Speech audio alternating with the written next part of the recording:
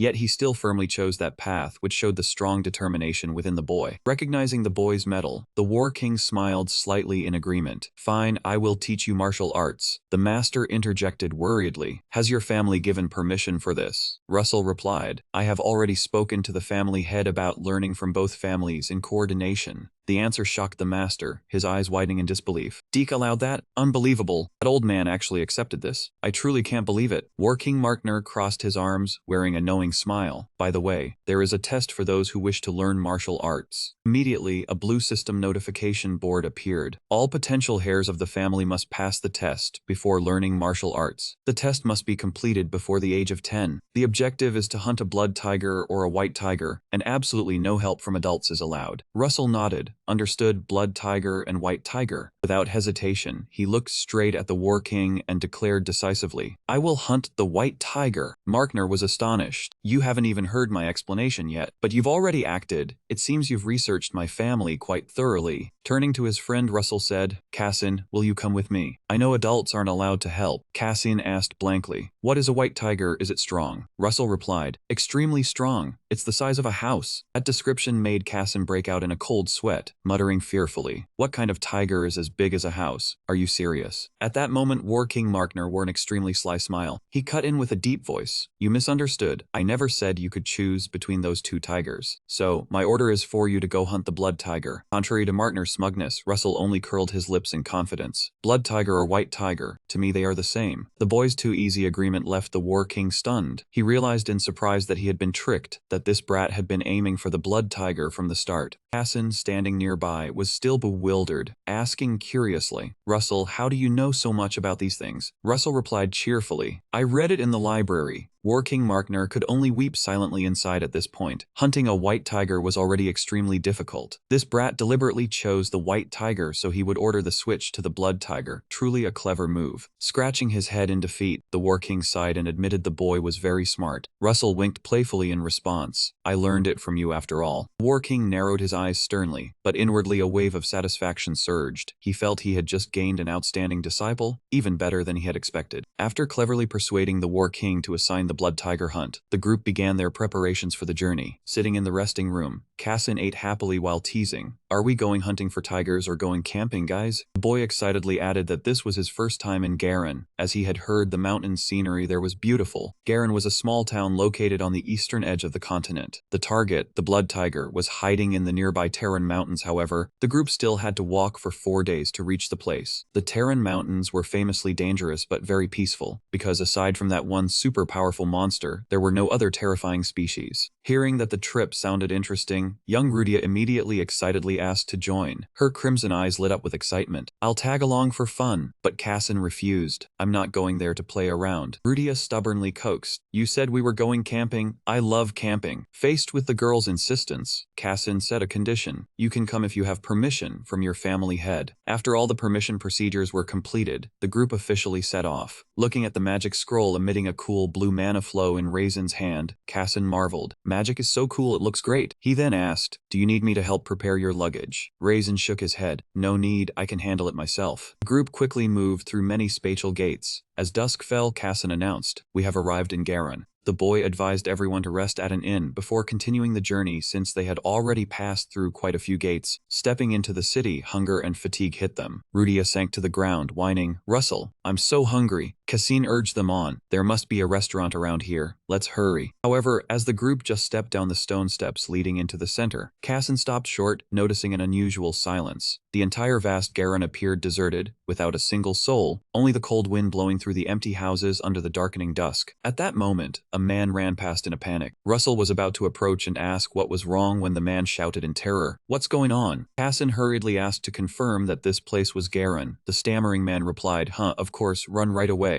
Standing here will only get you killed." Russell and Cassin's faces turned pale with shock, and they quickly evacuated. Before the two boys could understand what was happening, the man had already sprinted off frantically, only managing to shout back a terrifying warning that the bandits would show up. Cassin blankly wondered to himself, bandits. Meanwhile, the girl Rudia, being too hungry, had completely lost her spirit. She clutched Russell's clothes tightly, whimpering and complaining, "I'm starving to death, feed me." Russell could only sweat nervously, gently comforting his little friend. "Just try to hold on a little longer." He approached and knocked on the door of a wooden house by the roadside. Russell asked loudly if anyone was there, but there was no answer. Standing in the middle of the desolate, empty street from a high vantage point, Russell pondered deeply. "I don't think we came at the wrong time. I just never expected something like this to happen in Garrel territory. This place must have been a fairly peaceful city. What kind of robbery could wipe out an entire city like this?" Suddenly, a chilling murderous aura, sharp as a sword, it suddenly enveloped the entire space, causing Russell's eyes to widen in astonishment. Right in front of the three children, a giant monster with fiery red fur streaked with black and glowing white, menacing eyes slowly stepped out. It was a blood tiger, its deep, guttural growls shaking the very ground. Standing before this colossal creature, the group looked utterly tiny. However, Russell immediately noticed something unusual. This was definitely not a wild blood tiger, because there was a person nonchalantly sitting cross-legged, arrogantly perched on its head. Instantly, Russell activated his Heaven's Eye to inspect the opponent. Under the gaze of the Heaven's Eye, the identity of the tiger rider immediately appeared clearly. A man named K-Dung Tamer Class. Russell was extremely shocked, wondering why the hell this bastard was here. Although K-Dung was not a character extensively detailed in the original story, he still remembered him very clearly. He was the leader of Huang Thong, a notorious bandit gang, a formidable power beyond the control of the three great families. Russell realized with horror that the thriving Garrel city, now reduced to ruins and empty of people, was all the doing of this bandit leader. Looking down from above, K-Dung calmly crossed his arms and spoke with a contemptuous tone. "Who are you? Just a bunch of kids, right? Not worth my attention." Facing that arrogance, Russell remained composed and asked sternly, "Are you the bandit who threatened this village?" Hearing the question, Caden suddenly pointed a finger at his own face and burst into manic laughter. "Me, a bandit?" K-Dung's eyes suddenly narrowed dangerously, a sinister smile spreading across his face as he coldly declared, "I am not a bandit. I am just someone who enjoys hunting people." Caden's murderous declaration sent a chill down Russell's spine. He silently analyzed the grave situation. Even with Cassin here, if we fight Caden now, we'd only end up dead. To buy time, Russell calmly spoke up to ask, "So, are you trying to hunt us?" Russell continued to press with sharp logic, "I really don't know who gave you the right to hunt here. This is Girl. There should be 7 high-level swordsmen stationed here. So why would they let someone like you run rampant in this place?" Standing before the fiercely roaring blood tiger, Russell had a violent internal conflict, wondering if there was some secret agreement between the powers or if this was just the terrible luck his author privilege had inadvertently created. But there was no time to think. The giant blood tiger suddenly burst with a surge of red energy and charged straight forward. Russell only had time to shout a warning, "It's coming," then decisively drew his sword alongside Casson, preparing to receive the devastating attack. Just as the blood tiger lunged down from the wall, the system panel suddenly announced that uncertain luck had been fully comprehended, granting Russell the author's privilege. Gripped tight on the pen, Russell quickly overwrote the new setting into the notebook. "I'm rewriting the script. Let's see what you can do." The reason Caden could hunt as he pleased in Garen made the people very suspicious. Russell was confident this edit would work perfectly. Instantly, a massive magic circle blazed to life, enveloping the entire area. However, the blood tiger still roared fiercely and crazily charged straight at the three children, hacking the game, and it's still glitching, so frustrating. The blood tiger's speed was much faster than Russell had imagined. The lightning-fast attack created a powerful shockwave, sending Russell flying and crashing to the ground. He struggled to look up, sighing in relief to see that both Casson and Rudia were fortunately unharmed. Russell hurriedly called out, "Cass and Rudia, as you can see, that dangerous thing is a blood tiger. If we take a direct hit from it, we'll all die. However, it also has a characteristic trait of only running straight," and before Russell could finish explaining, the girl Rudia, too hungry to have any patience left, shouted, "I'm really hungry, fireball." Then she launched a massive blast of flames straight at the monster, much to everyone's astonishment. The girl's red eyes blazed with anger as she gathered her strength to fire a giant fireball while yelling to get rid of this tiger so she could go eat. The shot, carrying a terrifying amount of heat, flew straight towards the red blood tiger. However, the leader, K-Dung, only smirked with a sinister smile. The very next second, the giant blood tiger opened its gaping, blood-red maw and casually snapped up and swallowed Rudia's entire fireball into its belly, leaving everyone stunned. Witnessing his opponent's attack be rendered useless, K-Dung crossed his arms smugly, laughing, "A young mage, how amusing." He looked at the three children and made an arrogant offer, "Do you want to join Huang Thong? If so, I'll spare your lives." "What is Huang Thong?" K-Dung nonchalantly explained that Huang Thong are the ones who own these mountains. "So in short, you're just robbers." K-Dung chuckled lightly, "That's right, but robbing right away seems a bit uncouth. So what about my offer?" Not making him wait long, Casson decisively drew his blazing sword from its sheath, a surge of red murderous aura flaring up around him. The boy declared clearly, "I have not the slightest intention of joining a bunch of bandits. I swear on this sword, I will cut off the heads of bastards like you who threaten the villagers." K-Dung squinted dangerously, smirking as he retorted, "Still so cocky when you're about to die." In the tense, suffocating atmosphere hanging by a thread, Russell unexpectedly stepped forward to interrupt. "Hold on." The bandit leader was momentarily taken aback. Russell asked sternly, "Why don't you ask who we are? This is a situation where three small children are facing a blood tiger." Caden fell silent, pondering the sharp question. Seeing the opponent's reaction, Russell let out a confident smile. He thought to himself, the set value was placed correctly, the benefit of the author's privilege he had just written. It turned out, thanks to the author's privilege, Russell had seen through the entire truth of the matter.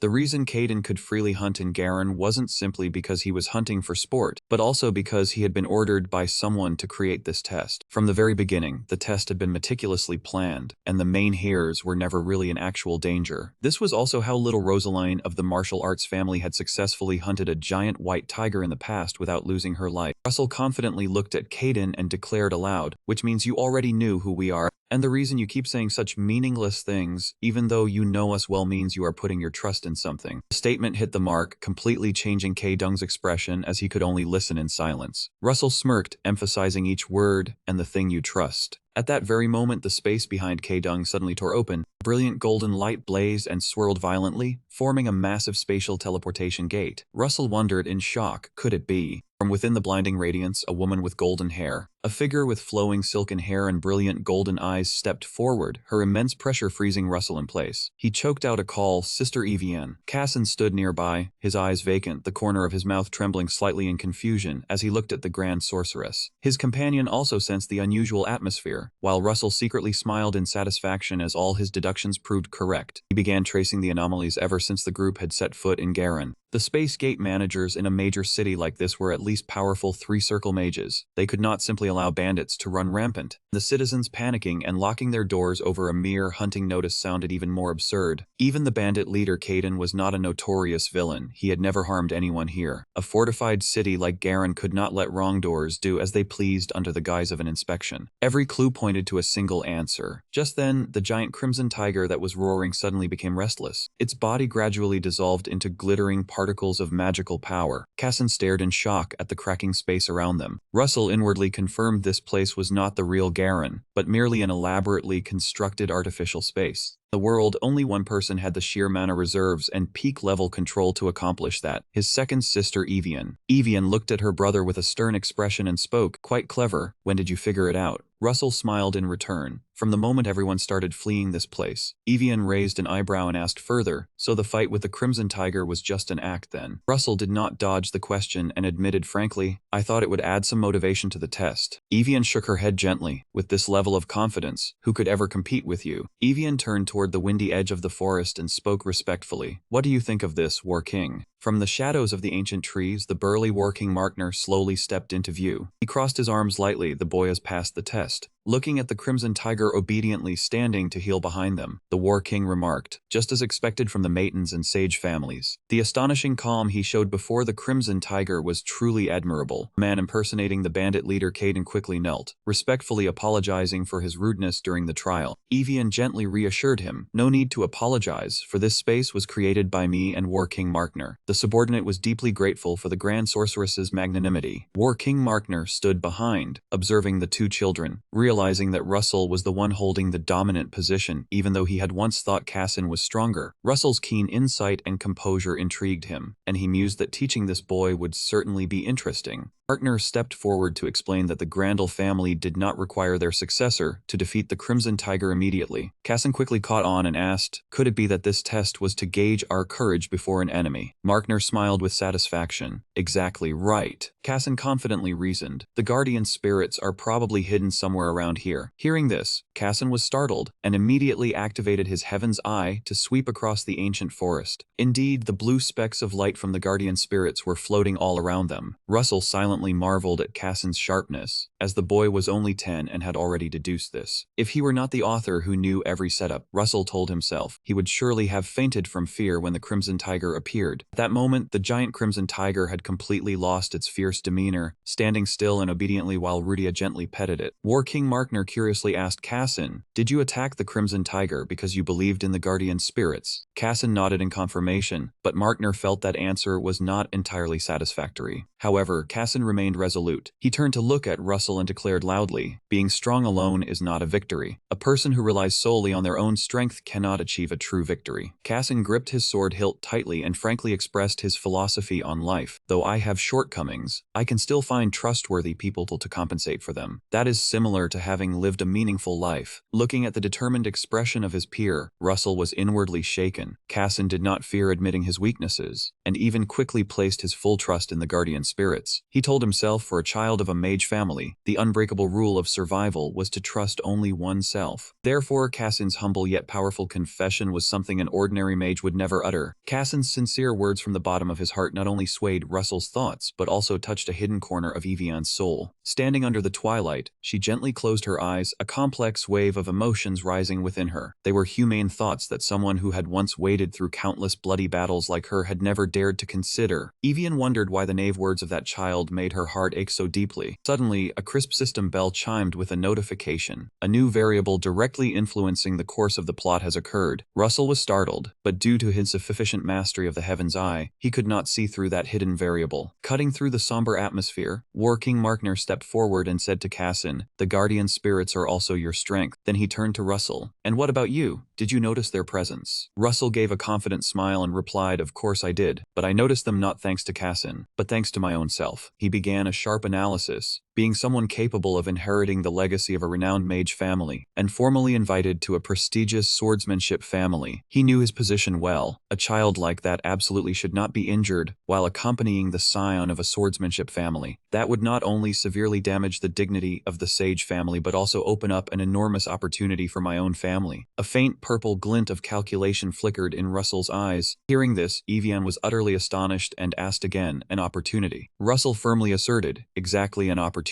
However, a great unease rose in Evian's heart, and she told herself that was nothing but a grave insult to the Maidens family. Her gaze turned stern as she challenged her brother, "Are you joking, calling such danger an opportunity?" Facing his sister's doubt, Russell calmly explained, "Because I am not you, I do not hold an important position like you do." Thinking about himself, Russell was fully aware of his place. Just recently, he had been considered useless trash, a person not worth the Maidens family's attention. Russell lowered his voice and continued, "If someone like that were to die in an unfortunate accident, accident. The Maitons family would only benefit from discarding a child they considered a festering sore. He declared the cruel truth. That accident could also be a pretext for the Maitons family to threaten the Sage family. The overly rational and cold analysis from her 10-year-old youngest brother completely shocked Evian. She stared at him in silence, a deep pang of sorrow rising in her heart. Why could Russell remain so terrifyingly calm when speaking such bitter words about his own family? A 10-year-old should not think about his family that way. Seeing his sister's serious expression, Russell quickly explained to dispel the oppressive atmosphere. Please don't misunderstand, I do not hate my family. I am only speaking from a rational perspective. Before he could finish his sentence, Evian stepped forward, pulled Russell into her arms, and held him tightly. His second sister's sudden action left Russell completely frozen in shock. Evian pressed her face against her brother's shoulder and whispered gently, Russell, the blood of the Maitons family still flows through your veins. It breaks my heart to hear such words from a child like you, and I wish the name of Maitons did not place such a heavy burden on your shoulders. Feeling the sincere warmth from his always cold sister, Russell's eyes softened slightly, and he murmured, "Thank you, sister." While the siblings shared a warm moment, Casson beside them suddenly stood still, his hands clenched and trembling violently. Russell thought to himself, has that kid short-circuited? Suddenly, Casson lifted his head. Russell, can I be your best friend? The sudden proposal left Russell bewildered as he asked back, huh? Casson seemed to have been deeply moved after witnessing everything. The boy declared with sincere solemnity, I can become more friendly. I will try to change. The male lead's excessive enthusiasm only made Russell break out in a cold sweat. Thinking helplessly, we're in the middle of tense drama. What is this guy doing? Right at that moment, Rudia suddenly rushed over and hugged Russell tightly, stammering, Master Russell, I'm hungry. The little girl spread her arms and laughed brightly, dispelling all the tension as she announced happily. The test is over, so we can go eat now, right? That's right, Rudia, we should get going. A few days later, at the Sage family estate, a rapid knocking broke the quiet atmosphere of the steam room. From within a bathtub full of rose petals, the warm voice of War King Markner echoed out, come in. Russell stepped into the room without hesitation. Seeing his middle-aged master relaxing in the bath, he made a direct proposal. I want to go to the Terran mountain range. Markner was slightly surprised. To Terran? Yes, I heard the scenery there is very beautiful. I want to see the real Terran, not the Terran created by magic. Going on a trip, are you, boy? Russell shook his head no. Markner pressed further. Then what do you want to do? I found a message in the city of the space that my sister created the other day. It's something my sister prepared for me. He thought to himself, clearly this was a lie. But as the author of this world, he could craft a plausible reason for himself. Markner asked curiously, so what is that thing? Russell calmly explained, I was only told it is something deep within the Terran mountain range. Even though it was an artificial space, I sensed a strange flow of magic. I think it's my sister's way of saying she has arranged something for me in Terran. Hearing this, Markner was utterly baffled, his brow furrowing. How is it that I know nothing of its existence? Even the master can be out of the loop sometimes. Russell smiled enigmatically and replied, the Maitons family has its own way of communicating. The answer made Markner break out in a cold sweat. The War King thought to himself, could they be using magic to converse? They truly were strange. Even so, he asked in a deep voice, is it all right to tell me this important matter? After all, I am your master? Russell raised 2 fingers, his voice full of confidence. There are 2 reasons why my sister communicates with me in such an odd way. First, she does it to keep secrets from Casson, who is considered my future rival. Markner nodded thoughtfully. Evian would indeed do such a thing. Carson continued his analysis. Second, she deliberately tests whether I can recognize the message. In this way, she has hit 2 birds with 1 stone. Markner pressed, so what is inside the Terrance mountain range? Russell replied, I will know when I see it with my own eyes, but she has hinted at part of the location. Markner asked directly, so where is it? At that moment, Russell's eyes blazed with the violet light of the Saint's eye. He thought to himself he knew exactly where that place was, an invaluable opportunity for the Sage family in the main storyline, where the 1,000-year dragon armor was hidden. If he could get Markner to come along, the risks would drop to the lowest level. It lay near Dragon Head Peak, one of the 108 mountains of the 108 mountain range. The name Dragonhead Peak made Markner's eyes contract in shock. He was startled, thinking to himself, Dragonhead Peak? Noticing his master's unusual reaction, Russell asked curiously, is something troubling you? Markner quickly regained his calm demeanor. Nothing, I just have some pleasant memories there. Russell called out wearily, Master, we've gone through so many space gates that I feel nauseous. Can we rest here for a day? Markner coldly turned his head to refuse. No. Time is money, don't you know? Russell grimaced. I know it takes 3 days of walking to reach Dragonhead Peak. Markner raised an eyebrow. What are you saying? 1 day is enough. His master's domineering declaration left Russell dumbfounded. What? You fly while I have to walk? Markner casually walked on, dropping a cold threat. If you don't hurry up, I'll leave you behind. Russell panicked and chased after him. Take me with with you. Markner glanced back slightly. If you can't even catch up to this old, frail man, what do you expect to achieve? Backed into a corner, Russell shouted in grievance. I'm a mage, Markner casually suggested, then used teleportation. Russell could only break out in a cold sweat. How can a second circle mage use teleportation? If you can't do it, then you have to crawl. With that, he decisively strode off, leaving Russell behind. Russell could only call out helplessly, Master. The truly grueling journey began. Russell gasped for breath, drenched in sweat as if he had taken a bath. Running out of breath, he cursed inwardly, You're insane, this is a death march, not a pilgrimage. His stamina depleted,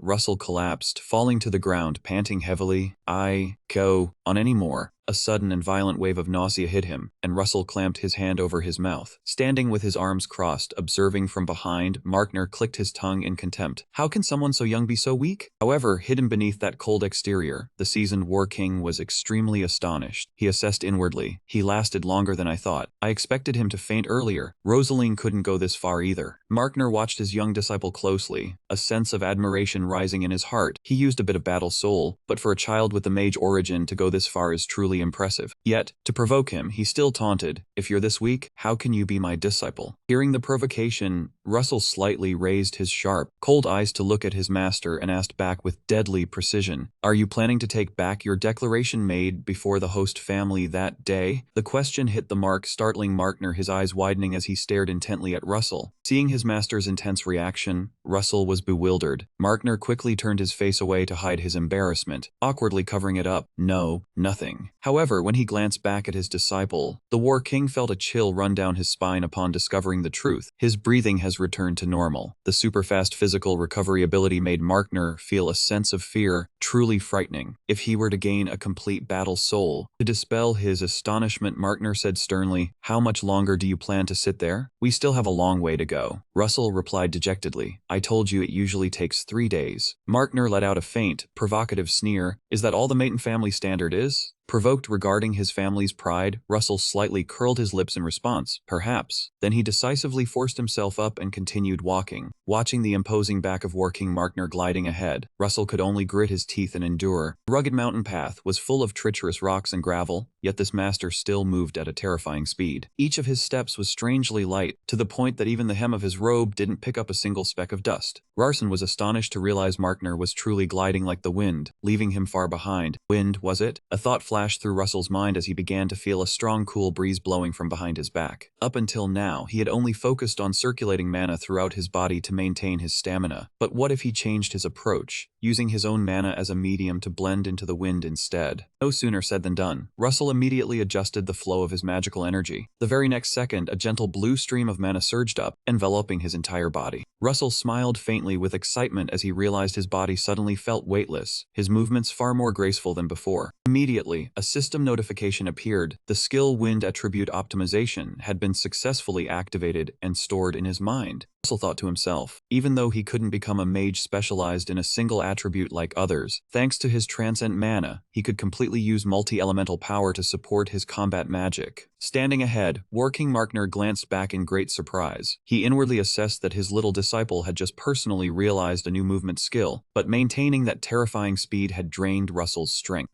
In the middle of a night forest shimmering with the light of magical butterflies, he gasped for breath, sweat pouring down as if he had been drenched, realizing he had used up all the mana in the Transcendent Grail. The soul of the chalice in his heart also drooped and complained bitterly about its depleted energy. Unable to endure any longer, Russell trembled and collapsed. He barely managed to utter a final groan to his master before completely losing consciousness. Looking at the 10-year-old child lying unconscious, the seasoned War King couldn't help but be horrified, wondering how a mage could travel continuously on foot for 100 km in just 50 short minutes, like a true monster. War King Markner sighed softly and muttered to himself, he's asleep now. The road is still ahead. If he can't take it, then so be it. It's because weak. That was how he and his older brother had learned in the past. The veteran master quietly reminisced about his own time at age 10. A 10-year-old child could travel continuously on foot for 100 km in just 50 minutes. A horrifying feat that neither Markner nor his older brother, the young family head, could absolutely never accomplish. Next morning, when the first rays of sunlight had just appeared, Russell was still half asleep when he suddenly felt his body being dragged roughly along the ground. He started awake, cracked his eyes open, and screamed in horror, Master, what the hell are you doing? It turned out that the burly Master Markner was calmly holding one of his disciples' legs and dragging him along like a sack of rice. Hearing his disciples shout, Markner calmly let go, brushed off the dust, and frowned with a look of endurance. "This frail body of yours, I carried you the whole way." Seeing Esther's sturdy, guardian-like physique claiming to be weak, Russell could only stay silent.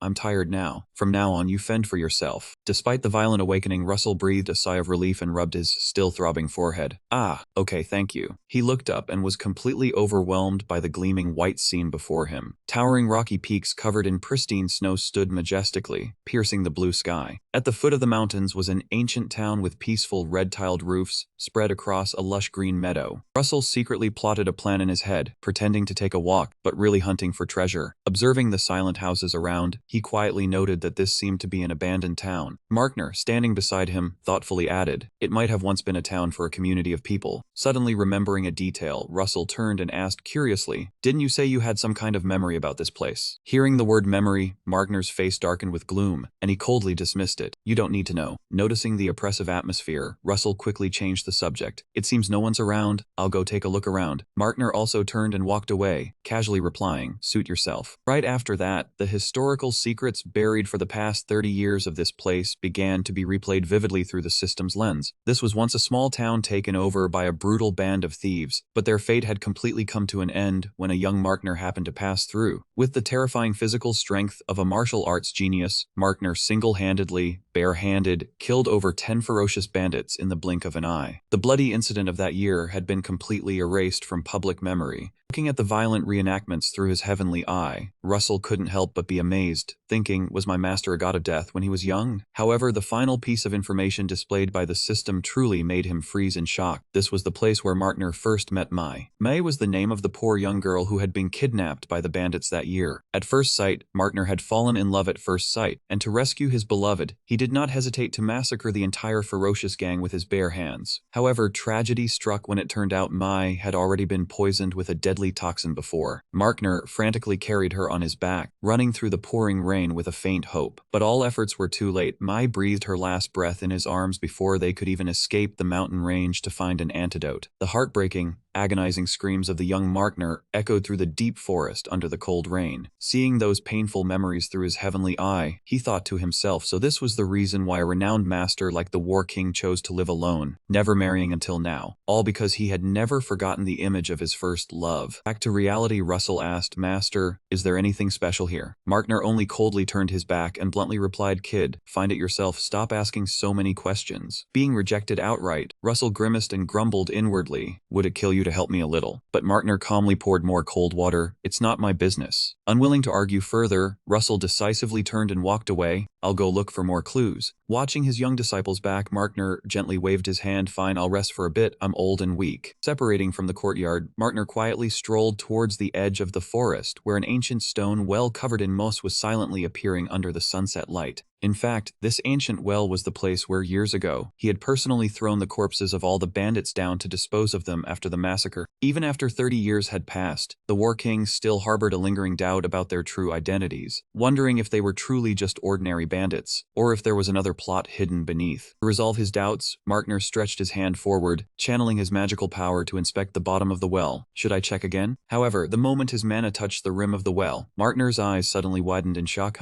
Impossible. Looking down into the empty well, he was horrified to realize that all the dried bones of the bandits that should have been down there had completely vanished without a trace. Someone had quietly cleaned them all out. But what was the purpose of this? Suddenly, a strange purple-red protective barrier ring blazed up violently, surrounding the well's mouth, blocking any entry from the outside. Witnessing this strange phenomenon, the War King's lips curled into a malicious smile. "Very well, you've shown your tail now." Markner's entire body erupted with violent purple mana, thunder crackling deafeningly around him as he stood with his arms crossed before the well that was now glowing with the barrier. The presence of a special protective barrier set up in this remote place proved that the matter at Long Mountain's head was far from simple. Without a moment's hesitation, Markner immediately channeled a blazing red flame energy into his fist, ready to solve the problem with brute force. "I don't know what this barrier is for, but just smashing it will do." However, just as he was about to strike, Russell's sudden call from behind made the War King jump. Master, what's there? Markner hurriedly withdrew his magical power, turned his head, and stammered awkwardly. Oh, nothing. Contrary to his master's flustered look, Russell curled his lips into a smug smile, saw it. The keen eye of his heavenly eye immediately allowed him to see through the hidden secret. It was the Blood Covenant, the place guarding the legendary thousand-year dragon casket. The system quickly analyzed that the well had a sinister, dark barrier spell. The Blood Covenant had been activated due to the effects of this high-level barrier. Russell was inwardly amazed.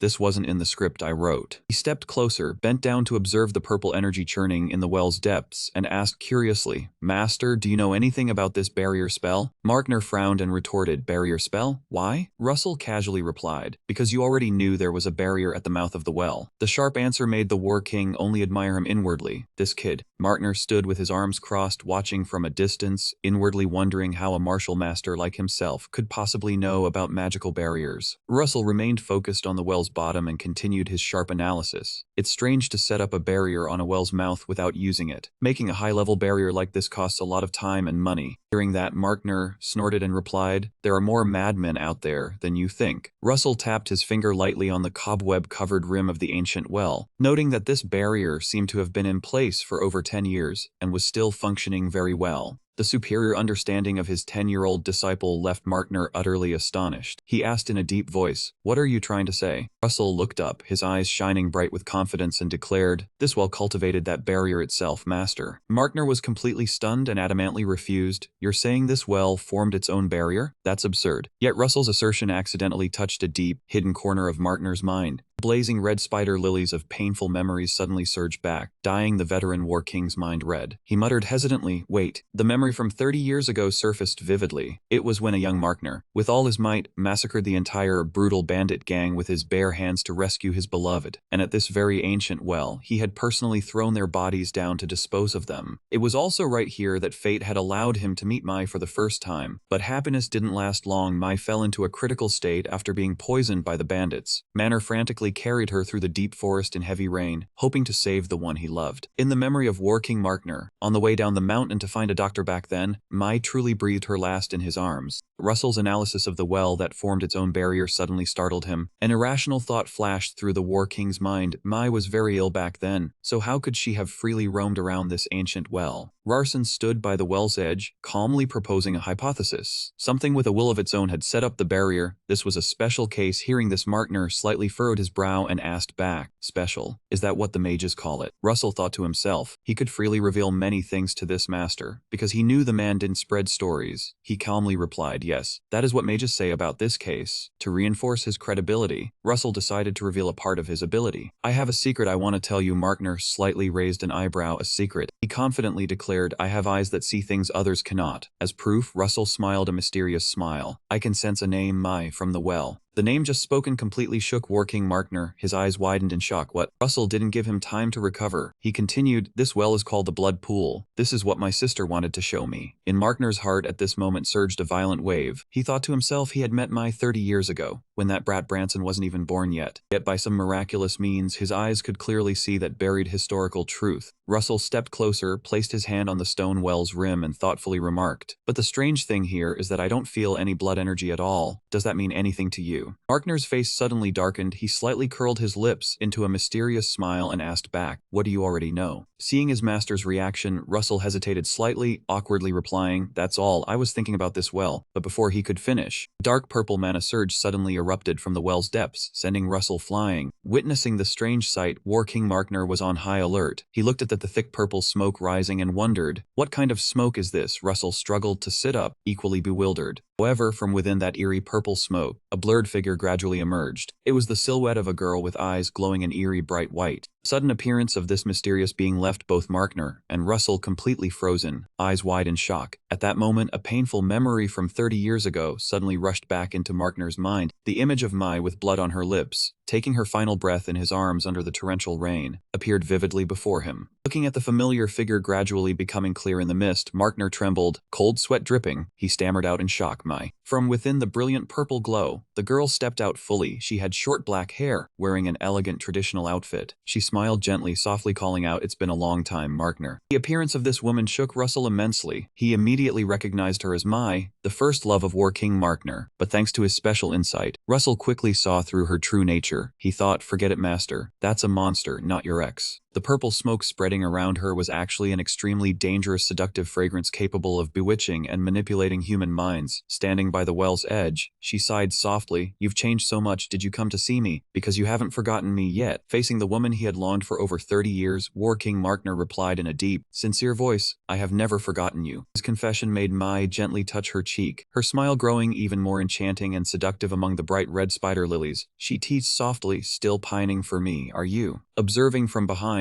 Russell inwardly marveled at this deep affection. He understood that first love is always the most unforgettable and deeply engraved thing for anyone, and Markner was no exception. However, the romantic atmosphere suddenly turned stifling as Mai tilted her head and asked, "What do you mean?" War King Markner looked straight at the girl before him, dropping a cold answer that shattered the illusion. "I think about when you died." Markner continued in a low voice, his words suffocating the air around them. "It has weighed on my mind all this time, but now I can let that burden go." Hearing this, Mai's expression subtly changed, but she quickly regained her allure. She glided closer, leaning in and whispering seductively, "Markner, it's been so long. Why don't we get a little closer?" Mai continued to pour sweet words into the War King's ear. "Be like we were back then, when we were children. But now you're more mature and more charming. It's wonderful that we meet again." But at that very moment, Markner suddenly called out loudly, "Branson." Hearing the call, Russell jumped in surprise and replied, "Yes." The very next second, Mai's eyes widened in horror as she screamed in agony. Markner coldly ordered his student to watch out. His iron hand decisively tightened around Mai's neck and brutally lifted her into the air. Caught off guard by the chokehold, Mai's eyes bulged with fury. "What are you doing?" Markner remained calm, calmly declaring, "This is the first lesson I teach you. This woman is a demon or a ghost." He looked straight at the struggling being before him and continued explaining, "There are two ways to hunt demons. First is with enough physical damage to kill it, or using battle spirit mana or other energy to kill it." Completely restrained, Mai snarled in resentment, "Markner, I'm surprised.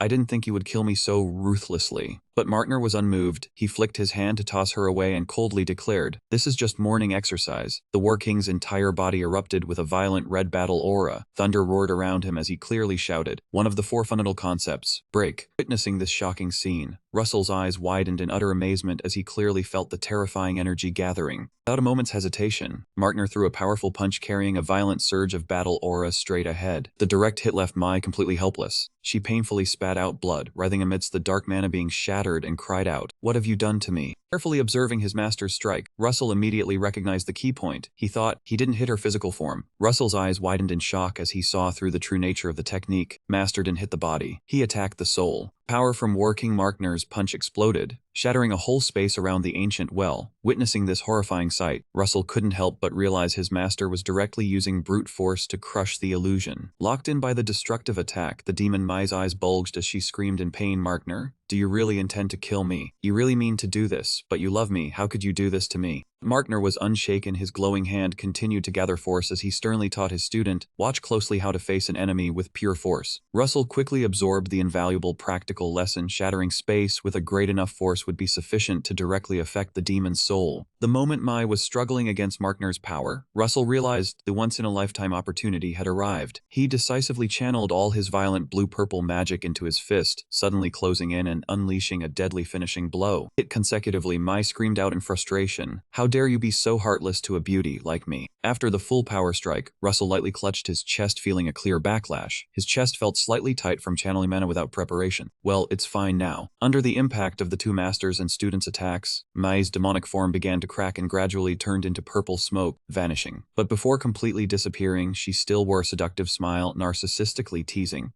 "This must be a competition between two men. Are you both trying to kill me because only one can have me?" Markner nodded approvingly at the dissipating purple smoke, praising his young student for a job well done. Russell humbly replied that it was thanks to his teacher's excellent instruction. Immediately after, the mischievous brat slyly taunted, asking why his teacher didn't use that move to send her off from the very beginning. Seeing Markner freeze, the 10-year-old boy confidently asserted that his teacher couldn't bear to kill her because he still had feelings for her. The joke infuriated the War King. Markner, enraged, delivered a swift, heaven-sent knock on the head that left Russell dazed, his vision going dark. The boy clutched his head and yelped in pain, complaining that he hadn't even had time to activate his firm will before being hit. Markner crossed his arms, turned, and walked away, a faint, satisfied smile on his face, acknowledging that this kid was indeed quite clever. Russell, still writhing in pain, yelled out, reproaching his master for being so cruel to his own disciple. Markner made a promise to teach him something else next time. Suddenly, Russell asked seriously if his teacher planned to teach him how to conceal these eyes. Markner showed no reaction, calmly asking in return what made him think he would do that. Russell explained that the other members of the clan might become envious of him. Looking at his young student's serious expression, Markner felt confused, wondering how the boy could trust him so much. Standing at the edge of the ancient well, the seasoned war king couldn't help but marvel, wondering how an exceptional mutant like Russell could be born from the Maiden Mage family. Markner peered into the pitch-black well before asking if Evian had prepared this place for him. Russell nodded in confirmation. Even though he had personally written this setting, facing reality, Russell still pondered that an artificial dungeon was essentially a virtual space created by a mage for a specific purpose. Russell analyzed that this was a natural dungeon, but Evian had altered it in some way. Markner shrugged and commented that it sounded like the personality of a mage. He yawned lazily, criticizing his second sister's theatrical personality, wondering why she always had to complicate everything. Russell smiled to himself, thinking she didn't intend to kill him, but there might be something waiting, like a guardian perhaps. Standing by the well's edge, Markner nodded and wished him good luck. Without a moment's hesitation, Russell turned and jumped straight down into the deep, gaping pit. Wind whistled past his ears as he plummeted. Russell silently judged that this was indeed a true death hole. In that instant, Pang Huang was startled into self-examination, suddenly realizing something. The bandits he remembered killing only existed in his imagination. All of it manipulated memories. How had he not noticed? And even a powerful demon like him couldn't sense it. If Evian were here, she wouldn't have let that thing get past her. While falling, a blue system panel suddenly appeared before Russell's eyes, notifying him that the set character, the Destroyer, was beginning to doubt this world's capabilities. Russell was startled to realize the one doubting was Markner himself. The system continued to warn that he was suspicious of the deficiency in the abilities. The system further reported that the abilities had been partially degraded. Russell's face changed, panicking as he wondered if it was a setting error again. He hastily pulled out the setting book mid-air, anxiously exclaiming that this was a serious error. The page appeared stating that after Markner had visited this blood well, over 30 years had passed without anyone rediscovering it. Russell quickly deduced the cause. In the original story, the one who found this well was Cassin, not the explorers from the Demon Hunter Guild. He needed to fix it himself to patch this hole. Russell decisively added to the setting book that only those possessing the clairvoyant eye could see through the disguise. Instantly, a blue light flared along with a system notification stating that the deficiency in the abilities had been partially filled. Russell thought to himself, wondering if he might receive a bit more information this time. He landed safely at the bottom of the deep well. The system panel glowed bright, notifying that his current location was the forgotten thousand-year lair of dragons. Breaking the silence, Markner spoke up to call his student. Russell turned his head slightly to respond. Markner, arms crossed, bluntly asked why he wasn't using magic. The unexpected question startled Russell, making him break out in a cold sweat. Markner continued, meaning why he wasn't using spells to probe or investigate. Russell sighed and explained that he was only a second circle mage. His mana wasn't enough for high-level spells. Markner, skeptical, recalled that the spell required 3 circles, but Russell's mana was already near the 3rd circle. A mere 10-year-old child with such a massive mana source should have met with disaster long ago, yet he was still alive and healthy, truly a flawed product of creation. Markner, deep in thought, suggested they check for any danger nearby. Russell brushed it off confidently, saying his sister wouldn't give a test beyond his abilities. Markner retorted, but why didn't he light a flame? Can't even a first circle mage do that? Russell raised his finger, lighting a small flame to guide the way, explaining that one shouldn't use unnecessary mana in a dungeon. Markner could only sigh at the caution of this old soul in a young body. Two continued deeper inside.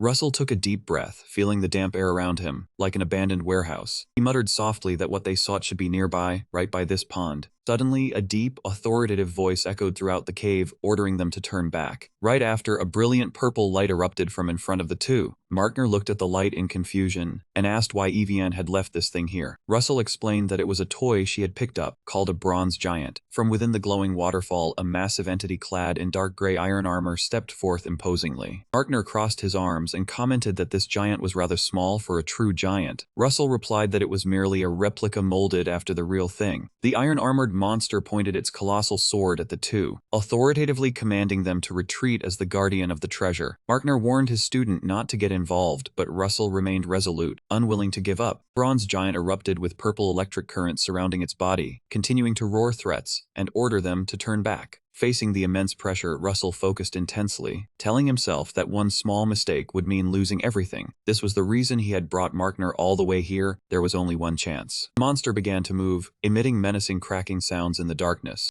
Recalling from his memories, in the original story the protagonist Cassin had been severely injured and nearly lost his life from the bronze giant's very first blow. Its power was absolutely terrifying. However, Russell's purple eyes blazed with confidence. He told himself he wasn't stupid enough to be taken down so easily. Russell decisively stepped into the water, declaring clearly, "Alright, let's fight." A surge of blue mana erupted, enveloping his entire body. "I will take you down with a single blow." Yet, just as he finished speaking, the colossal bronze giant began to move. Its eyes blazed with a dangerous purple hue, and its massive sword suddenly erupted with fierce orange-yellow flames. Witnessing the sudden change, Russell narrowed his eyes warily. Seems like things are about to get interesting. The ferocious flames from the colossal sword exploded with immense power. A scorching heat hit him, causing him to cry out in pain from the intensity. A large portion of his back was scorched away by the terrifying heat. However, Russell quickly regained his composure, gritting his teeth and telling himself that this level of pain was nothing compared to what Cassin had to endure in the original story. In the novel he himself had written, the protagonist Cassin could still wield his sword and fight on tenaciously despite having suffered extremely severe wounds. This was his only chance. Watching the bronze giant continue to swing its sword in relentless attacks, Russell focused with utmost intensity, channeling the flow of wind and lightning mana around his body. He recalled that in the original story, Cassin had directly charged into a head-on clash with the bronze giant, fully aware of his own current strength. Russell understood that he could never win if he chose to engage in a reckless frontal confrontation with this iron monster, so he was forced to activate his slippery eel mode to bend the rules. Russell thought to himself that he just needed to keep dodging slightly to look for an opening.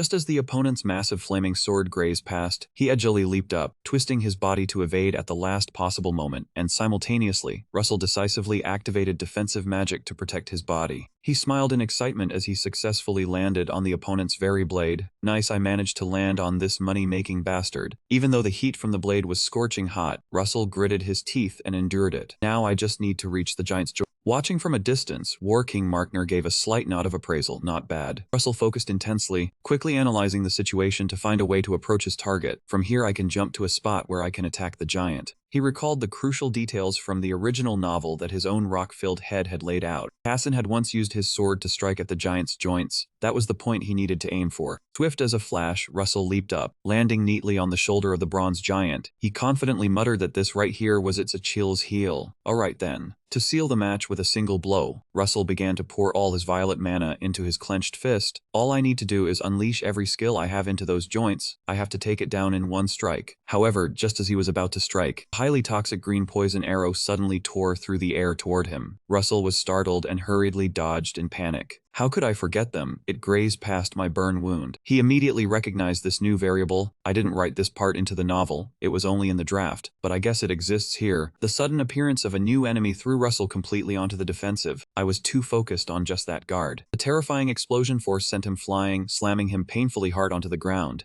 This isn't as easy as I thought." Witnessing his disciple falling into danger, War King Markner from his high vantage point pursed his lips slightly. This reckless little brat. Not giving the monster a chance to give chase, Markner decisively struck out with his hand. A terrifying surge of power exploded and instantly blew off one arm of the bronze guardian giant. In that brief moment hanging by a thread, Russell quickly concentrated all his combat strength and mana into a single fist. His fist, glowing brightly with mana, was thrown decisively, directly deflecting the trajectory of the bronze giant's dangerous massive sword. However, the overwhelming force from the iron monster was still too terrifying. The shockwave from the impact sent Russell flying back, causing him to collapse to the ground coughing harshly. "Master, please help me out here." He thought to himself that he had originally intended to try out his new skill, to find a chance to turn the tide. But reality was too cruel as mastering it instantly was impossible. Looking at the giant monster slowly approaching, War King Markner couldn't help but mock. "So many weak enemies and you had to struggle like that. It's because of that sudden change earlier that I've used up all my mana." Markner scoffed disdainfully. "Weak." However, he also curled his lips in approval. "Fine, you've shown me an excellent fight, so I'll put on a little show for you." With that, Markner decisively stepped forward forward, his entire body bursting with a blazing red battle aura that burned fiercely like scorching fire. Seeing the transformation of his master, Russell's eyes widened in shock as he blurted out, "That is." From behind Markner, a massive, imposing entity suddenly materialized. Russell was stunned to realize the battle soul of Master Markner that he had seen before. It is even stronger than last time. The tremendous pressure emanating from the battle's soul caused the entire cavern to tremble violently. Facing the giant bronze golem that was roaring, Markner's face darkened, his eyes blazing with killing intent as he coldly declared, "Collapse." The very next second, a stream of blazing red energy exploded like a bomb, scorching and utterly crushing the bronze golem and a corner of the cave into dust. Russell sat slumped on the ground, frozen for a full 5 seconds, as he watched the magnificent scene of destruction before him. He realized this was the highest level of the word of command, and he couldn't help but wonder if this was what the system meant when it said the words of the Supreme Being contained immense power, and whether he himself could survive in a world full of such monsters. His body was racked with exhaustion, causing Russell to stumble and gasp for breath, while Markner merely turned his back coldly and told him to keep moving. At the same time, under the night sky brightly lit by the full moon, 2 dark figures were desperately gliding at terrifying speed through the dense forest. They were Hera and the young attendant Hampton. The continuous running had left Hampton breathless, and the boy begged Hera to let him rest for a moment. Hera glanced at him and teased him, asking how he could call himself the young master's shadow when he was so weak. Hampton blushed and protested that he wasn't weak, it was just that Hera was too strong. Suddenly, Hera stopped decisively. She remembered the secret order Russell had given her 2 nights prior when he was lying in bed and instructed her to depart 2 days after him to reach the head of Long Mountain,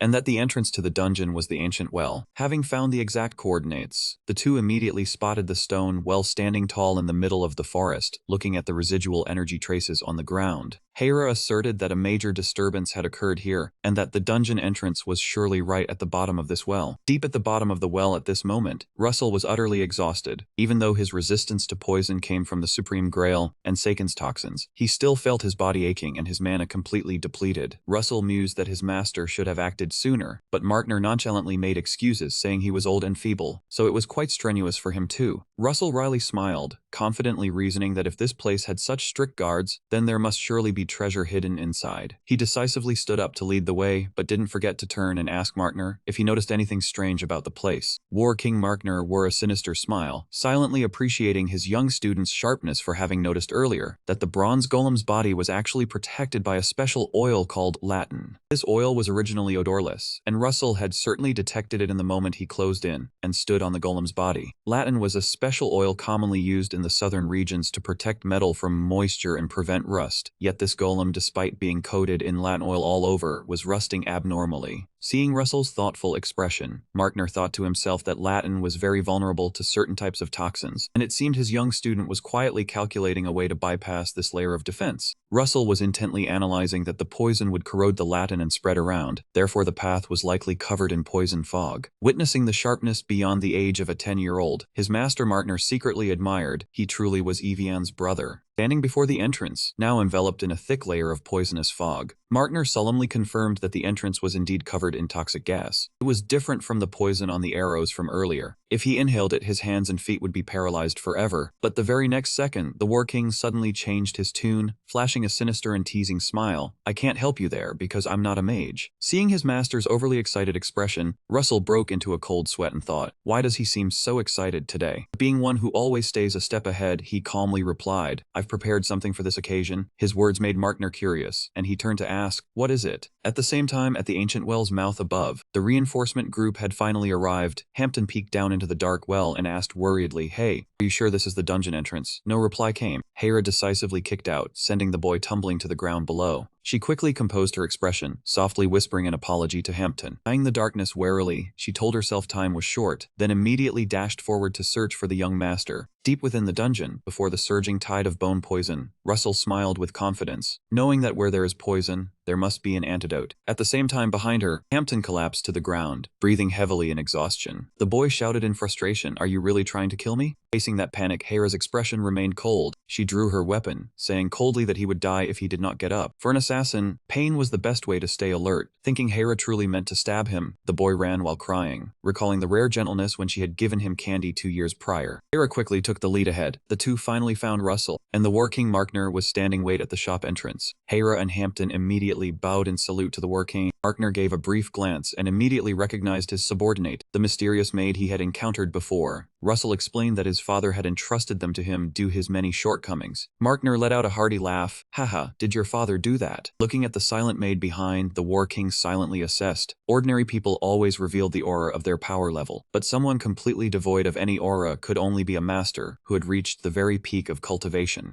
Markner remarked in a low voice, "You are the best assassin I have ever seen." Hera replied calmly, "The assassins you met must have all retired. I have to be the best." Markner nodded in approval, saying she was modest. Hera continued, "An assassin with too much ego was bound to die, so she considered it caution." Suddenly turning to Hampton, Markner asked, "Do you have poison on you?" The young attendant stammered in fright, "Yes, sir." Seeing Hampton trembling in fear, Markner clicked his tongue and teased, "Is that so? It is nothing. What is your plan to protect the young master, when you are as scared as a cat?" Hampton could only hang his head in silent endurance. Observing Hampton grinding medicine on the ground, Markner remarked softly, "Is that your plan?" Then curiously asked if the boy would remove that poison. Hampton replied honestly while grinding, "I cannot cure the poison, but I can create a temporary antidote to protect the young master's body." Russell stepped forward, placing his hand on the boy's head, softly calling Hampton. The boy quickly answered, "Yes, young master." Russell smiled warmly. "Thank you, you have done things the right way." The praise moved Hampton, his eyes shining bright. "Of course, young master, I fear nothing when I am by your side." Hampton presented the glowing black pill, instructing the young master to hold it in his mouth to resist most of the poison. Russell took it, curiously asking if swallowing it would render it ineffective. Hampton started and waved his hands. "Ah yes, you cannot swallow it." Russell narrowed his eyes slightly, recalling the old settings.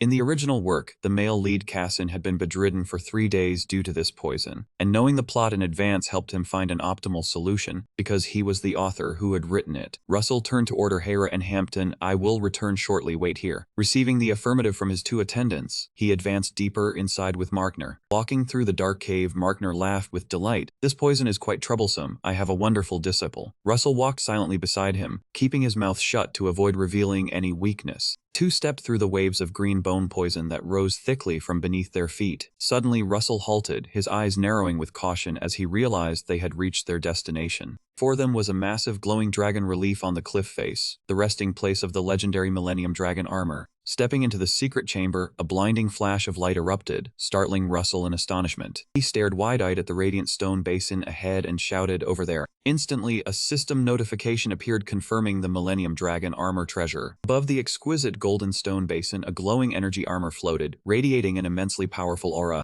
Russell silently analyzed. This spiritual system item was like a heart-protecting armor, able to shield the owner's heart once from a fatal blow. Gazing at the glow, he marveled inwardly that it seemed almost alive. Staring at the dazzling aura, Russell asked in a daze, "What is this?" Immediately, a notification appeared with the words, "Only the successor with the qualification can read this." Ancient, brightly glowing symbols suddenly appeared on the ground. Seeing Master Markner's lack of reaction, Russell understood that only he could see them thanks to his heavenly eye skill. Markner turned his head to ask, "This is what Evian wanted to give you, a fairly good item." Looking at the stone pedestal, Russell was confused, realizing he had never written this part in the original novel. He told himself the story must have been altered by someone, even the author, like him, was completely unaware. Pushing aside his doubts, Russell stepped forward to receive the treasure, thinking that he only needed to take this, the Millennium Dragon armor, to place upon himself. Soon as his hand touched it, a burst of blue energy exploded, enveloping his entire body. Russell's eyes widened as he felt the heart-protecting armor melting, transforming into mystic force that coursed through his body. He smiled excitedly. This was the ultimate treasure that would protect his life against fatal attacks in the future. The perfect fusion brought such a pleasant sensation that the little Holy Grail soul within his heart even materialized, rejoicing, "Wow, this feels great. I am so comfortable too." Having harvested the priceless treasure, Russell turned happily to tell his master, "Let us head back, thank you, master." Instead of congratulating his student, Markner gave a sinister smile, extending his palm to collect a debt. "If you want to thank me, repay me." After the turbulent hunting trip, Russell and Cassin returned and relaxed in the mansion's sauna. Soaking in the steaming hot water, Cassin curiously asked if that was the thing he had obtained. Russell answered honestly yes. Cassin explained it was armor protecting the heart, then shyly asked why he always liked being naked. Russell smiled, the form had changed, "I am wearing it right now." Hearing the cryptic answer, Cassin's eyes lit up with excitement. "What, really? That is cool." Russell grinned slyly in satisfaction. "Of course, kid." He pointed at his firm chest, challenging him if he wanted to try punching his heart. Cassin asked back eagerly, "With my fist?" Instead of throwing a punch, the youth suddenly drew a sword. Would it not be better to try with a sword? Witnessing such crazy aggression, Russell's face drained of all color, shouting, What, how do you have a sword in the bathroom? Go easy. Cassin exclaimed in awe. Wow, you are really wearing the armor. Outside in the corridor, Hera in her black suit stood guard sternly, decisively blocking Rudia, who was hugging a rubber duck float and demanding entry. I want to go in there. Not allowed. After Cassin's dangerous prank, a notification appeared. Millennium Dragon armor has 32 durability out of 100. The item will be destroyed when durability reaches 0. Durability can be restored with mana. Russell sighed, telling himself the treasure had nearly become scrap metal because Cassin was too excited. Turning to his friend, he suggested, Cassin, take a defensive position for a moment. I want to use my mana absorption skill. Cassin nodded happily. Russell watched Cassin's back, pondering, is this what good friends are like? Having to stab each other like this? Was this the meaning of hero friendship his father had spoken of? Right after that, the system reported that durability increased by 1 point per minute, meaning he needed about an hour to fully recover. Thanks to the abundant mana flow, the Millennium Dragon armor had been restored to a perfect 100 out of 100. Under the gentle cool light of the crescent moon in the dead of night, Russell stood up and thanked Cassin. The latter replied that it was nothing and said he would see him again tomorrow. He quietly walked alone on the stone path leading back to his quarters. After walking for a bit, Russell softly out Hera's name. Instantly, the assassin maid appeared like a shadow behind him, bowing her head in acknowledgement. Russell lightly touched his chest and made a bold proposal, asking her if she wanted to try stabbing him in the heart for real. Hearing her master's question, Hera quietly lifted her eyes, suddenly opening them with a deadly blue glow. She warned in a low voice that if she struck with full force, he would certainly die, and asked if he was sure about this. The cold aura emanating from Hera made Russell break out in a sweat, and he trembled as he clarified that he was not okay, and was quite scared despite having the Millennium Dragon armor. Seeing the young master's strained expression, Hera softly called out to him. Her face suddenly turned serious. She looked straight into his eyes and encouraged him, saying he had to become stronger, and he absolutely had to do it. A reminder from his loyal maid seemed to grant Russell a tremendous surge of strength. He smiled and asserted that she was right, and that he was certain he could do it. A year later, at the mountain range behind the family estate, Russell's basic physical training was nearing its end. To train, he had to wear a tight black suit that carried an incredible weight inside. Russell complained that this thing must weigh a ton. The strict master Markner barked at him to stop slacking off. It was only 300 kilograms, and the more he complained, the worse things would get. Russell was drenched in sweat, panting heavily, and said he would only wear it during training. Every passing day at this moment was a grueling series of extreme physical training sessions. From the cool breeze, a gentle voice sounded and Markner appeared before them. It was Evian Mayton, the heir to the powerful archmage of the Mayton family. She held a letter and smiled. Markner crossed his arms and calmly greeted the distinguished guest. Looking at his sister, who had always supported him wholeheartedly, Russell broke into a radiant, warm smile and said he missed her. My dear sister Evian, the sibling he respected greatly, was how Russell began writing his wishes in the letter to his second sister, sitting on a bench under the vibrant cherry blossom trees by the seaside. Evian smiled at her youngest brother and teased that she hoped it was affection rather than respect, as affection was better. The teasing made Russell flustered as he apologized. Evian burst into hearty laughter, saying she was just joking, then asked if he wanted Rudia to come with her. Russell nodded firmly, explaining that the little firekin girl Rudia couldn't develop any further if she stayed here. At that moment, in the corner of the yard, Rudia was in a tense struggle with a monkey over a banana. The little girl pulled hard while yelling that it was hers or she would roast and eat him. Evian asked Russell if he wanted her to raise the child who shared no blood with the Mayton family. Russell answered directly that she was bound to him by a special contract, so she had to obey him. Evian asked what that had to do with it. Russell smiled confidently at her and asserted that he would also obey her. That attitude made Evian narrow her eyes slightly, saying that meant he would work under her. If she agreed, she had to ask him a few things. Russell curiously asked what it was. Evian looked straight into his eyes and asked seriously what he had been doing for the past year. The unexpected question startled Russell. Internally, he was flustered, admitting that for the whole past year he hadn't trained or increased his mana at all like a true mage. To explain, Russell immediately burst out with a bright blue mana aura around his body and stated seriously that he was focusing on something, helping himself gradually adapt to absorb purer mana. Combat magic techniques and transcendent attributes put great strain on the body. Russell's eyes blazed with a determined blue light, and he said he would gradually transform his body to adapt and withstand the pressure if she believed in him and waited. Before he could finish, Evian stood up abruptly and cut him off, calling his name. The sudden shift startled Russell, and he asked in panic if she thought he didn't know who she was, the purest magical bloodline and the most promising candidate for the position of family head, the one walking the path of greatness in magic her. She wasn't talking about the fact that his mana had not increased since last year. She just asked how he had been living for the past year. The gentle question made Russell pause, realizing he had misunderstood her. Evian was like Cassin, always craving sincere affection from family, and he was the first person to send her an encouraging letter. Looking at his lonely sister at the peak of power, Russell offered a warm smile and proposed wanting to have dinner with her as a member of the family. The two words family made Evian's eyes waver, and she felt warmth creeping into her heart. Russell playfully said he would pick freshly bloomed flowers from the garden to give her. The two stood together under the cherry blossom trees. The peace quickly gave way to a quiet, still night. At midnight, Russell tossed and turned in bed, Evian's warning echoing in his ears about having to prove his maturity. Russell sat up abruptly, pondering ways to prove he was different from a year ago. He softly called Hera, and the maid appeared from the dark corner. Russell asked if she had heard the conversation. Hera bowed her head, slightly in confirmation. Hera proactively reported that she would wake him early to leave before 6 o'clock. She would prepare food and water since she wasn't sure how long the trip would take. Russell asked what she thought his sister would test him on. Hera calmly assessed that it would be a method he had never used before. Hearing that, Russell's eyes lit up with a confident blue mana glow, and a calculating smirk curled at the corner of his lips. He thought to himself that Evian would have to accept this younger brother and was determined to prove he had changed. The next morning, under a clear, sunny sky, Russell walked comfortably across the meadow, stretching happily and asking his sister if she slept well. Evian smiled as she walked beside him, saying yes, and commented that he was in a good mood. She asked if he knew what he had to do. Russell confidently replied that it was part of the test. She asked if he was sure he hadn't spent the night thinking. Russell nodded in confirmation, his mind starting to race, formulating a plan for the challenge. He had to prove he was stronger even though his mana hadn't increased, and the test had to be completed within a few days without affecting the trip, so there was only one possibility. Evian smiled and asked him what he thought she would test him on. Russell answered without hesitation, hunting monsters at Byron Rock Mountain. He thought to himself that just thinking about it was enough. Seeing that he guessed correctly, Evian slightly curled her lips and confirmed that it was indeed that. Instantly, a brilliant golden teleportation array lit up beneath her feet. Evian extended her hand in invitation. "Shall we go?" Russell gently took his sister's hand and replied yes. But as the array was about to activate, he suddenly remembered something and asked if he could bring Hampton along. Evian looked slightly surprised and repeated Hampton. The teleportation light burst forth, carrying all three of them through space, landing them on a dark cliff under an overcast night sky. Upon landing, the young attendant Hampton collapsed to his knees, panting from dizziness. The boy whined that this was a bit too sudden. Russell scratched his head apologetically and said sorry. He surveyed his surroundings and realized the current location was the red pine forest of Byron Rock Mountain. The pathetic author silently recalled the detailed descriptions from his own novel. This was one of the most dangerous places on the continent, home to all sorts of ferocious monsters. Those blazing red pine trees were the very symbol of deadly danger. In the dark forest under the eerie red moonlight, Russell turned to ask his sister if she was just going to stand and watch. Evian calmly replied that she would, as long as he did not die. Russell understood her meaning. She would not intervene even if he was badly hurt, unless his life was truly in danger. Just then, Hampton suddenly pointed ahead and shouted that there was a direction sign over there. Russell followed the boy's gaze and saw an old, rotten wooden sign. System panel immediately flashed a warning, a living area of the Poison Yao tribe, implying danger and advising not to approach. The sign also indicated the next direction the group needed to take. All three trudged on through the silent night. Hampton warily asked how much further they had to go before reaching their destination. Hampton was panting from exhaustion, complaining continuously because Russell had been saying they were almost there for the past hour, yet they still had not arrived. Seeing this, Russell calmly ordered the boy to start spreading the special powder they had prepared around the area. Despite being exhausted, Hampton quickly bent down, opened the bag, and obeyed his master. Watching from a distance, Evian wondered if Russell was afraid, which was why he brought this weak servant along. She knew Russell alone could hardly fight off the pack of Poison Yao, so she had already mentally prepared to step in and clean up if he managed to take down a portion of them. Seeing the confident smile on her younger brother's lips, Evian realized he seemed to have planned something much more interesting. After Hampton finished spreading the necessary amount of powder, Russell told him to stop and asked if he knew how to climb a tree. Looking at the towering tree trunk, Hampton trembled, sweat beading on his forehead, worriedly replying that he would try his best. Not wanting to waste time, Russell told him to just climb onto his back. Servant barely had time to react before he screamed in panic as Russell carried him on his back and moved at a terrifying speed. Witnessing her brother's extraordinary agility, Evian was extremely surprised to realize Russell's movement had become much lighter brighter and more concealed than last year, thanks to his successful activation of the stealth skill. Just as Russell had predicted, fierce howls echoed through the forest as a group of poison yao holding wooden clubs smelled human scent and crazily charged forward. But as soon as they stepped into the trap zone, the special powder Hampton had spread earlier took effect, driving the poison yao into a frenzy as they fought each other to rush toward the bait that had been prepared. This dirty trick utterly shocked Evian. She told herself a proud mage would never use such methods to fight. Standing on a high branch, Russell looked down and spoke to Evian. I know, I do not want to work for you as an ordinary mage. I want to be more special. Russell and Hampton were safely hidden on a high tree branch, carefully observing all movements on the ground below.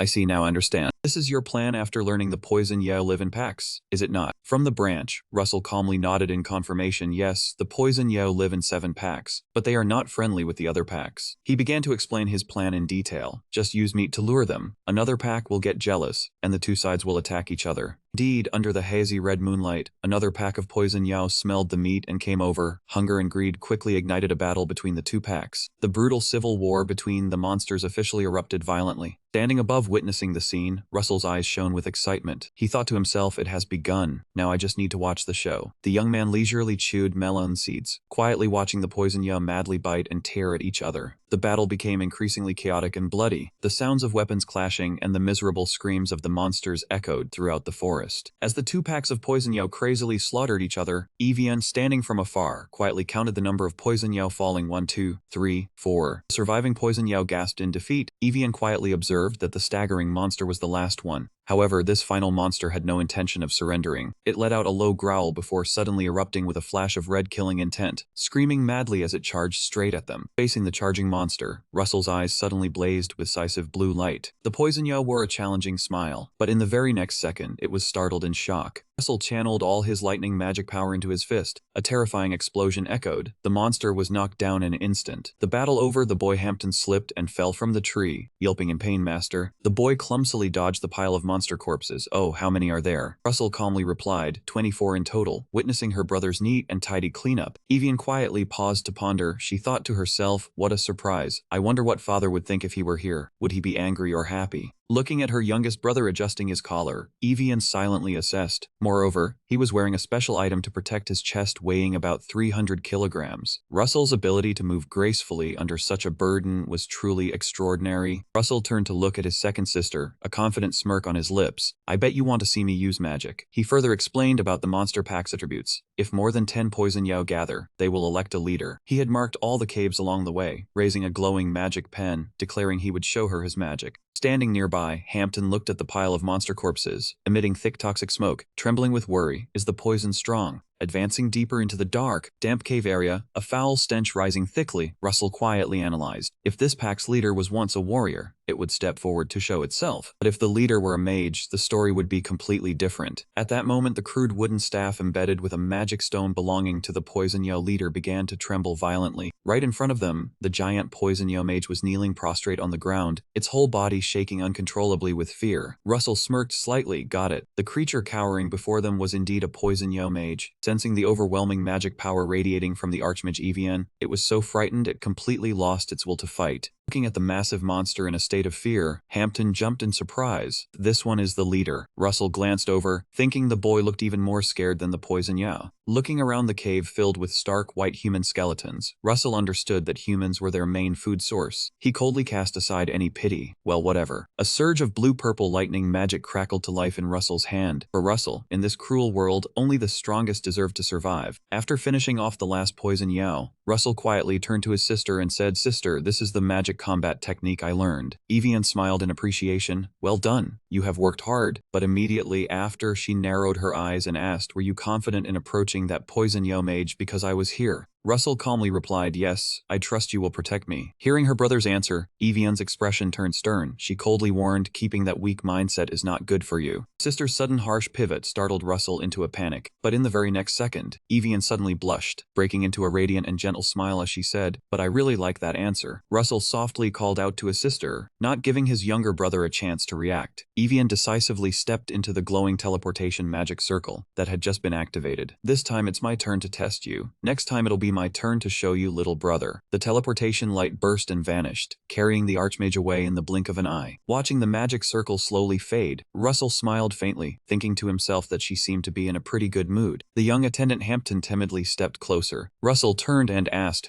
what's the matter? Hampton scratched his head and awkwardly asked a deadly question. Well, do we have to walk home? His attendant's question left Russell completely frozen, his eyes wide with utter shock as he suddenly realized a harsh truth. His second sister Evian had casually teleported on her own. Russell calmly made a decision. We will stay in the mountains for a few days. This sudden decision made young Hampton awkwardly ask again. Here, Russell asked softly. At least you still have a few pieces of dried rations, right? Hampton trembled and replied, yes, that's right, but hem. Seeing his attendant's face on the verge of tears, Russell asked nonchalantly, do you want to know why we're not going back right away? Hampton flinched and waved his hands. Oh. Russell patiently explained his real plan. Because I let Rudia go with sister. She will do as I told her, and Hera will find out after Rudia leaves. Hearing this, Hampton immediately understood, his eyes lighting up with admiration. Ah, you want to go back with Hera? Russell smiled faintly in confirmation. That's right. If we just wait here, she will come. This place is no longer poisonous, so we will be safe. The young attendant seriously asked, is the reason you came here to save all the people living outside the protected zone? The question caught Larson slightly off guard. The area outside the protected zone. Hampton lowered his head gloomily and explained, those are people living in unprotected areas, and most of humanity has to live in dangerous places like this. Cruel memories from the past suddenly flooded back into Hampton's mind. It was when he was just a child, helplessly crying as he watched ferocious, poisonous demons with torches attack and slaughter people in the dead of night. Hampton choked up and continued through tears. My parents also died in the area outside the protection zone. I think you already know that the goblins here like to hunt humans. That's also why you killed their leader. Even with tears streaming down his cheeks, the boy still smiled happily and proudly declared, I am very proud to be your shadow, young master. Seeing his attendant's overly emotional expression, Russell sweated and thought, he's overreacting to everything. But oh well, I'll just go along with it. He smiled faintly and nodded, yeah, that's right, making Hampton extremely excited. You are truly amazing. However, Russell quickly reined in his calm demeanor, the brain of the former author instantly shifting into serious gear. Wait, if I were sister, would I be satisfied with what I just did? Even though her tone did sound quite pleased, the EVN I created will surely still have another practical test. Suddenly, a surge of electricity flashed, Russell's eyes blazing with powerful blue light as he decisively activated his true sight. Sensing extreme danger approaching from above, Russell immediately turned to order Hampton, I will count from 1 to 3. Run out of the cave without looking up. The dangerous-sounding order startled Hampton. The moment Russell finished his command, his eyes widened in shock as he saw a massive, majestic figure slowly step out from the darkness. The appearance oozing with the aura of a big boss was a ferocious white tiger of the wild. It had white fur with black stripes and glowing blue eyes full of murderous intent. Witnessing the legendary colossal creature appear right before his eyes, Hampton trembled in fear. However, Russell remained utterly calm, and he clearly began counting down. White tiger bared its sharp fangs and claws, growling threateningly, locking its gaze onto the two of them. Russell continued counting 3. Right on cue, the attendant sprinted for his life out of the cave. While running for dear life, Hampton worriedly thought to himself, why didn't you come with me that day? What were you planning to be eaten that day? But the boy quickly pushed aside his doubts, telling himself he just had to trust and absolutely follow what the young master had instructed. Behind him, Russell stood calmly with his arms crossed. He softly called out to attract the beast's attention. Forget about him. Pay attention to me. The white tiger's blue eyes instantly blazed, locking onto the 11-year-old boy, then roared and charged straight at him. Russell thought calmly, she might be a little disappointed because I'm solving this test too easily, since what she wants to see is my limit. He knew very well this was the real test that his second sister EVN had secretly prepared to assess his true strength. If it were a year ago, this would have been impossible, but the Russell of now was completely reborn. He decisively activated his basic magic combat technique while simultaneously using his wind attribute optimization skill. A turbulent surge of blue wind energy erupted violently. It enveloped his entire body just as the beast, bearing its sharp fangs and claws, lunged at him with terrifying speed. Facing the real white tiger, Russell focused intensely, bringing his hand, which was condensing a brilliant swirling vortex of wind, forward and thought, the wind is strong enough. He clearly declared with pride, your test, sister, I will pass it all. Russell moved at extreme speed within the blue wind mana and confidently smirked, easy as pie. He suddenly appeared right beside the beast's flank and coldly declared, I apologize, but this little game has gone on long enough. Instantly, the system panel displayed a notification for the activation of a high-level favored skill. Pouring in all his resources, Russell concentrated all his blue-purple lightning mana into his fist and decisively swung it, aiming to finish off his opponent. A terrifying mana explosion erupted violently right on the massive body of the white tiger. Russell smirked in satisfaction. What do you think? Tastes good, right? The beast roared in pain and fury. The caliber of a wild white tiger was not so easily subdued. The very next second, the beast flipped the script, crazily counterattacking and swinging its massive claws down. The white tiger's rapid attack left Russell no time to dodge, and he realized in horror that he was about to be hit. In this precarious moment, the system panel automatically activated a life-saving measure, using the novice self-defense combat magic. A world-shaking explosion rang out and the ground shook violently as the white tiger's claws slammed straight down onto the brilliant red defensive barrier Russell had created, sending out a shockwave and sending dirt and rocks flying everywhere. Russell quickly activated his self-regeneration skill. A cool blue mana surged up, soothing the pain, but he also realized a harsh truth. Even though he was faster, the white tiger was completely superior in both strength and defense. Hitting a tough nut to crack, Russell decisively turned and used his top speed to flee back towards the cave where Hampton was hiding to re-strategize. His hands constantly crushed the green herbs. Seething with anger, the demon bloodlord kneeling down, I'm sorry, young master. Please kill me. The boy's heartfelt plea for death left Russell momentarily dumbfounded. Why should I kill you? Russell calculated inwardly that healing just now had consumed a huge amount of mana. He had to conserve mana for the next critical moments. Hampton, with tears welling up, suggested you won't get hurt if I'm the bait. The boy clearly declared to a shadow, dying for one's master is a glorious death. Hearing those foolish words, Russell coldly cut him off. Shut up. How would you know that if you were dead? What would I do if my shadow died? I won't let you die. Russell's warm assertion completely shook Hampton. The boy quietly watched his master's back. In his heart surged a respect and absolute loyalty that far surpassed anything he had ever felt before. Just then, the white tiger's earth-shattering roar suddenly sounded from the cave entrance. However, the massive beast only stood outside roaring, absolutely not daring to step foot inside. Noticing this anomaly, Russell narrowed his eyes and thought, the tiger can't get near the cave. He turned to Hampton. I thought it was strange when I came here. Hampton curiously asked back, strange.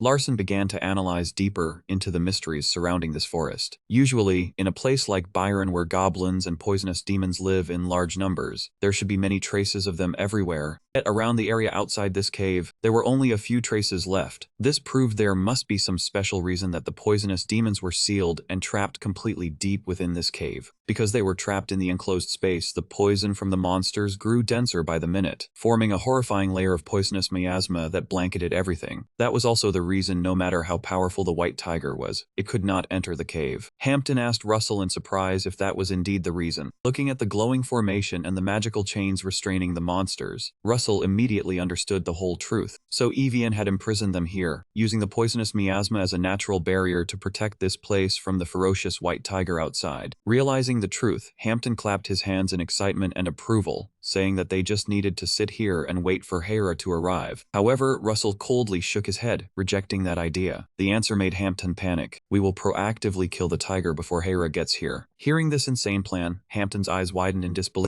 Russell calmly asked if he could concoct a paralysis poison. The boy trembled as he replied that he could do it, but it would not be enough to paralyze such a massive tiger. Russell reassured him, saying they did not need to paralyze the whole tiger, just weaken it enough. He thought to himself, if they passed this trial, Evian would surely reward them handsomely. Thanks to Hampton's poison-making skills, a bowl of greenish poison was quickly completed. Russell ordered him to smear all of it on the corpses of the monsters. Hampton asked in confusion, on the monster corpses. Russell affirmed, chop them into pieces and apply the poison. Right after, to execute the tiger trap plan, Russell channeled his mana and leaped forward. With the speed of lightning, he threw the heavily poisoned chunks of meat out of the cave entrance as bait. A gruesome sound of chewing echoed as the white tiger devoured the delicious smell without a hint of suspicion. Hidden in the dark cave, the two of them silently listened to the beast's movements. Time passed slowly, leaving only the steady drip of water in the silent space. Counting down every second, Hampton whispered that it had probably been half an hour already. At the precise moment the poison took effect, Russell stretched and stood up, ready to enter the final battle. Under the scorching sun and the effect of the lethal poison from the bait, the colossal white tiger on the ground was completely exhausted. It lay slumped on the ground, ground, panting heavily, its dark red tongue hanging out, utterly weary. Looking at the exhausted beast, Russell leisurely rewrapped the black bandage around his wrist. He thought to himself, the story of an 11-year-old mage hunting and killing a high-level white tiger was impossible in the world he had created. This applied to everyone, not just mages. He was sure Evian knew that too. This test was inherently impossible, but she deliberately gave it to see how far he could go. Clenching his fist, his eyes burning with determination, Russell told himself he would show her his remarkable progress. A memory suddenly flooded back. 2 years had passed since he transmigrated into the body of the worthless Russell Maiden. According to the plot he had written, he only had 7 more years to live. Death was foretold. Russell resolutely stepped forward, determined to change this world at all costs to save his own life. To survive and master his own destiny, he had to become stronger than everyone. Stronger than the genius Evian, stronger than his father, the clan head with terrifying mana. And even stronger than Ka, the true male lead of this world. A heaven-shaking roar echoed across the wild mountain forest. The white tiger, using all its remaining strength, pounced, creating a massive pressure wave that weighed down from above. Facing the danger, Russell did not flinch, a confident smile curling on his lips. Let's start round 2. He was determined to survive and change his fate. At that moment, the system interface suddenly sent a warning. Character Russell Maiden has shown strong determination. The blink tactic has been unlocked. Russell paused in shock. The blink tactic? Without a moment's hesitation, he activated this ultimate skill to find his one and only chance of survival. A surge of blue mana exploded violently.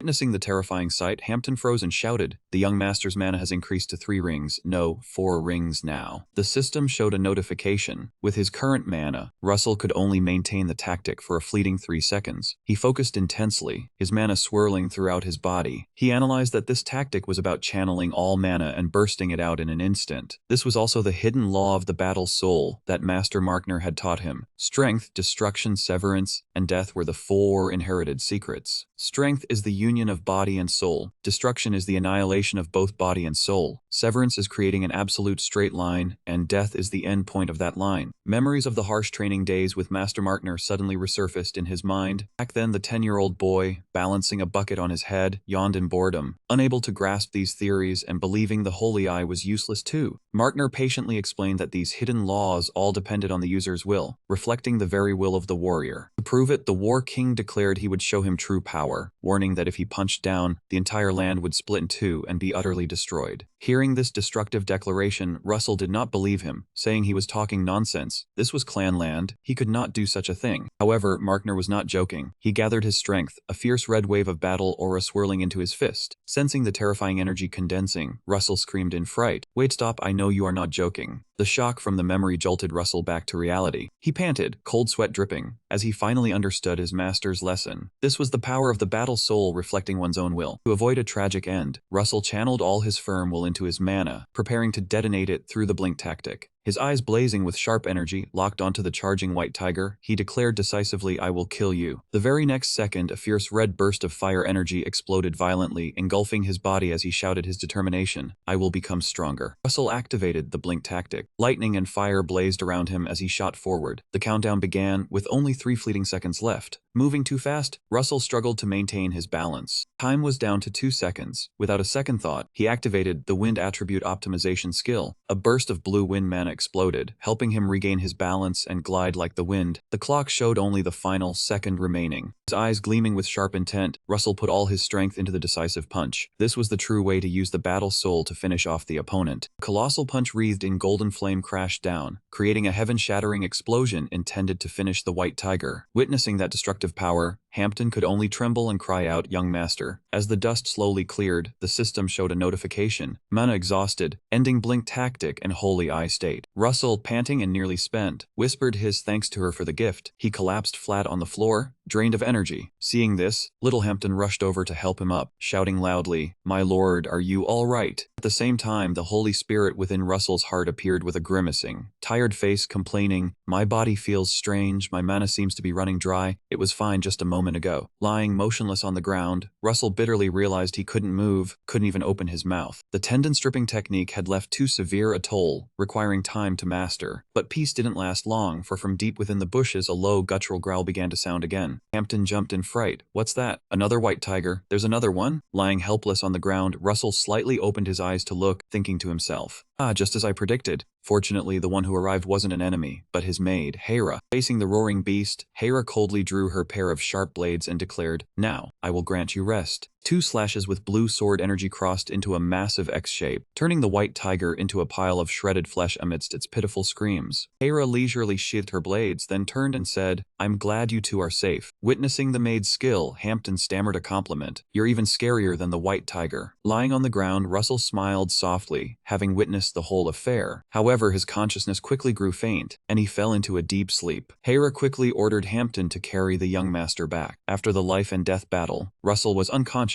and slept soundly for several days straight. In the long, drawn-out dream, memories of his previous life suddenly flooded back clearly into his mind. He dreamed of himself in the old world Sungmin. It was the image of an ordinary salaryman crammed into a crowded subway train, weary from a mountain of debt. Every night he struggled at his computer screen writing B-grade novels, hoping to change his life, trapped in the vicious cycle of poverty and financial strain. Sungmin, the father, had at times nearly forgotten that he was inhabiting the body of Russell Mayton. Russell woke up, his chest heaving with tired, ragged breaths. He realized he was lying on a soft bed, his body carefully bandaged. Seeing him move, Hera quietly spoke up to indicate he was awake. Russell groggily asked how long he had slept and was told it was about 3 days. Beside the bed was a glass jar containing the glowing red heart of the white tiger. At Russell's startled look, Hera explained it was a miraculous medicine to restore mana. She had taken the initiative to bring back the beast's heart because it was extremely beneficial for his mana recovery. Russell let out a soft sigh, expressing his sincere thanks to his loyal maid. But there was one thing that troubled him deeply. He looked straight at Hera, pointing out the anomaly. "With your legendary assassin skills, you should have detected the 2 white tigers the moment we set foot on the mountain." He was certain Evian had instructed Hera to do this, to test his strength. Seeing her young master accurately analyze every detail, Hera smiled softly, admitting he was completely right. Setting that aside, Russell decisively got out of bed, wanting to continue training. Despite Hera's concern, he firmly asserted he must become stronger, or he'd be nothing in this life and death struggle. At the same time, in a different space under the twilight sky blazing with red-orange hues, Evian was floating in midair, gently turning her gaze towards her younger brother's room. She smiled softly. She activated flight magic and headed straight back to the main house. At the majestic, towering Mayton Palace, a deep voice resonated. "Did the boy do well?" Evian respectfully reported, "Yes, father. He managed to maintain the second circle." Hearing this, DK mused. A year ago, he had something to show off. Now, his condition is worse than last year. "There's something I want to ask, Ivelia. What has the youngest done for you to be so fond of him?" Evian answered without hesitation, her eyes shining brightly. "I like him very much. As a mage, he still has something to be desired, but he's smarter than any child I've ever seen, and he's not arrogant or selfish. I like that even more. If you allow, father, I want him to be my man." Faced with Evian's plea, DK quietly turned and walked away. He coldly left a single statement: "That is your decision to make." Having received her father's approval, Evian let out a soft, relieved sigh, and said, "Thank you, father." After that day, time passed quietly. The cold, snow-white winter gave way to the brilliant, red leaves of autumn. Then came the sunny summer days. And so, 3 long, arduous years passed, and the 1st of January, year 223 of the Hippian calendar, finally arrived. 3 years had passed since Russell completed the trial at the head of Dragon Mountain. On the lush green grass, he had grown into a handsome young man. As he lay leisurely enjoying the warm sun, Hera's voice broke the silence. Russell turned his head to ask, "What's the matter?" He had now transformed into a handsome youth with long, flowing orange-gold hair. Hera respectfully presented a carefully sealed letter. Seeing the familiar wax seal, Russell understood it was a letter from the head of the family. It had finally arrived. He spoke softly. "Hera, cut my hair for me as you usually do." The sound of scissors snipping through hair echoed steadily in the quiet room. Hera asked gently, "Have you read the letter, my lord?" Russell replied calmly, "I've read it. Besides the summons to the main house, there's nothing else." Russell explained the family's rules. Members between the ages of 14 and 16 are required to participate in a pilgrimage, so you will participate in the pilgrimage as well. Russell firmly expressed his ambition. "I will explore the world, collect ancient relics, and recruit talented people outside the clan." Hera asked curiously, "People of your own?" "That's right, to gather more companions like you, Hera."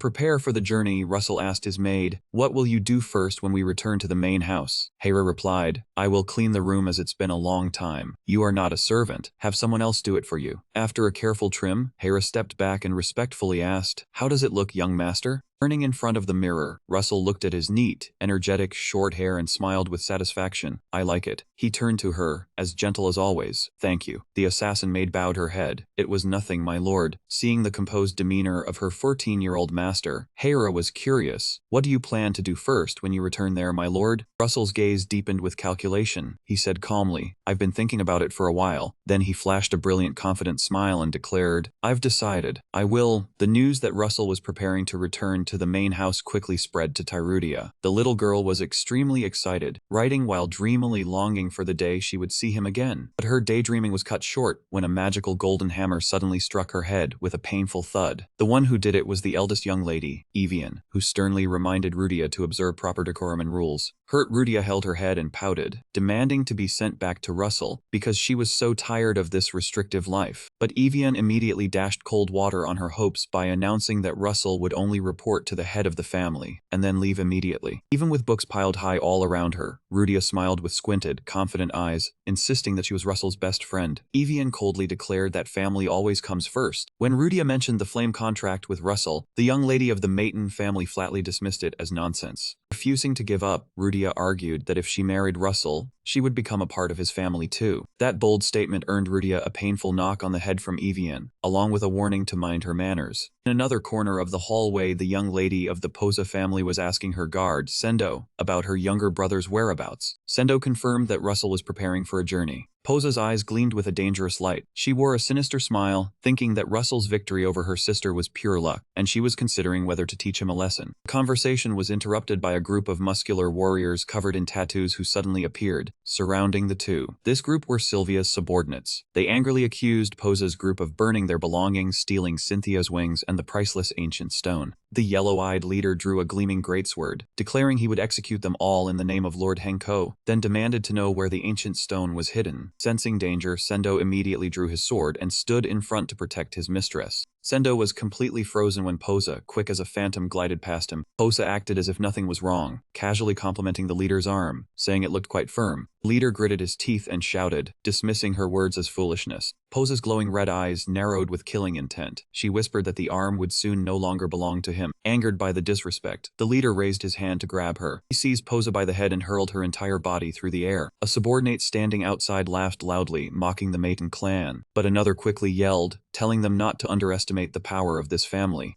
A second later, a blood-curdling scream rang out as the yellow-eyed leader's arm was completely snapped by Posa's strength. Posa curled her lips into a sinister smile, wondering which part of him she should pick as a decoration. Witnessing the scene, the subordinates trembled in fear but quickly regained their recklessness. They drew their swords, shouting that even if they were the Mayton clan, there were only two of them, so there was nothing to fear. They all charged madly at the pair, determined to cut them down. Facing the wave of attacks, Posa calmly called out to Sendo. The loyal guard immediately responded. A fierce red flame erupted, engulfing Posa's body. She coldly declared that anyone who touched her would be the first to die. The elite troops of the Standard were completely helpless against a Posa who was mercilessly striking out. Unable to contend with this monster, the leader clutched his wound and tried to flee to report back to his master. However, he had not run far before a sudden sharp pain seized him. A specter of death slowly materialized behind him. His head was already in Posa's hand. She examined it, remarking that it looked nice from a distance, but she guessed she was mistaken. With that, she coldly tossed it to the ground. Posa asked Sendo about the half-giant's trip, and Sendo confirmed she meant young Master Carton, and that it was finished. Sendo curiously asked if she intended to go see him. Posa waved her hand dismissively, saying she had no interest in those useless insects. The sixth young master, Carton Mayton, was frantically training in water magic, summoning a colossal water dragon to prepare for his own schemes. The third young lady, Posa, could not hide her irritation. Though she could not touch Russell directly, she still wore a sinister smile and told herself she would set a proper trap for the boy. At the same time, at a small eatery under the pouring rain,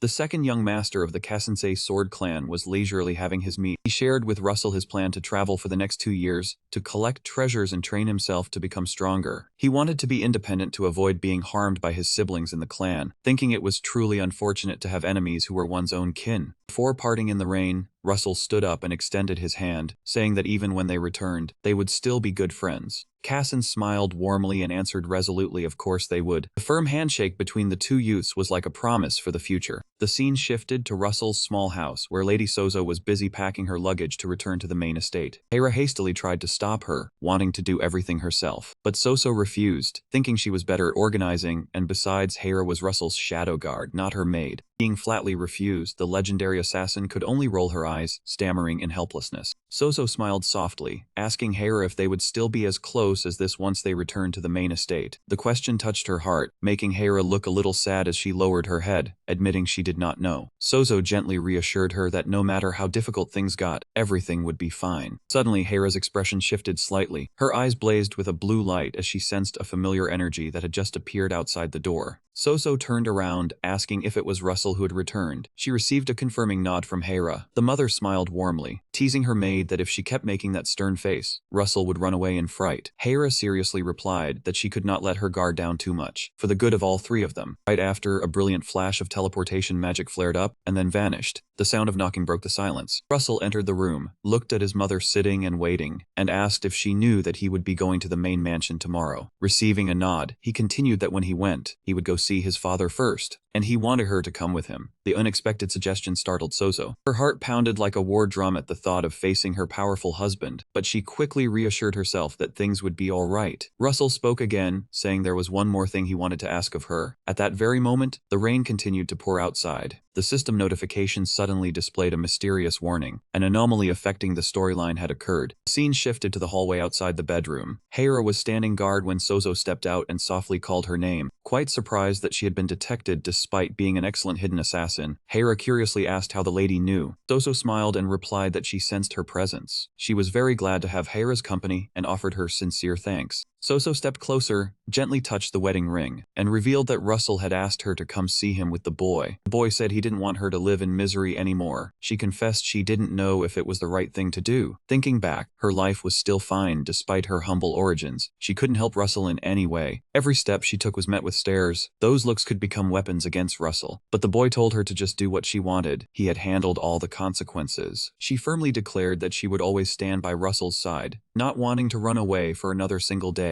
In the past, she had always feared that her presence would endanger Gerson, because she understood that those within the clan were always looking for ways to harm him. Now, seeing Larson walk his own path, she realized that hiding only hurt her son. Witnessing that scene, Lady Hera couldn't help but be astonished. Though she knew Soso had no power, understood no magic or assassination skills, and had no support from outside clans, her unyielding will was truly extraordinary. Hera secretly realized that it was precisely that boundless love and strong perseverance that was the reason the clan head DK's father had always silently protected and loved her the most. The legendary assassin, who always moved like the wind and clouds, was now stunned and blamed herself for daring to underestimate the lady. She told herself she must keep this thought hidden lest it reach others' ears, and she couldn't avoid the disaster of being silenced. Hera quietly wondered why someone like herself, who once treated human lives like weeds, had come to be so soft-hearted one day. The next morning, the moment to bid farewell to the clan and return had finally arrived. "See you again, my lord master." However, the War King Markner still kept his gruff demeanor, loudly scolding, "Meet a monkey, get out of my sight now. Don't send any letters or anything, I don't want to hear any rumors. And if anyone knows I'm your master, I'd be embarrassed to death." Faced with his master's harshness, Russell merely smiled cunningly. "Yes, I will write to you, master." The sound of a leather whip cracked sharply. The horse-drawn carriage decisively rolled away, taking Russell and Hampton away. Sitting in the cabin, Russell narrowed his eyes with determination, telling himself it was time to return to the Maton estate to face the fierce inheritance battle. Watching the carriage fade into the distance, the War King Markner chuckled to himself, wondering if that sly brat would really write to him. But then he quickly grew pensive about his student's path ahead. Markner knew well that at the teleportation gate leading into the main estate, a high-level mage of the Maton family was surely waiting. Sitting in the carriage crossing the undulating mountain ranges, Russell tilted his head slightly in calculation, wondering which influential figure was waiting to greet him on the other side of the gate. Before the perilous sea journey, Russell called his close guard, hearing her respectful reply. He thoughtfully explained that because they had to pass through dangerous deep-sea areas, the main estate would send a high-level mage to assist. At that moment, the massive spatial teleportation gate blazed with a brilliant blue light. The figure slowly stepped out from the blinding light. Russell curiously wondered, who was that person? As soon as the light faded, his eyes immediately contracted in astonishment. Standing before him was none other than Evia, the librarian of the legendary Starlight Library. She gently bowed in greeting. "Evia is at your service, my lord." Russell inwardly assessed her as a formidable ice mage. The prestigious swordsmanship family must have paid a heavy price to invite her here. Flashing a smile of greeting to an old acquaintance, Russell spoke up. "Long time no see." Evia, standing behind Hera, quietly observed and noticed that the place was guarded extremely strictly.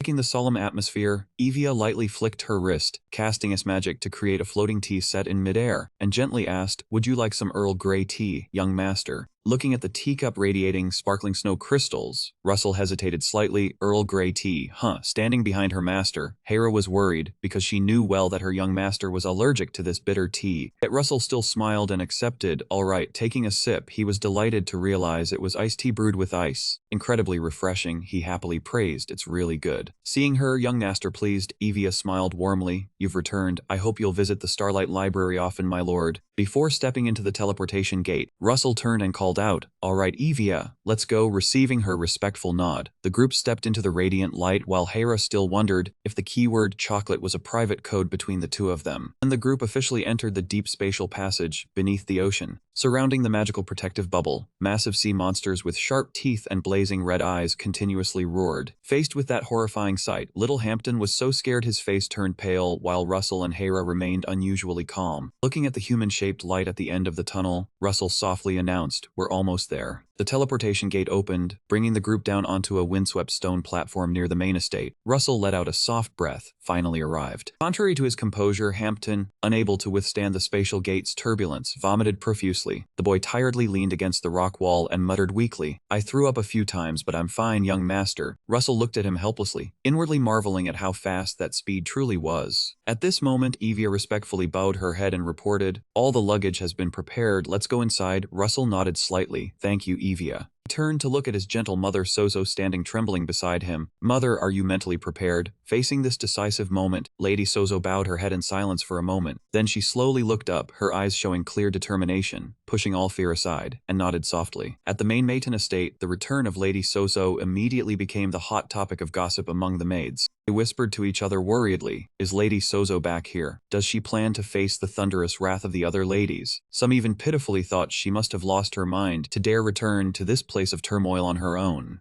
However, the gossiping atmosphere was quickly extinguished by an overwhelming aura. From above, the clan head, DK's father, radiated a massive pressure of magical power. He coldly asked, "Russell, it was you, wasn't it?" Standing protectively in front of his mother, Russell gritted his teeth, enduring the killing intent that nearly made him faint, and firmly replied, "Yes, it was me." He told himself that only by bringing his mother here would she be safe, and his father surely would have wanted it that way too. Faced with the question of why he had that thought, Russell calmly answered, "Because husband and wife must love each other. Doesn't father love mother?" That innocent question completely froze DK's father, who could only silently stare at his youngest son. Standing behind, Lady Sozo also bowed her head in somber silence. Breaking the silence, DK's father spoke in a low voice, demanding, "Tell me why Sozo is here." Russell clearly replied that his purpose was to protect his mother, for it was time for her to awaken and step into the light. He exposed the fact that his father had always hidden his mother's whereabouts to protect her, then firmly declared that the peace of running away was never real, and that without enough power to suppress others, it was all meaningless. Bold reasoning of his 14-year-old son made DK purse his lips slightly. He had to admit the boy was right. A man who made his wife and children flee was a failure. Looking at the son before him, a belated sense of self-reproach welled up in the father's heart. He thought to himself that the way he had chosen to protect Sozo all this time was truly cowardly, the very cowardice he despised the most. Russell continued, saying he knew his father had no other choice, because he too was a useless son. However, Russell quickly regained his stern demeanor and clearly expressed his desire. "I want to obtain power." Memories of Lady Sozo's tearful confessions from years ago suddenly resurfaced. At that time, she had cried and helplessly told DK that she had no family background or power to protect Russell, that her only strength was him. Thinking of his mother's love for his father, Russell smiled and continued, "Isn't that enough? After all, father is the strongest person in this world." Late that night, under the brilliant light of the full moon, the head of the family, DK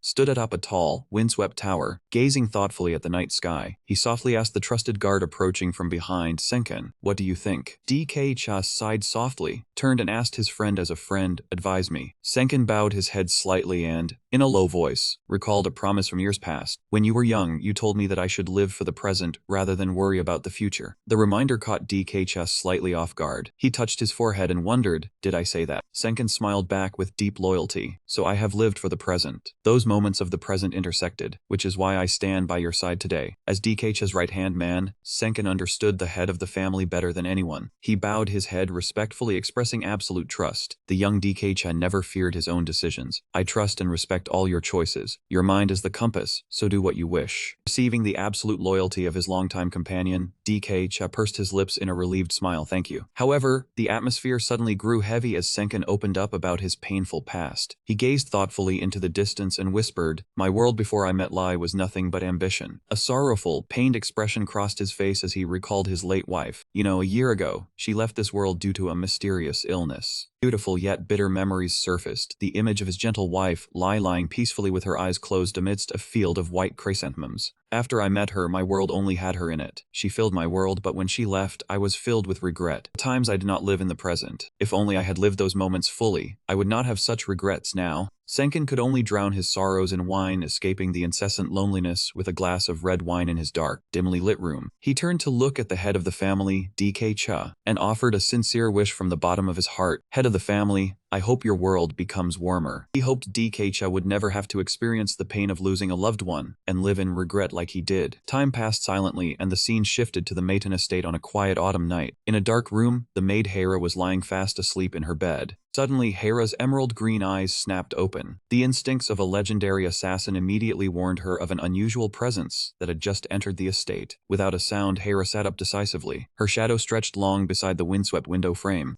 She sensed a wave of killing intent heading towards the young master's room. In the bedroom, Russell was still sleeping soundly, unaware of the danger lurking nearby. A dark figure suddenly infiltrated Russell's room and prepared to strike right on the bed. However, the lethal assassination attempt was blocked just before it could touch Russell. Hera had thrown a knife that pierced straight through the assassin's hand. The intruder pursed his lips and spoke in a low, hoarse voice, Hera, you are as skilled as ever. I tried to hide my presence to get in here. Recognizing the face of the opponent in the moonlight, Hera coldly asked, Senken, why have you come here? Senken replied candidly without any concealment, I intend to take young Master Russell's life. Who ordered you to do this? Senken's answer shook her, the head of the family. Harsh truth left Hera stunned. She asked again, the head of the family. Why at this hour? Senken calmly asserted that he was not joking, and that he had to carry out this cruel order regardless. Knowing she could not stop him, Hera decisively declared, I will go with you. Senken shrugged and agreed, if that's what you want, then so be it. On the way, Senken glanced at Hera and sighed, I'm still not used to this look. You really resemble my daughter. In response to his remark, Hera remained coldly silent. Senken warned quietly, don't stab me in the back. The wound will heal, but it will hurt a lot. He walked to the bedside and cast a teleportation spell, enveloping the unconscious child. Senken turned back to look at Hera and reminded her, you know this scar is from protecting you. Hera coldly and decisively replied, I never asked you to do that. In the great hall, Senken and Hera knelt on the ground, respectfully paying their respects to the head of the family. I have brought young Master Russell. Sitting imposingly above, DK-cha said in a low, approving voice, well done, Senken. Seeing the maid standing beside him, the head of the family narrowed his eyes and asked, Hera, why are you here? Hera bowed her head and replied, to ensure the young master's safety. DK-cha pressed, isn't Senken the one you trust the most? Hera stated firmly yes, but personal feelings cannot be allowed to ruin important matters. Her rational answer pleased DK-cha, who nodded, you are right. Hera, go rest, I will perform the ritual. Hera respectfully withdrew, thank you my lord. However, just as the magic circle began to activate and glow brilliantly beneath him, Russell, who had been lying unconscious,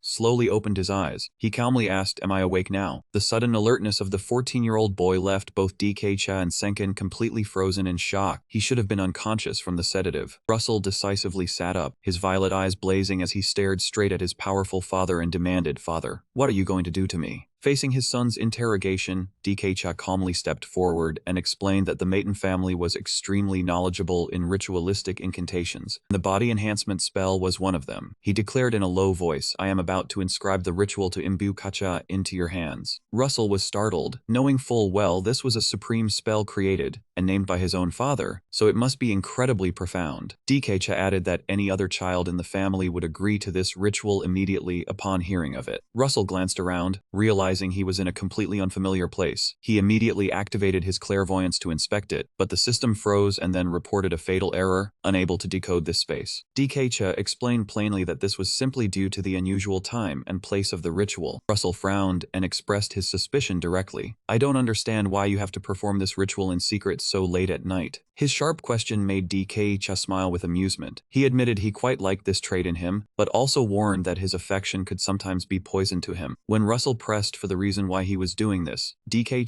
said in a low voice, "Because I see that heaven has given you a gift." The very next second, the magic circle under Russell's feet suddenly activated. The swirling ancient script emitted a deadly, blazing red light. Russell was startled to realize something had just been triggered inside his body. Excruciating pain struck with lightning speed, so intense that Russell almost screamed aloud. He gritted his teeth and endured, feeling as if thousands of needles were piercing his flesh all over his body. Witnessing his son's resilient spirit, DK nodded in approval. Well done. As the light faded, Russell looked down in shock at his hand and realized a brilliant red magical tattoo had been etched deep in his skin. DK asserted that one day it would prove useful to him. Russell quietly asked, "In what way?" However, a sudden violent dizzy spell struck, causing Russell to lose his balance. DK left a cryptic answer, "You will find out," just before Russell's body crashed down like a log onto the stone floor. Quickly, the maid Hera appeared and caught the young master. Looking at his youngest son lying unconscious, DK remarked thoughtfully that the boy hadn't even screamed once during the brutal purification ritual, and he must have endured unimaginable pain. After undergoing the brutal and agonizing ritual that caused him to lose consciousness, Russell slowly fell into a deep sleep. In his daze, he vaguely heard his father's affectionate whisper, "Russell, even though he is still weak, enduring a little pain now to trade for the future is worth it." As the first rays of the morning sun shone through the window frame, accompanied by the cheerful chirping of birds, Russell stirred slightly, waking up. As soon as he opened his eyes, he saw Rudia's face leaning close. Seeing he was awake, she cheered with joy. "You're awake?" Russell asked back in a daze, "Rudia," but the fire girl showed no restraint, pouting and complaining, "I'm so hungry." Rudia excitedly pointed behind her, where her second sister Evian was standing waiting, bragging that her witch sister had brought her. Evian stepped forward with a smile, explaining the girl insisted on seeing him. Seeing Rudia's disrespectful attitude, the eldest miss of the Mamleys Bramleys blushed slightly. She narrowed her eyes and suggested, "How about you hand the girl to me? I think she needs a lesson." The threat frightened Rudia. She pouted desperately, clinging to Russell for help. Seeing that struggling expression, he could only sweat and think to himself she was no different from a child being bullied, complaining to her parents. He sat bolt upright in bed, raised his left hand to inspect it, and realized the bright red magic circle from last night's Kaka ritual had disappeared. Russell wondered if last night had truly only been a dream. Interrupting his thoughts, Evian gently waved her hand, casting a golden sigma thread that wrapped around Rudia, dragging her away, saying as she pulled, "Don't bother Russell anymore." Rudia clung tightly to the bedsheet, pouting for help, saying she gets tormented every day. Seeing his sister's expression, Russell thought it seemed her mood today wasn't bad at all. Evian led Rudia by a leash like a pet, turned to ask Russell about his next travel plans. He calmly replied he intended to rest 3 more days then leave. Evian nodded, saying mother would surely worry. Hearing the words mother, Russell gave a start of surprise. Mother. Noticing her brother's unusual reaction, Evian narrowed her eyes and asked, "What's wrong?" Russell quickly regained his composure. "Nothing. I must have misheard." Being dragged away, Rudia angrily burst out with blazing red fire energy surrounding her body, summoning a giant fire dragon roaring behind her. Standing before that violent surge of power, Evian remained calm, looking at Russell, and said slowly, "But I hope you see the truth." Around her suddenly appeared glowing magical butterflies of shimmering fantasy. "You passed the test with flying colors. Now I reward you as a sister." Russell thought to himself his second sister was probably referring to the dangerous white tiger trial earlier. Breaking the silence, Evian gently asked if he could walk again. Russell immediately stepped down from the bed, softly replying, "Yes." The very next second, a blinding flash of light burst forth, materializing into a magical robe draped over him. Russell stared at the robe in amazement. He curiously asked, "Sister, this robe is?" Evian smiled, replying, "That's right, it's my gift." The system displayed a notification about the treasure. "This is the scale of a white dragon, legendary among blacksmiths, crafted with utmost dedication by the dwarf blacksmith leader Utully, possessing incredibly mysterious magical power." Evian nodded, confirming, "That's right, it's the robe I wore during my previous expedition." Russell recalled the rumors that this treasure had saved his sister many times. This truly was the greatest gift he had ever received. Evian continued, "But its power has diminished because I had it overhauled." He asked blankly, "What do you mean, only once? It can help you kill a mage below level 6. Evian didn't forget to warn further, "Remember, it can only be used once." Russell's heart stirred, understanding that level 6 was an extremely high realm. He told himself he would definitely make good use of this treasure. Russell bowed his head gratefully. Thank you, sister, for this great gift, Evian gently advised. I hope you return safely. I speak as your sister, but as the eldest miss of the family, you must come back stronger. Russell gave a firm smile, yet right after that, Evian decisively dragged the pouting, wailing Rudy away. Watching his sister's figure, Russell promised himself he must become even stronger to protect the things he held dear. 3 days later, the time to depart for the pilgrimage finally arrived. His attendant Hampton, tears welling up, cried sniffling as he presented the luggage bag, reporting, "Young master, I put all the antidotes in the bag." Russell smiled in thanks. Hampton cried loudly, encouraging the young master to become stronger. Russell turned and instructed the 2 girls, "Please take care of mother for me." Finally, he walked over to shake Evian's hand. "Remember to take care of yourself. Thank you for coming to see me off." Evian bowed her head respectfully, replying, "Yes, young master." The maid Evian gently slipped a small candy into Russell's hand and softly advised, "Take care, my lord." Looking at the candy in his hand, he thought she had given him her favorite gift. He waved goodbye. "Thank you, Miss Evian. See you again." According to the laws of the Mayton family, he clearly declared, "I will begin my expedition to discover my own strength." Just as he stepped out of the castle gate, a sudden fiery explosion blazed across the sky ahead, startling him. Fire! From within the thick smoke, a familiar figure ran over frantically, breathing heavily and calling out loudly. "I'm not late, am I?" Russell exclaimed in astonishment. "Rudia." The fire girl grinned with narrowed, triumphant eyes. The witch sister let me go." In her hand was a letter. Russell took it and read, "I thought it would be better for me to teach you, but exploring the world is also a good idea." Russell pondered briefly. She's not wrong. He turned to ask his companion beside him, "Do you want to come with me, Rudia?" The girl excitedly beamed and shouted loudly, "Of course, I'm so excited, being freed by the witch sister." Without wasting more time, the 2 immediately set off. Traveling alongside Rudia and the floating Holy Grail, Russell smiled confidently, telling himself he must walk with his own 2 feet. On the quiet night forest road, Rudia suddenly sniffed the air cautiously. Finding it strange, Russell turned to ask, "What is it, Rudia?" The girl stopped, made a grimace, then clutched her head and cried out, "Your clothes smell exactly like the Red Witch." Russell replied blankly, "Evian, huh? I don't smell anything." Right then, Rudia's eyes suddenly lit up brightly, seeing a large wooden house appear ahead. "Wow, it's really here, just like you said."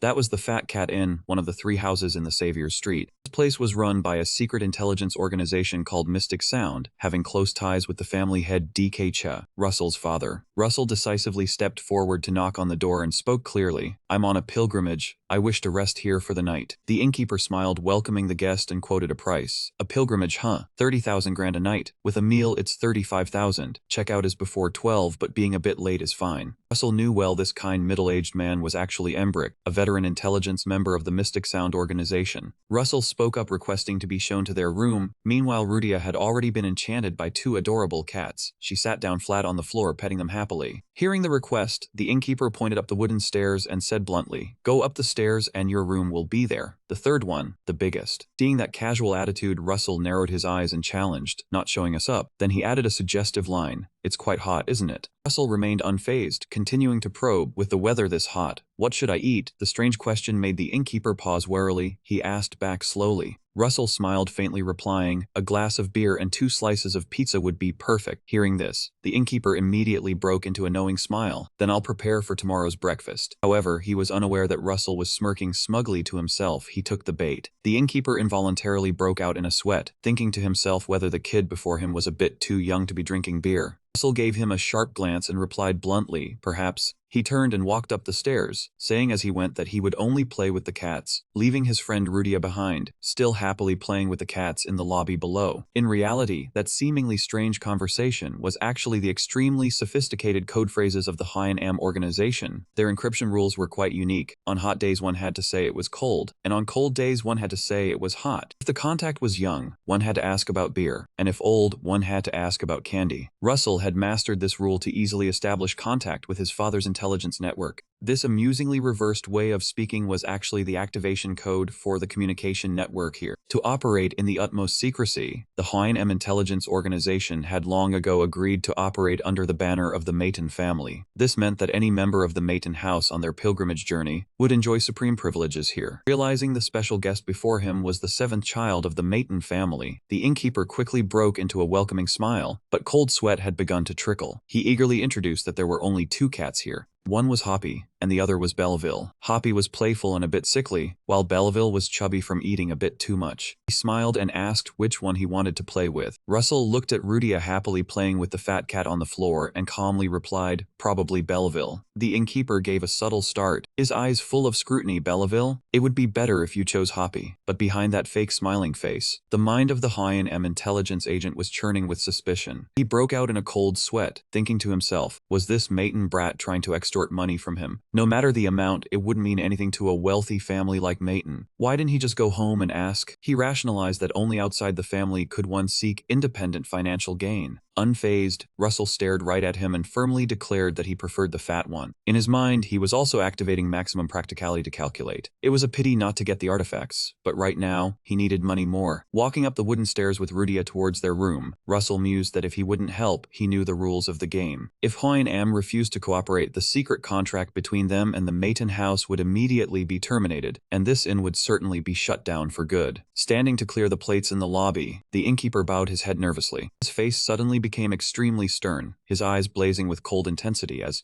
he realized he had been cornered by a 14-year-old kid. Meanwhile, in an ancient castle under a quiet night sky, another mysterious conversation was taking place between two men. DK's father mused quietly, I understand. But how did Russell come to know about this? His loyal attendant Senkin offered a theory. Perhaps he found it in some corner of the library. DK's father was skeptical. Could that boy really find that specific book in all that chaos? Perhaps Evian helped him. Senkin wondered, I thought the librarian was always neutral. He suspected Evian may have been charmed by the youthful appearance of the Maiden's youngest son. In a distant library, Evian was leisurely sipping tea and casting magic to levitate ancient books around him, completely unaware he was being suspected. DK's father continued to analyze that the other children would never visit such an old, decrepit house or waste time reading those books. Senkin asked directly if he had planned this for him. DK's father stood on the balcony looking down, coldly replying with a decisive statement, equal opportunity for all. Senkin smiled and remarked with a knowing look, you seem quite pleased. DK's father smugly replied, well, he is the only one who followed the path I laid out. He thought to himself, perhaps today would be the last day for the Fat Cat organization. The night passed and the warm light of dawn shone down on the desolate Fat Cat Inn. Russell woke from a good night's sleep, stretching refreshingly. However, the moment he opened his eyes and looked around, he froze in amazement. Hey, what met Russell's eyes was a basin overflowing with glittering gold coins placed on the bed from who knows when. He was startled, his mouth agape in shock. How did he not even sense a thing? Looking at the shining pile of gold, Russell calculated it was about 3 billion grand, equivalent to $2,500,000. At that moment, Rudia walked in, scratching her head and arms, yawning as she asked what was going on. Russell, breakfast? I was dreaming about those cats. Russell asked back, dreaming about cats because you slept in a fat cat house? However, the smile on Russell's face suddenly froze. Wait a moment. He was horrified to realize a terrifying truth. Rudia dreamed? There were times when Rudia's dreams were prophetic ones. Memories of old settings immediately flack into his mind. That's right, there was a dream about a brutal raid that had put the male lead, Cassin, on the brink of life and death. At that very moment, Russell's heaven's eye system suddenly blared with loud warning sirens and flashing red alerts. Russell clenched his fists, a deep sense of unease rising in his heart. Heaven's eye is warning me too. Something is about to happen. Without a moment's delay, Russell turned to look directly at his companion and commanded decisively, Rudia, burn the fat cat to ashes. The sudden order left Rudia utterly bewildered. However, the Fire Maiden quickly obeyed. The very next second, a massive burst of flames exploded violently. The entire wooden inn of the H&M organization was engulfed in a sea of red fire, thick black smoke billowing straight up into the blue sky, incinerating everything to ashes. A group of mysterious hooded assassins suddenly emerged from within the smoke and fire. One of them raised a hand and commanded, all right, let's charge in. Immediately, one of them rushed forward and used his strength to smash through the sturdy wooden door. Noticing the prey was on the move, the group of assassins quickly activated their formation. Glowing magic circles surrounded them. The target is escaping, prepare for battle. The seventh child only has 2 magic circles, don't let him get away. However, facing the layered encirclement, Russell remained extremely calm. He gently shielded Rudia behind him, then curled his lips into a faint smile. Looks like a rather surprising attack. You all seem quite strong. You probably know a lot about me, but not all of it is true. Very next second, Russell's hair suddenly turned silver blue. His entire body radiated the terrifying pressure of a high-level mage. His eyes glowed with cold intensity. Now it's time to fight. The system immediately displayed a notification. The time for this hero-carrying session lasts only exactly 1 minute. Russell's astonishing transformation left the assassin facing him completely shocked. He stammered, his power has changed. Is he a 2-circle mage? Sensing extreme danger, the leader shouted frantically, magic shields, quick. The assassins immediately erected a solid magical defense defense barrier. But it was all too late. Russell decisively swung his hand, releasing a massive surge of lightning energy. The destructive power easily crushed the defensive barrier, creating an earth-shattering explosion that blasted the entire group of assassins away. Enemies, coughing up blood and pain, were hurled far away in the thick dust and smoke. However, the ambush was not over yet. From high above, a massive fire attribute formation suddenly blazed to life. The remaining assassin poured all his power into summoning a fire dragon that came crashing down with a ferocious roar. Here it comes. Even a Maiden member can't escape from here. We'll drag you down to hell. The massive orange-gold flame exploded with fierce intensity as if wanting to burn the very sky and earth. Standing beneath the halo of destructive fire, Russell looked up briefly and whispered, "Fireball, that's a bit too much." Facing the massive fireball descending upon him, the transcendent chalice within Russell's heart materialized. It opened its maw and devoured the ferocious fire energy, shouting excitedly, "Thanks for the meal." The assassin's devastating attack was suddenly sucked clean into the magical cup without a trace. Witnessing this absurd scene, the hooded assassins were instantly petrified, standing as stiff as statues before crying out, "What's going on?"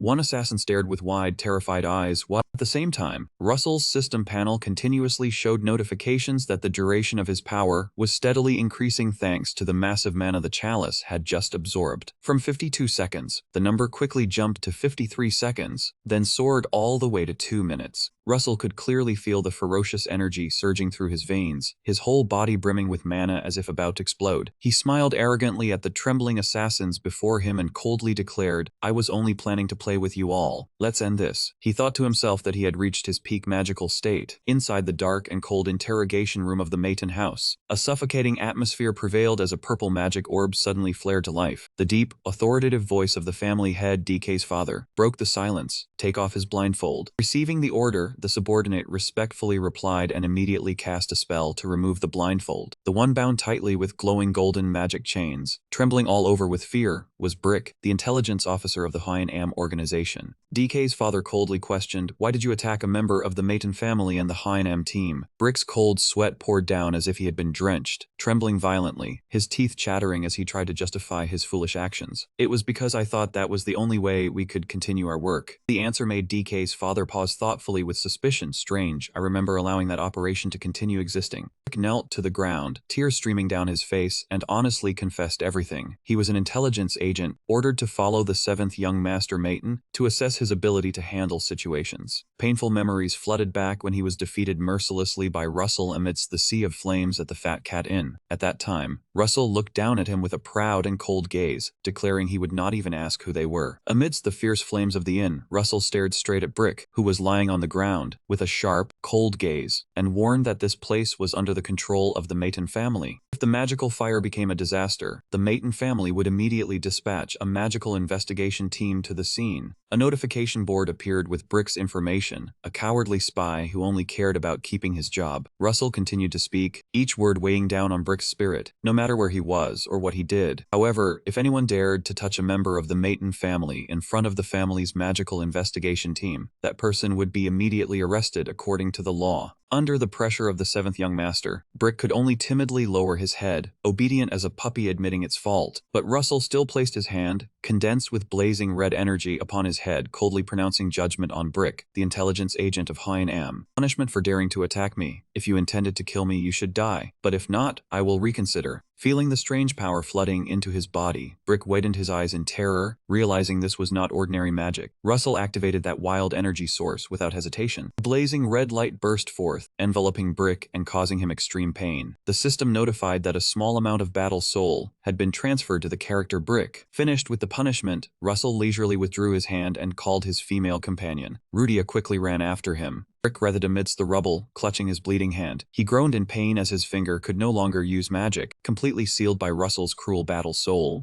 A deep, muffled voice arose from behind a glowing purple magic sphere. It was the Maiden family head, who remarked that the gift was not bad. Brick bowed respectfully, promising to continue his efforts. The family head questioned if they were the arsonists. Brick firmly denied it. He explained that the fire was caused by the young girl accompanying the 7th young master, whose name was Rudia. The family head was inwardly astonished. Russell had not only neatly dealt with the ambusher, but also deliberately started a fire to foil the investigation team. This confident skill was something even Evian and Posa had never possessed at his age. Withdrawing his magical pressure, the family head coldly commanded them to be free to leave and continue their operations. Receiving pardon, the chains binding Brick shattered, and he joyfully bowed his head in thanks. But the family head did not stop, mentioning a reward for Brick's capabilities. Mentioning the sealed finger, Brick quickly denied it was nothing. Before he could finish, a sharp streak of magical light flashed past. Brick's finger was immediately severed. Faced with the family head's cruelty, Brick widened his eyes, screaming inwardly as it was cut clean off. Pain and fear overwhelmed him. Brick told himself that if that slash had been aimed at his neck, he would be dead. He swallowed his saliva, wanting only to flee this terrifying place. The large wooden door was opened, and Brick stepped outside under the escort of 2 guards. Just as he reached the hallway, a cat's meow made him startle and turn around. Before him were members of the Fat Cat organization, standing and waiting with 2 cats, Hoppy and Belleville. Looking at his bandaged hand, Brick breathed a sigh of relief, telling himself that at least he had managed to escape this godforsaken place easily. Meanwhile, the fragrant smell of grilled fish spread throughout the forest. The little fire girl, while eating fish, curiously asked Russell where he was going after 6 days. Russell replied it took her this long to ask, and Rudia laughed it off, saying she was too busy admiring the scenery. Russell calmly said they were heading to Holland. Hearing the name, Rudia paused and asked again, "The Holy Land?" Russell nodded and asked if she knew of the place. Rudia proudly boasted she had read about it in the demon grandmother's book and aced every test. Rudia asked why they were going there and what was fun about it. Standing before the ancient signpost, Russell replied that they could obtain many things. He felt excited thinking about the opportunities ahead. Holland was a place hiding countless legendary treasures that he himself had written about in his novel. Russell planned to secure a few treasures before the male lead, Cassin, arrived. Before them lay a fork in the road amidst the silent night forest. Russell activated his clear eye to survey the terrain, and the system quickly determined the direction to the Holy Land of Holland. The other 2 paths led to Grandel and Sikkim. Looking more closely at the wooden sign, Russell stopped, full of suspicion. Below the 3 arrows, a burst of blue magical energy revealed glowing ancient characters. Russell curiously asked Rudia if she could read them. She confidently said yes, surprising him since the words could be read with the naked eye. Rudia proudly pointed at the sign and read aloud, "Holland the Holy Land," saying she had already learned how to write that word. Russell shook his head, correcting her, saying not there, but below. The girl looked around in confusion but saw nothing. Looking at the ancient characters fluctuating with magical power, Russell's mind was greatly shaken. He suddenly recalled the expedition with his master, Markner, searching for the 1,000-year dragon scale. The characters on the treasure stone pedestal back, then perfectly matched the writing on the sign. Russell channeled man into the stone tablet, activating the translation system, which revealed a message, "Pass the item to my descendant." Russell placed his radiant hand upon the ancient script, and a blinding light erupted, activating the full translation of the content. "One who finds the item shall receive the 1,000-year dragon scale, or if they possess the golden fang of the white swan, the eye of the wild beast of the Lord of Halan." A series of characters appeared, making Rudia dizzy, and she complained that Russell had too many words all of a sudden. The final line the system showed was the ultimate condition of possessing the clear eye, and Russell frowned, wondering. At that moment, the phantom image of a middle-aged man with long blue hair and beard appeared. He wore a dignified robe and a headpiece, speaking in a low voice, introducing himself as Crusher, pleased to meet his descendant. The name Crusher made Russell completely freeze, realizing this was the legendary archmage famous in folklore. Seeing the mysterious entity appear, Rudia curiously ran over to sniff it, then passed her hand through the phantom. She concluded that this person was not human. Contrary to the shock of the two, the holy grail within Russell's heart suddenly flew out. Its eyes blazed with fury, screaming at the archmage that the noisy, weak old man, who had been forgotten, had reappeared. Russell remembered the original setting. The first owner of the grail was Archmage Payed. The phantom of Payed gently reassured the grail that he was not here, but drunk at the North Sea. The name North Sea made Russell's expression change in deep suspicion. He remembered from his novel that the North Sea was a forbidden zone at the far north, so cold and harsh that no creature could survive. Even the most powerful magical families had never dared to venture there. From within the glowing phantom, the Archmage spoke in a low voice, entrusting his hope that Russell would awaken him. If not, that would be his fated destiny. The Archmage explained that, for future plans, he had sealed himself in the frozen North Sea. He instructed Russell to prepare many items to break the seal. Russell wondered if these were the ultimate magical items the Archmage had left for posterity. But the Archmage presented two conditions to become his descendant. The Archmage looked straight at Russell and declared the first condition was to possess the clear eye. The second condition was to possess the Holy Grail. Hearing this, the small cup floating beside him immediately stuck out its tongue, teasing playfully without a care. He advised him to seek the land of Hiran, where the Fire Clan people still lived in secret. Hearing about her homeland, Rudia, standing beside him, looked dazed and pointed a finger at herself. wondering if he meant her. Crusher sternly instructed that the decisive key was to win the heart of the Fire Clan, for without establishing the Fire Contract, the Holy Grail would absolutely not acknowledge him. Go find the Holy Grail and return here, he said before vanishing into the wind, leaving Rudia dazed as she exclaimed, "Oh, he is gone." He leisurely walked up to the ancient stone stele, gently placing his hand, which was gathering a cool blue stream of mana, upon the old script and wondered, is this all it takes? Just channeling mana in like this? The moment the mana touched the stele, the apparition of the Grand Sorcerer suddenly reappeared, and he clearly declared, "I have been waiting for you, my descendant." However, the very next second, upon seeing the blazing Holy Grail hovering right beside Russell, the stern face of the Grand Sorcerer instantly shifted, his eyes bulging in astonishment. "How is this possible? You have already found the Holy Grail," he murmured in admiration at the unbelievable speed of his young pupil. "My descendant, you must have endured a grueling journey to obtain the Holy Grail." Witnessing the panic of its former master, the small Holy Grail flared up with angry flames and cursed in fury, "Damn old man." Meanwhile, Russell remained utterly composed, a subtle smirk playing on his lips as he calmly replied, "Yes, I have been through quite a lot." Next day, Russell and Rudia rode together on the back of a giant bird, soaring through the snow-white clouds. The bird's cries echoed across the sky as Rudia cheered excitedly, "Russell, we have arrived at the Nameless Realm." Russell gave a slight nod in response. He idly fiddled with the glowing golden fang in his hand while lost in thought, the mysterious instructions of the Grand Sorcerer Crusher echoing in his mind. That upon finding the Holy Grail, Russell had officially taken his first step onto the path of becoming a true sorcerer, and because he had passed the first trial, the storyline would lay out a predetermined path for the descendants to uncover the truth. However, the truth mentioned in the storyline lay within this very small fang. The system panel immediately displayed the information: name, Fang of Loyalty, attribute, a fang containing the loyalty of the Golden Tiger tribe. Russell inwardly realized the situation was becoming more complicated, and the first thing he needed to do was to track down the whereabouts of the Golden Tiger tribe. Not wasting any time, Russell turned and called out, "Let's go, Rudia," after sending his thanks to the giant bird that had escorted them both to safety. The two decisively leaped from the bird's back mid-air, while Rudia, brimming with excitement, unleashed fire magic around her body to descend with great enthusiasm. Russell, on the other hand, calmly activated his wind attribute optimization skill. A stream of blue wind mana immediately surged up, allowing him to land with incredible lightness and grace. He told himself being so accustomed to wind attribute optimization made everything seem as easy as pie right now. Witnessing Russell's agility, Rudia hovered in the air, thoroughly amused. "How fun, can you do that again?" However, Russell quickly dampened the little girl's hyperactivity by adjusting his coat and replying, "I don't have time for that, Rudia." The two began to stride across the barren, arid lands of the Nameless Realm, with Rudia curiously pressing for the reason they had come to such a remote place. Russell calmly replied that their goal was to find the Crow tribe. Upon hearing the name, Rudia's expression changed instantly, a look of disdain on her face as she blurted out, "Ah, those weaklings, my father said the Crow tribe is so cowardly that they cannot accomplish anything worthwhile." She asked skeptically how Russell planned to find such a reclusive and timid race. Russell decisively pulled a heavy, clinking sack of gold coins from his pocket and casually replied, "Ah, I have my ways." To lure the Crow tribe out of hiding, Russell began dropping gleaming gold coins of the cracked earth of the Nameless Realm. Seeing his strange behavior, Rudia couldn't help but question, "Wow, what a waste of money." Russell only casually answered, "It's just 1 grand, thinking to himself that he possessed a massive fortune of 300 million grand thanks to his earlier schemes. So spending a few small coins was nothing. He could splurge freely until the decisive season came. Russell's plan quickly took effect as he noticed the crows had begun secretly picking up the gold coins despite still being extremely wary. In truth, the Crow tribe was not like humans. Long ago, humanity had always regarded their jet black wings as a luxury item, hunting and killing them to auction them off for exorbitant sums. Even to this day, that brutal trace still exists in human life through decorative items shaped like wings. Because of this tragic history of being hunted for survival, the blood of the Crow tribe's descendants carries a deep-seated fear and profound grudge against humanity, ingrained to the bone.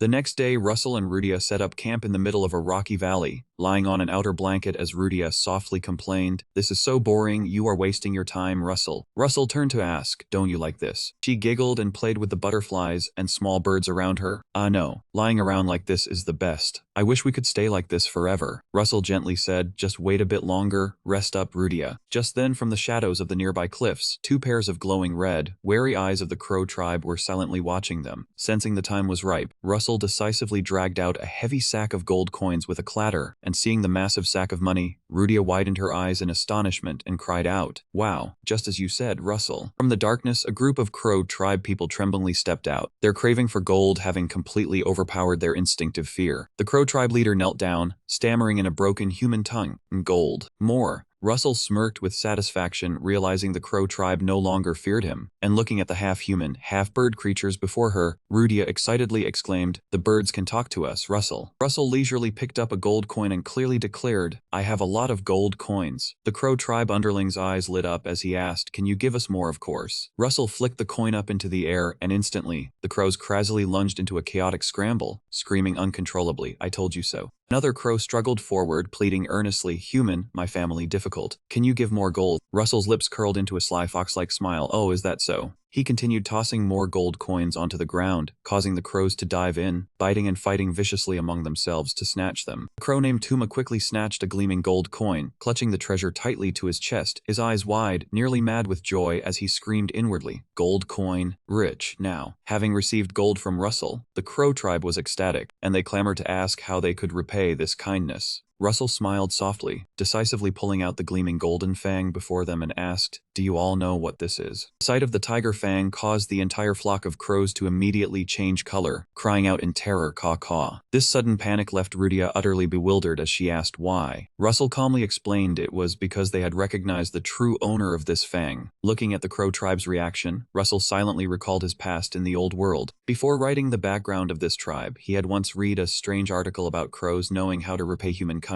Based on that interesting detail, when he created the Crow tribe as supporting characters in his novel, he gave them a fundamental trait. That was the absolute need to repay kindness. No matter what happened, the Crow tribe would find a way to repay their debts no matter what. Seeing the glowing tiger fang in Russell's hand, the crows trembled in fear and screamed, "That is, that damn tiger fang, that accursed tiger killed our entire family." However, despite trembling in sheer terror, their deeply ingrained instincts forced them to shout, "But must repay the kindness." A whole flock of crows knelt down in unison, bowing their heads to the ground and shouting loudly to express their gratitude. Witnessing this bizarre scene, Rudia said naively with a laugh, "The Crow tribe says they will repay you. They are so kind-hearted." Russell could only manage a helpless smile, thinking to himself that this forced kindness repayment trait was truly terrifying. Brave Crow stepped forward, introducing himself as Tuma, and offered to lead Russell to the dwelling place of that damned tiger. Russell quickly realized his next target was the Golden Tiger tribe. According to what Russell had established in his novel, the Golden Tiger tribe had an extremely small population, but they were renowned because each individual possessed monstrous physical strength, capable of smashing boulders with their bare hands. Tuma trembled as he recounted the crimes of the ferocious tigers that hunted and ate his kin. Russell inwardly understood this was simply the natural law of predation, and if he were to bring his friend Rudia to such a dangerous place, she could easily get hurt, so Russell turned and gently told Rudia to stay here and wait for his return. Although she really wanted to go along to meet the tiger tribe, Rudia obediently giggled and agreed to follow his instructions, and Russell smiled softly, promising to return soon. Russell turned and ordered Tuma to lead the way. Despite being terrified of the tiger tribe's brutality, Tuma gritted his beak and nodded in agreement to lead him there to fulfill his duty of repaying the kindness. To boost his spirits, Russell casually flicked a gold coin as a gift to the little crow. Receiving an unexpectedly large reward, Tuma was ecstatic, crying tears of joy as he screamed, "Tuma will repay." Tuma's life has changed. Tuma's fortune made his surrounding comrades burn with envy, some even wishing to be reborn as Tuma in their next life. Meanwhile, the scene shifted to the gloomy martial arts Grandin family amidst a brilliant white garden of spider lilies, where a heated argument was taking place between two elders of the clan. The middle-aged man poured tea while grumbling in dissatisfaction, believing the other party was overly worried, because a snap of the fingers was all it took to wipe out the enemy. However, the gray-haired elder beside him immediately shouted back in rebuttal, warning that touching the children was extremely dangerous, because they were fragile, and could disappear as easily as a flimsy piece of paper. Vela Tudor Grandel, the stern patriarch of the prestigious martial arts family, spoke to cut them off decisively. "Enough, say no more." But the war-king Markner still grumbled in protest, saying he would take it slow. Those cunning brats dared to demand Rosalind as a concubine, and even forced her to bear their children. Mentioning his beloved daughter Rosalind, Vela Tudor's anger flared, his face darkening with a terrifying expression. He roared out a challenge. Was that why he had sent them to meet their ancestors in such a painful manner? Markner quickly tried to smooth things over, saying he had only touched them lightly, not expecting them to drop dead. Velatudor immediately retorted in fury, believing that such a quick death was far too merciful and that he should have tortured and cut off that thing first. The sudden cruelty of his elder brother made Markner sigh helplessly, saying that he only did such things to humans. Markner chuckled wryly, teasing that if others heard of this, it would be a big deal. Who would have thought that the great sage, warm and incorruptible, the benevolent King Velatudor, could utter such savage words? Velatudor lightly waved his fan to avoid his younger brother's teasing, saying it didn't matter, let's return to the main topic. How far have you taught Russell? The 4 wills and 3 basic martial arts of the Grandel family, but for that, the brat could just learn from reading books on his own. However, Markner narrowed his eyes slightly and lowered his voice to reveal a shocking truth. Russell, that brat, is holding on to a truth far more important than that. The statement left Velatudor utterly astonished. He pressed back, a truth, what mistake have you made now? Markner grumbled, am I just someone who only makes mistakes?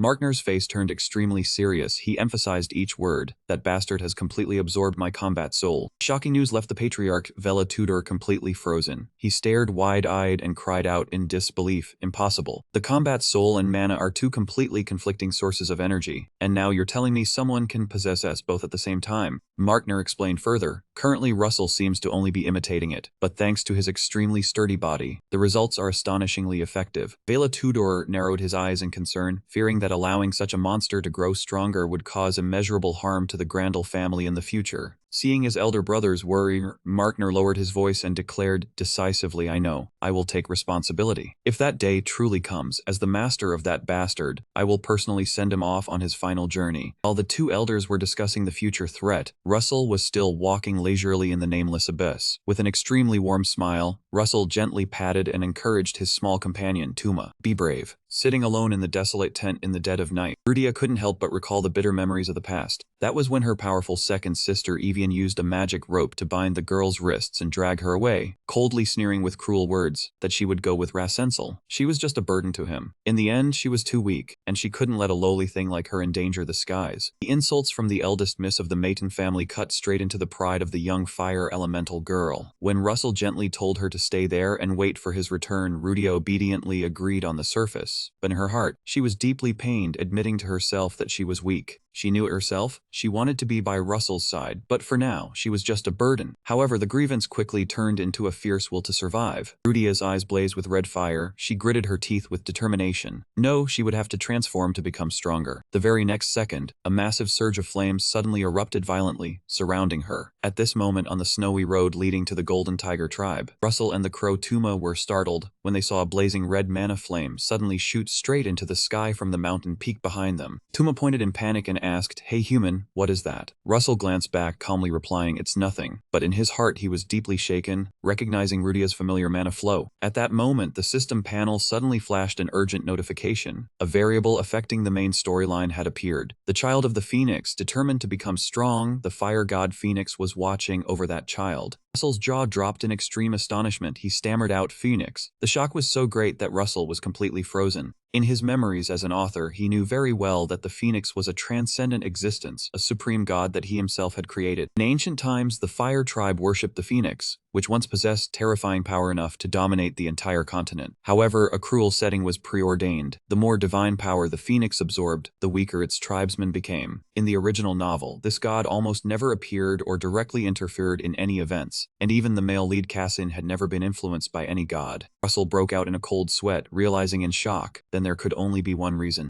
He told himself that his pure eye and Cassin's pure eye were fundamentally different. At that moment, the crow Tuma suddenly jumped in fear, catching a terrifying scent in the wind. Tuma screamed in panic, as if facing the Grim Reaper, and shouted loudly, "This scent, I've paid off all my debts, human." Before Russell could react, the cowardly crow decisively flapped its wings and flew off out of sight. Watching Tuma's retreating figure, Russell smiled lightly with relief, silently grateful. It was quite impressive that a member of the notoriously cowardly crow tribe could bring him all the way here. Thanks, Tuma. Walking through the windy, snow-cold Rocky Mountains, Russell suddenly stopped before a terrifying sight. There stood a woman from the Golden Tiger tribe. Even from a considerable distance, he could feel the immense physical pressure radiating from her. On the opposite side, the female tiger warrior with short brown hair and sharp animal ears glanced at him with utter contempt, a human child. Russell bravely stepped forward and took the initiative to speak. "I've come to meet the Golden Tiger tribe." However, she coldly turned her back, cruelly refusing. "I have no interest in a child. I'll spare you this time, so come back when you've grown up." Seeing the other party about to leave, Russell hurriedly called out, "Wait, I just want to ask one question." Cold sweat trickled down his forehead as his mind raced, debating whether to present the beast fang for negotiation. But then Russell decisively dismissed that thought, knowing well that the Golden Tiger tribe members were famous for their arrogance. They only spoke with those of real strength and value. Misusing the beast fang at this moment would certainly not help. The only way was for him to use his own strength to force her to listen. However, Russell's attempt to hold her back instantly angered the female tiger warrior. She spun around, her golden eyes blazing with killing intent and a cruel smile. "Though I gave you a chance to live, I've changed my mind."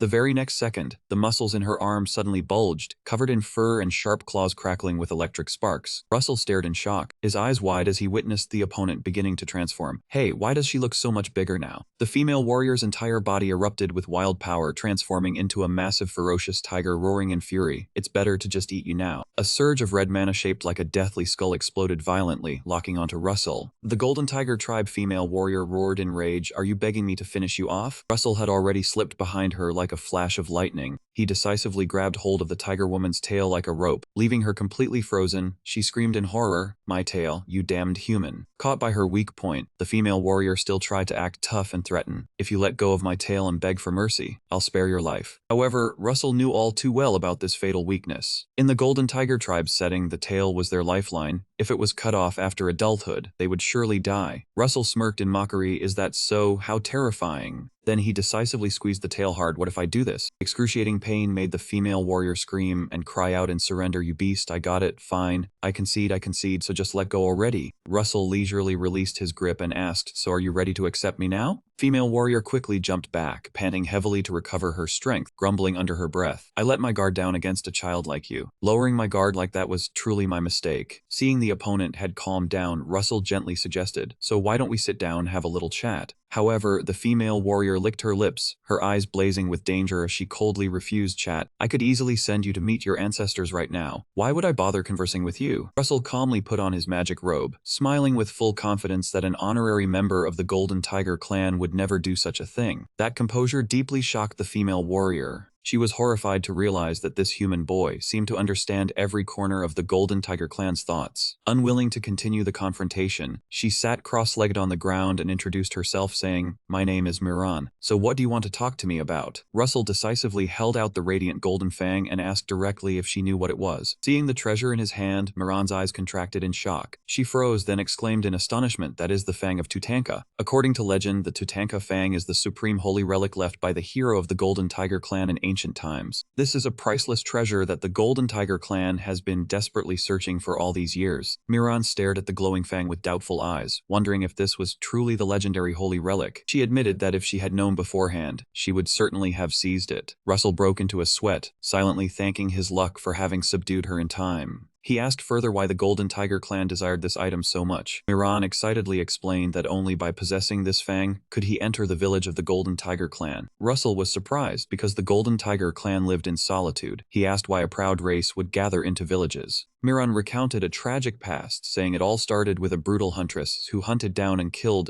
every Golden Tiger clan member she encountered. If they had not given up their solitary lifestyle and stood together, the Golden Tiger clan would likely have been completely wiped out. The one who caused the tragedy back then was Russell's second sister, the Archmage Evian. The Golden Tiger clan had to establish a village to escape her relentless pursuit. Miran admitted that Evian had gone mad because the elders provoked her first. Russell broke into a sweat, wondering, is she really not insane? Miran's eyes suddenly blazed with hatred when she mentioned the real threat, saying, "The problem is the one who came after. That one is the third young Miss, Violent Posa." With ambitions to surpass Evian's achievements, Posa set fire to everything, declaring she would claim 100 Tiger Clan lives. The Golden Tiger Clan was forced to pool all their strength to resist her. Hearing the story, Russell felt a chill down his spine at the brutality of his third sister. Miran recalled that after Evian's purges, the elders rebuilt a few villages for mutual shelter. That peace was quickly extinguished. Posa appeared like a specter of death, setting villages ablaze and slaughtering anyone in her path. Amidst the sea of fire and screams, Posa strolled coldly, carrying 2 tiger heads in her hands with an arrogant air. Before her stood a single trembling little tiger cub, which was Miran at the age of 5. Facing the monster that had just killed her entire clan, Miran stood still, resigned to her fate. Posa leaned in close, her face covered in blood, and whispered, "Do not hate me. Do you know why you must die?" Her blood-red eyes locked onto the child's terrified gaze as she coldly said, "Because you are weak." Treating the lives of the Tiger Clan as mere entertainment, Posa suggested, "If you want revenge, grow stronger and come find me." But she immediately poured cold water on the idea, crushing the space with a wave of her hand, saying, "Even so, I know you will always be weaker than me." Russell realized that was why Miran had been left alone, with no one to perform the tail-clipping ritual upon reaching adulthood. Miran sighed, saying the adults in the village were weak, so their deaths were only natural. Russell pondered and asked about the tribe's rules, and why one could not enter the village without a fang. Miran mocked herself sadly, saying, "I am weak. My physique is not that of a normal golden tiger. The golden tiger clan does not accept those who fall behind."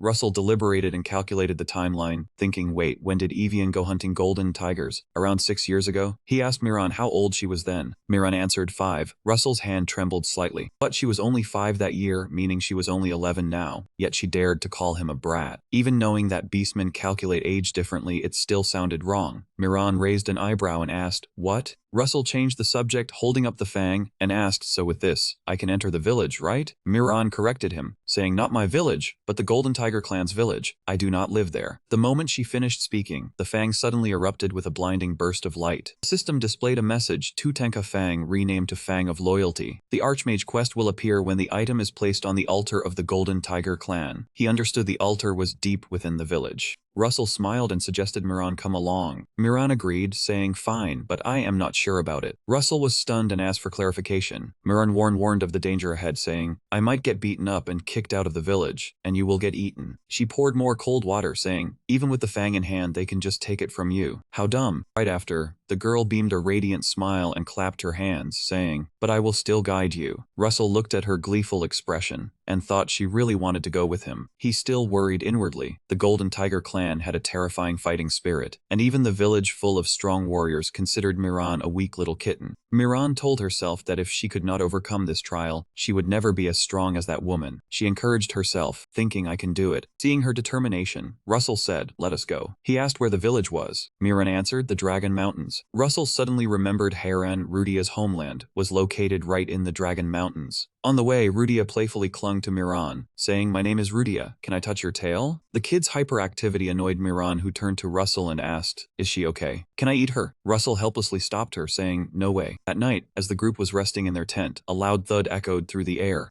Russell and Rudia, startled, poked their heads out to see what was happening. Miran appeared, dragging a giant beast, saying, "Meat, I picked it up on the way back, you two eat." Russell was astonished to recognize it as a sarparan, a rare breed of wild boar. The group quickly built a fire and roasted the meat. The delicious aroma made Rudia cheer, while Miran reminded her to lower the flames. Since Miran hated teleportation gates, the trio walked for 3 whole days, but the atmosphere by the campfire made the journey pleasant. Watching Rudia grill the meat, Russell thought the two girls were starting to warm up to each other. The sarparan boar meat was roasted to a golden brown, emitting plumes of fragrant smoke. Its texture was tender and aromatic, melting in the mouth. Seeing Miran eating nonstop, Russell curiously asked, "Are you planning to eat it all?" Miran shot him a sharp glare and said, "Dream on." The palate of the Golden Tiger Clan is far more refined than that of humans. She even complained that the food in his bag smelled a bit odd. Russell looked at the fruits perfectly preserved by time-freezing magic, speechless, thinking, how can food in here possibly spoil? Miran made a provoking remark, saying, "Of course, human meat is the most delicious." Rudia, eating ravenously, cheered in delight. Miran smiled and said, "Eat up." Russell broke into a sweat and asked, "Why would you say that in front of a human?" Russell asked further, "So is golden tiger meat delicious too?" Miran coldly replied, "No, it is too tough." The answer startled Russell, who asked, "Have you tried it?" After the meal, the group stood before an ancient wooden signpost. Following this road there is a cave, and after going through it and down the mountain, one would reach Haran. Rudia cheered, saying, "I will go visit my father and see you all later." But Russell sternly stopped her, saying, "You wait at the village." Rudia asked innocently, "What about you?" Russell said decisively, "I will go meet the Golden Tiger Clan." The little fire girl drooped, lowering her head in sadness, asking, "Is it because I am weak?" Seeing the little girl's face droop like a steamed bun soaked in water, Russell paused briefly, his heart full of contemplation. He thought to himself that at this age, Rudia was certainly a rare and talented mage, but she was still too weak to face the ferocious Golden Tiger tribe, and letting her go now would only put her in more danger. Understanding her master's concerns, Rudia let out a soft sigh and decisively turned to leave, murmuring that she would go home to her father. Seeing the lonely figure of the little girl, Russell softly called out her name. Hearing his call, the fire girl spun around abruptly, a radiant smile blooming on her face as flames leaped up in her hands, forming a heart shape, and she excitedly declared that her father had promised to help her become stronger to protect Russell, for she had already made a fire pact with him. Rudia's determination and sincere affection made Russell smile with relief, telling himself that perhaps this was the best course of action for her. Watching Rudia's figure disappear down the road, Russell strolled along, inwardly sketching out his plan to complete Crusher's quest to become stronger. The spirit of the blazing chalice suddenly flew out, trembling and retching in distress, crying out that he hated this place, that it felt like he had slept here for 1,000 years, for this was the very place where he had been sealed. Russell squinted at the small cup, thinking that now that it was mentioned, this was indeed where he had been sealed. Looking ahead, he halted in confusion as he saw Miran kneeling at the base of an ancient tree, frantically digging at the earth with her hands. Russell wondered why she was digging a hole, and the chalice beside him casually remarked that she probably didn't know the village password, leaving him utterly astonished and asking for clarification. Ignoring the curiosity of the two, Miran continued digging with enthusiasm, laughing gleefully in excitement. Russell could only stare speechlessly at the hole she was carving, wondering why she looked so happy. Suddenly, a man's voice sounded from behind. "Hey kid, who are you? Are you from the Golden Tiger tribe?" Russell jumped in fright and spun around, a cold sweat trickling down. What greeted his eyes was a massive being like a guardian deity stepping out of the shadows. A true Golden Tiger warrior with a bulging muscular physique, dark skin streaked with tiger stripes, and eyes glowing with murderous intent. Russell stood frozen in awe of the opponent's towering stature. Turning to look at Miran, Russell was shocked to realize that she had completely lost her fighting spirit, her entire body trembling with fear. He assessed inwardly that Miran was considered quite burly, but this man was even bigger and stronger than her, and judging by his expression, he was definitely a real golden tiger. Just then, the system notification panel suddenly displayed text explaining Miran's past, that she had been born with a disability, and had always suffered the cold indifference of her tribe. Seeing Miran's trembling shoulders, Russell paused with sympathy, wondering if she was so afraid yet still wanted to come to this village. Setting aside his pity, Russell turned back to face the giant tiger man who was growling threateningly. "You are not of the Golden Tiger tribe. Why do you have Tutanka's fang?" "Crusher sent me here." The answer made the giant squint with suspicion. "Crusher? I've never heard that name. My name is Russell Mayton." Name Mayton dropped like a bomb in the silent space. Miran stood completely frozen, repeatedly muttering in shock, "Russell, Mayton, Mayton, Mayton." Russell curled his lips into a proud and confident smile, clearly adding a devastating remark that he was related to Evian Mayton and Posa. Surely he recognized those two names. Hearing the two names of those who had once brought disaster to their tribe years ago, both the giant tiger man and Miran completely changed color. "I am related to Evian Mayton and Posa Mayton. Surely you recognize those two names." Russell's provocative declaration echoed across the snowy mountains, instantly angering the giant golden tiger warrior. Deep-seated grudge of tribal extermination ignited his fury. He gnashed his teeth and roared in rage, "You bastard! I will devour you alive." Not stopping there, he spun to face Miran with eyes blazing with anger, shouting if she dared to bring a Mayton to the doorstep of the Golden Tiger tribe. Being accused by the giant, Miran was terrified, frantically waving her hands and stammering through tears that she didn't know. She had only heard one could enter the village, and had led the way. Seeing the situation escalate, the giant growled and pointed directly at Russell, demanding he explain. However, Russell remained extremely calm, even turning to provoke his friend, causing Miran to blush in fury and shout that she would eat him after hearing the explanation. The giant gritted his teeth audibly, clearly declaring the pride of his tribe. "We are not afraid. We are ready to die fighting against you." However, Russell decisively stepped forward and clearly declared his true purpose, that he came here to prevent a catastrophe, to rectify the wrongs done by his sisters. The giant was astonished. "Nonsense. Do you think we would believe a Mayton could utter such words?" Russell did not shy away. He decisively held up the gleaming golden fang before his opponent, and declared he would offer Tutanka's fang to the altar. After that, he would inherit Tutanka's legacy and move forward to end the pointless killing spree of the Mayton family. The power of the legendary fang radiated a brilliant aura, causing the giant to hesitate for a moment, but he still stubbornly roared, "Do you think I would believe you? My claws will judge first." Russell's violet eyes narrowed with confidence. He coldly retorted that the altar would decide, and it wasn't too late then to determine whether Tutanka's fang was real or fake, right? An elderly figure, limping with the aid of a wooden cane, slowly emerged from the shadows. Russell immediately recognized and called out loudly, "Elder Bakuya." The arrival of the young master along with his fluent recitation of his name left the elder utterly astonished, his eyes bulging as he stammered, "How do you know my name?" Russell smiled slyly, replying that the eye of God had shown him, and the prophecy of the holy sage Crusher had guided him here. The name Crusher in the prophecy plunged Elder Bakuya into deep thought. He muttered, "Prophecy, holy sage, I don't remember anymore," then looked up at him with probing eyes. "You have seen the future." Russell clearly affirmed that he had seen a future filled with darkness. where his ruthless sisters of the Maiden clan would sow destruction and bring chaos to the entire world. He looked straight at the elder, his violet eyes blazing with determination, and declared that he had inherited the legacy of the sage, reborn with the mission to stop his sisters. Witnessing the iron resolve of the 14-year-old child, the system panel immediately displayed that Elder Bakuya's status had shifted to excited. Russell inwardly smirked with satisfaction. He was completely persuaded now. No need to pretend to hesitate. Indeed, Bakuya gently stroked his chin, deep in thought. Breaking the silence, Elder Bakuya slowly spoke. I do not know anyone named Crusher, but I know a great deal about the Golden Tiger tribe. His revelation made the massive tiger warrior standing beside him widen his eyes in surprise, asking if such a thing was true. Bakuya glanced at him and sighed yes. Although young warriors like you consider such things to be useless, he began to recall ancient memories, causing the tiger warrior to realize in shock that he was referring to the legend of Tutanka. In ancient times, to prove his oath of life and death, the hero Tutanka decisively pulled out his own blood-soaked fang, making a solemn vow to use his very life to protect the lands of the Golden Tiger tribe alongside his comrades. As the ruler of the world at that time, Tutanka personally built an ancient stone altar and carved a hole that fit the fang perfectly. Legend tells that in the future, when the fang and the sacred altar are reunited, a great power will awaken, and it is believed that the great hero Tutanka will appear once more. Upon hearing this, Russell wondered whether Tutanka and his comrades truly fought side by side, for as far as he knew, the Golden Tiger tribe always hunted alone, and he turned to Miran for confirmation. Tiger Girl flinched, stammering, yeah, probably. However, what troubled Russell the most was another strikingly peculiar detail. When Tutanka's fang touches the altar, a special reaction occurs, and that reaction is magic. The absurdity here was that the Golden Tiger tribe was completely incapable of using magic, so how could their chieftain possibly cast such advanced spells? Even more notably, it seemed that neither Elder Bakuya nor the warriors of the tribe noticed this strange contradiction. Russell thought to himself that he had come to this place a long time ago, all because of the holy sage Crusher. Cutting off his thoughts, Elder Bakuya sniffed and spoke in a low voice. You are not lying. I can smell the scent of this place on you. Receiving his trust, Russell openly expressed his curiosity about something. The elder nodded. Speak. Russell asked directly, why couldn't Posa find you? He immediately pointed out the issue. With Posa's terrifying strength, she should have easily dismantled the magic barrier here. Russell's question made Elder Bakuya pause briefly, astonished by the thought. The old man lowered his head to look at his trembling hand gripping the wooden cane, his heart shaken with self-doubt. He's right. Why didn't I notice the abnormality here? Seeing the elder's shocked expression, Russell smirked cunningly, inwardly understanding that the one behind all of this was the legendary Archmage Seo. He analyzed silently. Tutanka was never someone with the absolute power to dominate the world, but if one replaced the name Tutanka with the legendary Archmage Seo, it made perfect sense. Russell pondered whether they could understand if he said Tutanka was actually Crusher, but more importantly, he decisively spoke out to reveal the truth. Crusher is the holy sage who used magic to hypnotize your entire tribe. The shocking revelation made both Elder Bakuya and the Tiger Warrior gape in astonishment. Russell calmly continued, and he is also the one who deliberately left behind Tutanka's fang. Standing beside him, Miran was completely stunned, trembling as she asked back, hypnotize everyone, why would he do such a thing? Because that was the last wish of Tutanka, the great chieftain of a proud and self-respecting tribe. Persuaded by the intelligence and superior understanding of the 14-year-old boy, the village elder Bakuya gently extended his withered hand and offered words of praise. You are quite smart, unlike those savages I have met, the old man decisively proposed. I will personally lead the way and take you into the village. Let us go. Looking at the hand before him, Russell puffed up his chest with pride, telling himself he had passed the first trial. He cheerfully replied, all right. Then he decisively reached out and firmly grasped the hand of the village elder Bakuya to establish an alliance. The group began to move forward. Seeing Miran still hesitating behind, the village elder Bakuya turned back and called out loudly. Hearing the elder's call, Miran's tiger ears perked up in surprise, and then the girl quickly ran after them. After a while of trekking through the dense forest, a massive waterfall, churning with white foam and cascading into a crystal-clear lake, appeared before the group. The village elder Bakuya softly recited an ancient incantation in a strange language. Immediately, the space around them began to shake violently. Russell was startled as he felt time and space being bent. A violent spiral of magical force enveloping the entire group. An intense wave of dizziness hit Russell, forcing him to grit his teeth and endure, cold sweat pouring down like rain. He was astonished to realize this teleportation was far more disorienting than passing through a normal portal. If he were to show even a moment of weakness, he would be instantly devoured by this spatial vortex. But then, a blinding flash of light exploded and vanished, successfully carrying the group through the barrier. Stepping into the world beyond, Russell looked around in a daze at the desert land filled with red bushes, wondering if this was truly the village of the Golden Tiger tribe. The sight of the ancient village gradually came into view. As soon as they took a step, a nearby tiger warrior on guard snorted with caution at the scent of a human. He hurried over and questioned the elder. The village elder Bakuya calmly replied, "Yes, he carries the fang of Tutanka." Hearing this, the warrior quickly ran inside to inform the entire tribe. At that moment, standing before his beloved village, the village elder Bakuya was suddenly overcome with emotion, a single hot tear quietly tracing down his wrinkled cheek. Bakuya silently prayed to the legendary hero, the great chieftain Tutanka. "Finally, you have saved us. What have you prepared for the Golden Tiger tribe?"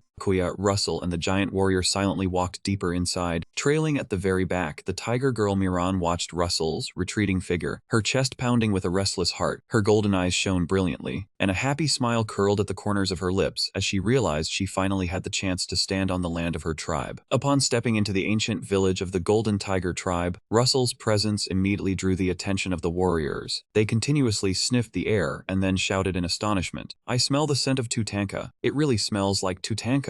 The village elder Bakuya mused silently, then explained to Russell in a low voice, "Everyone knows the scent of Tutanka, even though they have never met him. This must be a great trial for our entire clan." Saying this, the old man led Russell to the foot of a massive stone staircase leading upward, where a pillar of blazing red light shot straight into the desert sky and pointed, saying it was over there. Standing before the stairs, the village elder Bakuya solemnly introduced this as the altar of the Golden Tiger tribe, with a small hole at the top of those stairs. Place the fang into it. Bakuya added a grave warning, as if saying that if someone unworthy were to place the fang of Tutanka there, heavenly thunder would be angered and slay them. The sudden warning startled Russell, sending his spirit flying in shock. "What? I have never heard of this before." Immediately, a system notification appeared confirming that the Archmage Crusher had deliberately set up this trial to prevent evil people from stealing the fang. If an unworthy person attempted the offering, Crusher's ultimate skill against humanity, corrosive annihilation, would be brought down upon them. Looking at the long, imposing skill name on the system panel, Russell could only break out in a cold sweat and complain helplessly. Seeing Russell's silence, the village elder Bakuya narrowed his eyes and asked, "What? Are you scared?" Russell quickly regained his composure, smiling confidently in reply, "No, I was just feeling the presence of Tutanka and Crusher. So shall we begin?" With that, Russell strode boldly towards the glowing altar. He focused his mind, telling himself he could surely sense the immense source of magic fluctuating there. Standing before the ancient stone pedestal, Russell gripped the glowing fang tightly and reassured himself. "This shouldn't be a problem since Crusher himself gave this to me, right?" Russell decisively inserted the fang of Tutanka into the seal hole on the altar. Instantly, the fang blazed with a dazzling radiance, triggering an incredibly powerful magical reaction. A massive pink-purple light exploded violently, shocking Russell as something was activated. Witnessing the divine miracle, the tiger warriors below were completely shaken, falling to their knees and kowtowing while wailing bitterly. "Tutanka! Tutanka!" From within the blinding radiance, the spiritual image of a man with long, flowing blue hair clad in pale blue ancient robes slowly materialized. Unlike the edged appearance from the previous meeting, this was a much younger version of Crusher. He thought to himself, "A younger Crusher, just as I thought, they are the same person." From the ancient stone pedestal, the spiritual image of Crusher cast his gaze upon Russell and spoke in a deep voice, "Successor, you have brought me the Holy Grail." Russell realized this was the same pre-recorded three-dimensional image as last time, which continued to declare, "Since you have brought me the Holy Grail, I shall give you this." As he finished speaking, the hand of the legendary Archmage glowed with an incredibly warm surge of magical power. From the glowing palm of Crusher, a fiery red gemstone suddenly appeared. Russell's expression changed slightly as he wondered, "A gemstone?" Before he could even collect his thoughts, the stone suddenly shot out a blinding light, flying straight down onto the Holy Grail hovering beside him. The blazing red stone embedded itself right in the middle of the small cup's forehead. Pookie struggled furiously, shouting incessantly, "Hey, you bastard! No, don't put this thing on my handsome face." Seeing the comical state of the cup, the spiritual image of Crusher let out a soft laugh and teased, "I guess Pucky is crying pitifully from the pain right now." Called by such a rustic name, the cup blushed red and yelled back, "Shut up, I am not Pucky, I am..." However, Crusher calmly poured more cold water. "I am quite sure Pucky would also whine about being a great holy grail." This left the small cup only able to shout in frustration, "He is so annoying." Ignoring the cup's futile argument, the spiritual image of Crusher turned to Russell and said seriously, "Successor, if my prediction is correct, you are maybe walking the path of a mage, but at the same time, not quite. Upon hearing these words, Russell clenched his fist slightly, thinking to himself, on the path of a mage but not quite. I guess he is hinting at my combat magic technique. He continued to teach. No matter how talented a human is, the physical body will always have its limits, and that person will never attain boundless power without possessing the Holy Grail. That is the reason I created this treasure. Russell listened intently as he explained the role of the Holy Grail, which helps its owner integrate an additional attribute that would normally be impossible on a regular body. He recalled from the original story that the male lead, Cassin, had also received the Holy Grail but could not unleash its effects because he did not know this secret. Russell thought, this is a relic more valuable to me than to Cassin. To verify, Russell glanced at the small cup and asked, so, I guess the attribute you possess is fire? Hearing that, the Holy Grail proudly lifted its nose and replied, no, you guessed wrong. I am extremely great. I possess all attributes. I hate this thing because it makes me look ugly, but with attribute stones, I can sync with any attribute with my owner. I guess that explanation is enough. The first attribute was supposed to be fire. At this moment, the spiritual image of the Archmage Crusher began to show signs of signal interference and fade. He smiled and left his final advice. I am confident that you will be able to utilize it to learn magic on the elemental system. The most important thing is that because this attribute is deeply imprinted within the Holy Grail, others will never discover it. If you can hide this ability, it will be extremely useful when fighting against enemies. The spiritual image of the Archmage Crusher began to fade, leaving behind a mysterious piece of advice before completely disappearing. After some time, if you follow in my footsteps, you will learn a great deal. If possible, also follow in the footsteps of my dear friend. He completely vanished, leaving Russell standing in deep thought before the now empty altar. He wondered who exactly this friend he mentioned was. Turning to look at the Holy Grail floating beside him, Russell teased lightly, you look rather bored. The words made the small cup immediately bristle like a porcupine, shouting angrily, who? I am the great Holy Grail. Russell casually soothed it, alright Pookie. The rustic name made the cup shriek in frustration. You cannot treat me like that. It is very annoying. However, the quarrel was suddenly cut short by a violent tremor. The ground rumbled intensely, causing Larson to startle. An earthquake. He quickly knelt down on the grassland, but the moment his hand touched the ground, he was shocked to realize the ground was splitting apart violently. The ancient stone altar was completely collapsing. The entire stone platform shattered beneath his feet, flinging Russell into a free fall down the deep abyss amidst Pucky's horrified scream. No. In that split second of imminent danger, Russell activated his skill in a flash, using his wind attribute. A surge of wind mana flared up, allowing him to land with incredible grace. Russell let out a soft breath. That was a bit scary. However, as soon as he looked up, he was immediately frozen by the overwhelming sight. A host of muscular golden tiger warriors stood towering around him, their eyes glowing brilliantly in the oppressive darkness. Russell warily wondered, the Golden Tiger tribe, but he quickly noticed the anomaly. All of them were standing motionless like stone statues. A sigh echoed out, shattering the silence. The village elder Bakuya spoke slowly. When the shrine shattered, our binding disappeared as well. Seeing the old man's sudden respectful attitude, Russell wondered why he was being so courteous all of a sudden, and asked curiously the binding. The elder explained in a deep voice that the Golden Tiger tribe was once powerful enough to dominate the world. But when the great chieftain Tutanka disappeared, the Lord's binding tightened around them. Russell murmured softly, the Lord's binding. At that moment, the surrounding tiger warriors erupted with brilliant golden fighting aura, and the elder clearly declared, and right now the Lord's binding has disappeared. In the very next second, a host of tiger warriors transformed into streams of light and vanished. Russell was completely frozen as he looked up at the desert sky slowly cracking open to reveal a brilliant blue sky, for the protective barrier was completely disappearing, causing both time and space around him to change dizzyingly. As the barrier collapsed, the brilliant blue sky appeared, but the elder Bakuya spoke pensively. Even after the Lord's binding disappeared, the Golden Tiger tribe is still incomplete. Curious, Russell turned and asked, why is that? The old man sighed and replied, because we do not have our tails. The answer surprised Russell. Tails. In fact, the tail is the greatest fatal weakness of the Golden Tiger tribe, which is why they voluntarily cut it off at a very young age to avoid danger. But now, without the Lord's binding, they must have tails in order to unleash Thul's supreme power. Just then, all eyes turned to Miran, the only girl in the tribe who still kept her tiger tail intact. The elder Bakuya slowly recounted the ancient history. A long time ago, there was a king in the Golden Tiger tribe. Of course, that was merely symbolic, but aside from the previous great chieftain Tutanka, all the kings were women after all. The Golden Tiger tribe follows a matrilineal system. Having said that, the old man suddenly looked down at Miran and clearly declared, I find you extremely suitable to be the current king of the Golden Tiger tribe. The sudden proposal left Miran completely stunned for 5 seconds. She cried out in shock, oh my god. Bakuya gently explained that it seemed the Lord's binding had been weighing especially heavily on her, so now that it has been lifted, the hidden power within her has been released more powerfully than ever. Looking at her hand glowing with magical power, Miran murmured in shock, I do feel a bit lighter. Witnessing the events, Russell quietly observed and analyzed in his mind. He realized Miran had always been considered weak. Turns out it was all because she had to bear the heaviest burden of the Lord's binding.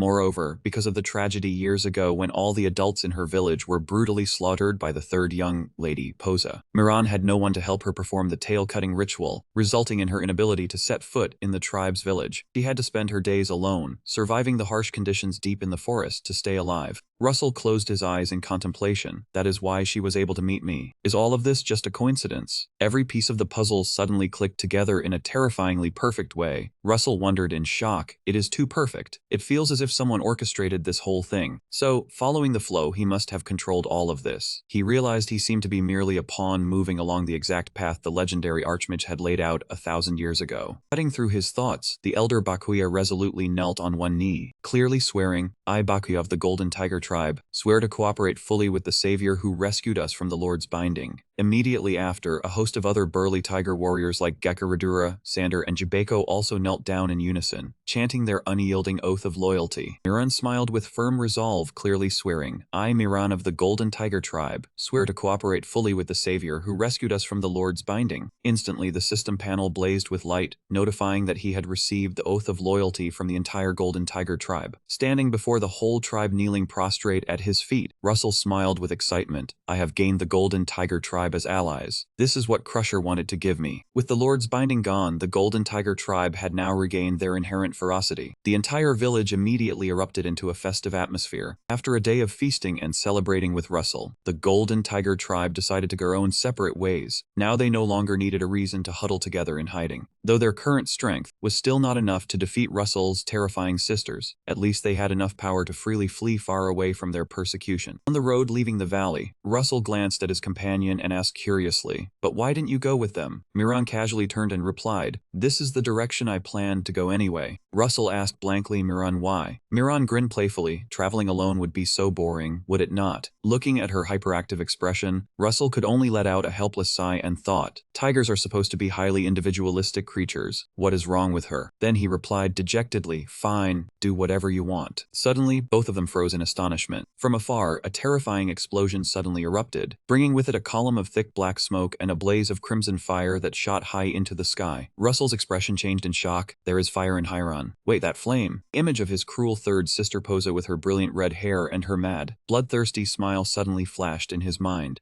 Seeing the column of thick black smoke and the blaze of crimson fire shooting high into the sky from afar, Russell immediately recognized it as Posa's destructive flames. But then he was horrified to remember something even worse. Wait, Rudia should have already returned to Hiron by now. The image of his fire elemental friend always wearing a radiant smile appeared in his mind, causing Russell to tremble with fear at the thought of her encountering Posa. Unable to waste another second, Russell decisively activated his wind attribute. The surge of blue wind mana immediately erupted violently, sweeping up the surrounding rocks and dirt as he shot off at a terrifying speed. He zoomed past Miran like a flash of lightning, leaving the tigress standing there in stunned amazement. Russell gritted his teeth, telling himself there was no time left and silently prayed, hoping nothing had happened yet. Watching the trail of wind mana gradually vanish into the air, Miran trembled, her golden eyes shrinking in shock as she felt the familiar yet terrifying aura that had just passed by. From afar, the village of Hiran was now completely engulfed in raging flames. Russell quickly approached the scene. He decisively swung his hand to unleash a gale to part the thick toxic smoke. Seeing the devastated scene before him, he could not help but clench his fists. The village is burning, the people of Hiran. Just then, a frantic shot through the tense air, young Master Russell. Hiran woman was crazily running towards Russell. She wailed desperately for help. Help, over there. Seeing the villager in danger, Russell hurriedly shouted, "What is wrong?" However, before she could reach him, the woman suddenly rolled her eyes in horror, managing only a broken scream. In the very next second, a blaze of fire and a storm suddenly burst out violently, incinerating all the flesh of her body into a pile of dry, crumbling bones right before Russell's eyes in an instant. Witnessing the brutal death of the victim under the merciless flames, Russell was completely frozen in shock. His eyes shrank in turmoil as he saw Rudia lying unconscious on the blazing ground. Amidst the desolate ruins and the raging sea of fire, the third young lady Posa stood there calmly. She licked the blood off her finger with a seductive air, flashing a cruel smile to welcome her youngest brother. "Oh, there you are, my little brother." Seeing Russell burning with rage, Posa glanced lightly at Rudia lying nearby and said nonchalantly, "I saw Evion's little doll, so I played with it for a while." "Oh right, she is also your toy, isn't she?"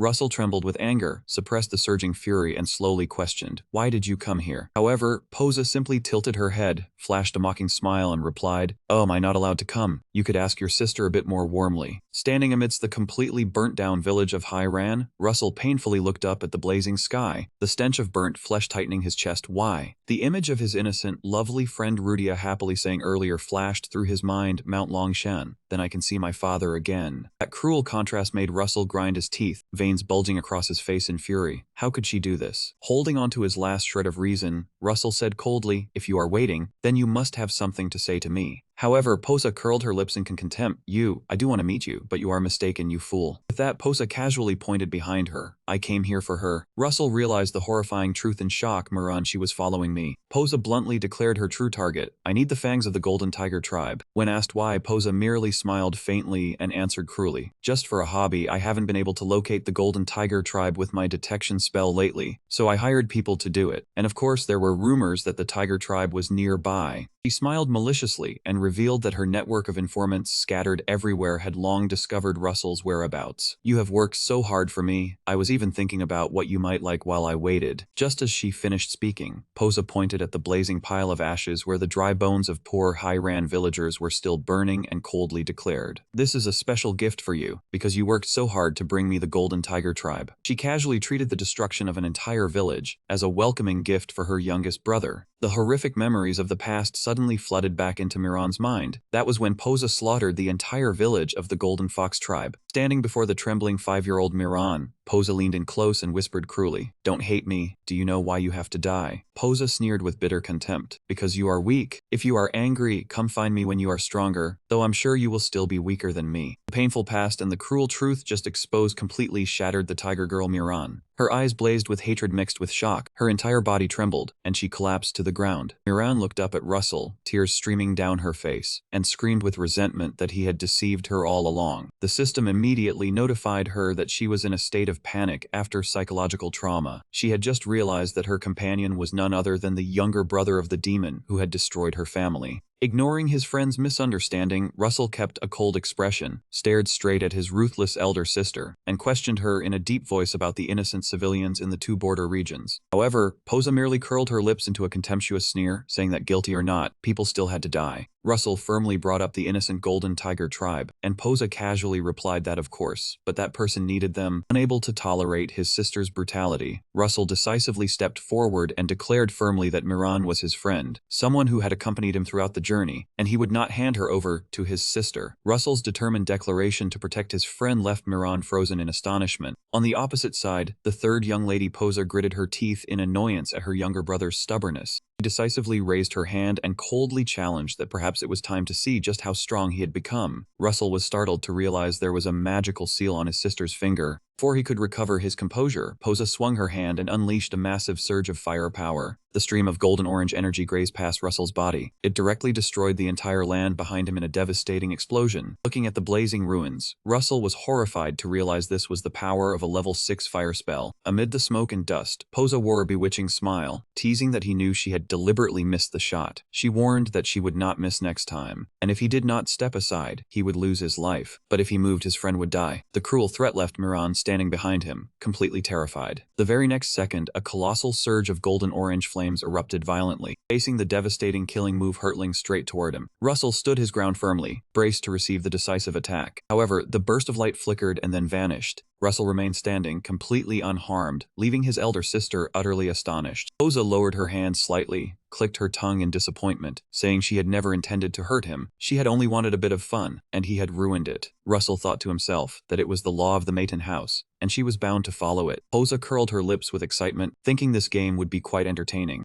The very next second, a dry, cracking sound rang out. The arm of the unconscious Rudia was suddenly severed clean off. Witnessing Posa's cruel act, Russell stood frozen, shocked to see Rudia's arm fall to the ground. A surge of absolute fury erupted, and Russell immediately activated his ultimate skill. Lightning exploded, and his hair turned a brilliant silver blue. The system announced that he could maintain the lightning-fast tactic for 1 minute and 30 seconds. Seeing her younger brother transform, Posa crossed her arms with arrogant mockery, saying his mana had increased a bit, but it was not enough to threaten her. She sinisterly proposed a familiar game. All he had to do was make her take a single step, and he would win. Then, she would return the fox girl and his little toy. Russell's lightning-ridden eyes locked tightly onto his opponent. Like a flash of lightning, he mustered all his strength and lunged straight forward. He coldly replied that she should keep her promise. Facing the attack, Posa still wore her bewitching smile, raised her hand to unleash a massive fire formation, challenging him to show her how strong he was. The golden-orange flames surged violently, and Posa coldly warned that if he touched them, he would be burned to ashes. Russell remained resolute, charging into the sea of fire, gritting his teeth against the terrible heat searing his body. Posa curled her lips in contempt, asking what he could possibly do to her. In that moment of extreme peril, Russell suddenly gathered all his lightning into his fist. At the same time, he actively absorbed the surrounding fire energy to unleash an incredibly powerful flaming punch. A thunderous explosion rang out, and the explosive power allowed Russell to break through her defense and close in on his opponent. Sensing something unusual, Russell gritted his teeth and asked if she was absorbing the fire energy. Her younger brother's sharp insight excited Posa, and she thought he had passed the first stage in an interesting way.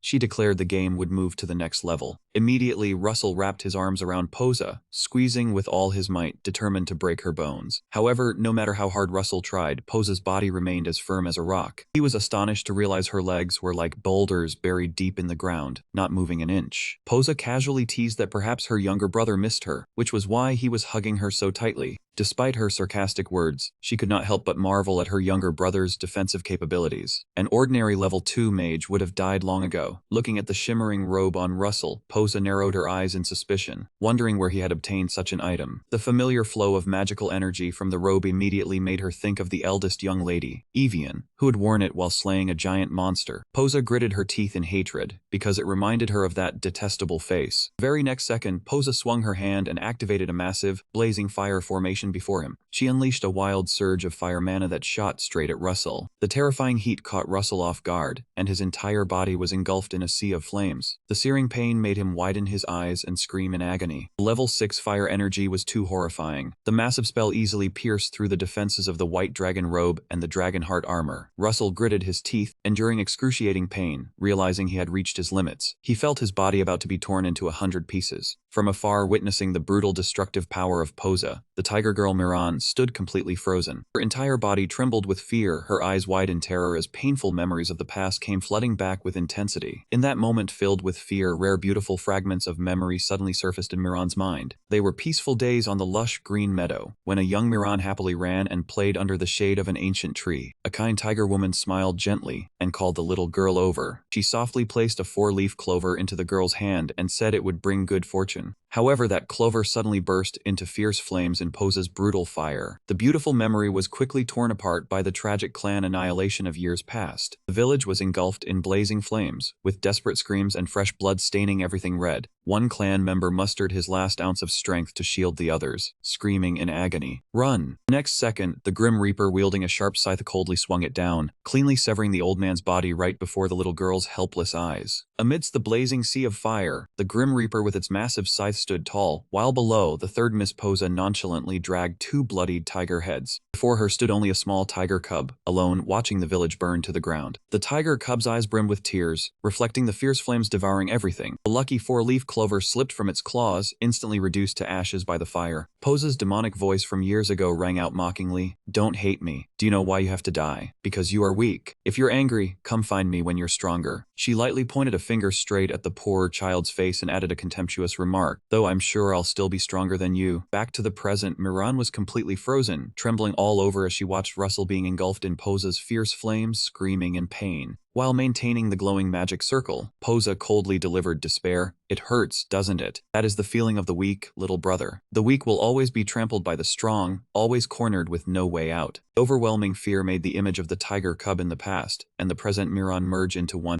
However, amidst the burning sea of fire, Russell suddenly widened his eyes, gritting his teeth with deep resentment and declared loudly, "When the weak act, the world must change, sister." Miran widened her eyes in shock at Russell's firm declaration. The next second, a violent surge of thunderous mana erupted. He shouted his companion's name, Miran. Russell silently urged her. This ultimate fear was a wall she had to overcome herself, because if she couldn't, she would be forever trapped in the shadows of the past. Miran stood still, facing the overwhelming fear that had gnawed at her mind since childhood. She told herself she had to overcome it, because if she kept running away, nothing would ever change. Decisively casting as her weakness, Miran ripped off her outer robe and threw it away. Her body erupted with a wild surge of crimson thunder mana, officially activating the strongest combat state of the Golden Fox tribe. Her beastly eyes blazed with killing intent. She was determined to change her own fate. The next second, before Posa could even regain her composure, Miran's massive tiger form was upon her with terrifying speed. Miran decisively opened her mouth full of sharp fangs, sinking them directly into Posa's arm, breaking her offensive stance. At the same time, Raisin's mana was completely depleted. The system panel immediately displayed a notification ending the Blitz tactic state, causing him to collapse from exhaustion. Lying helplessly on the ground, Russell struggled to look up and was shocked to realize,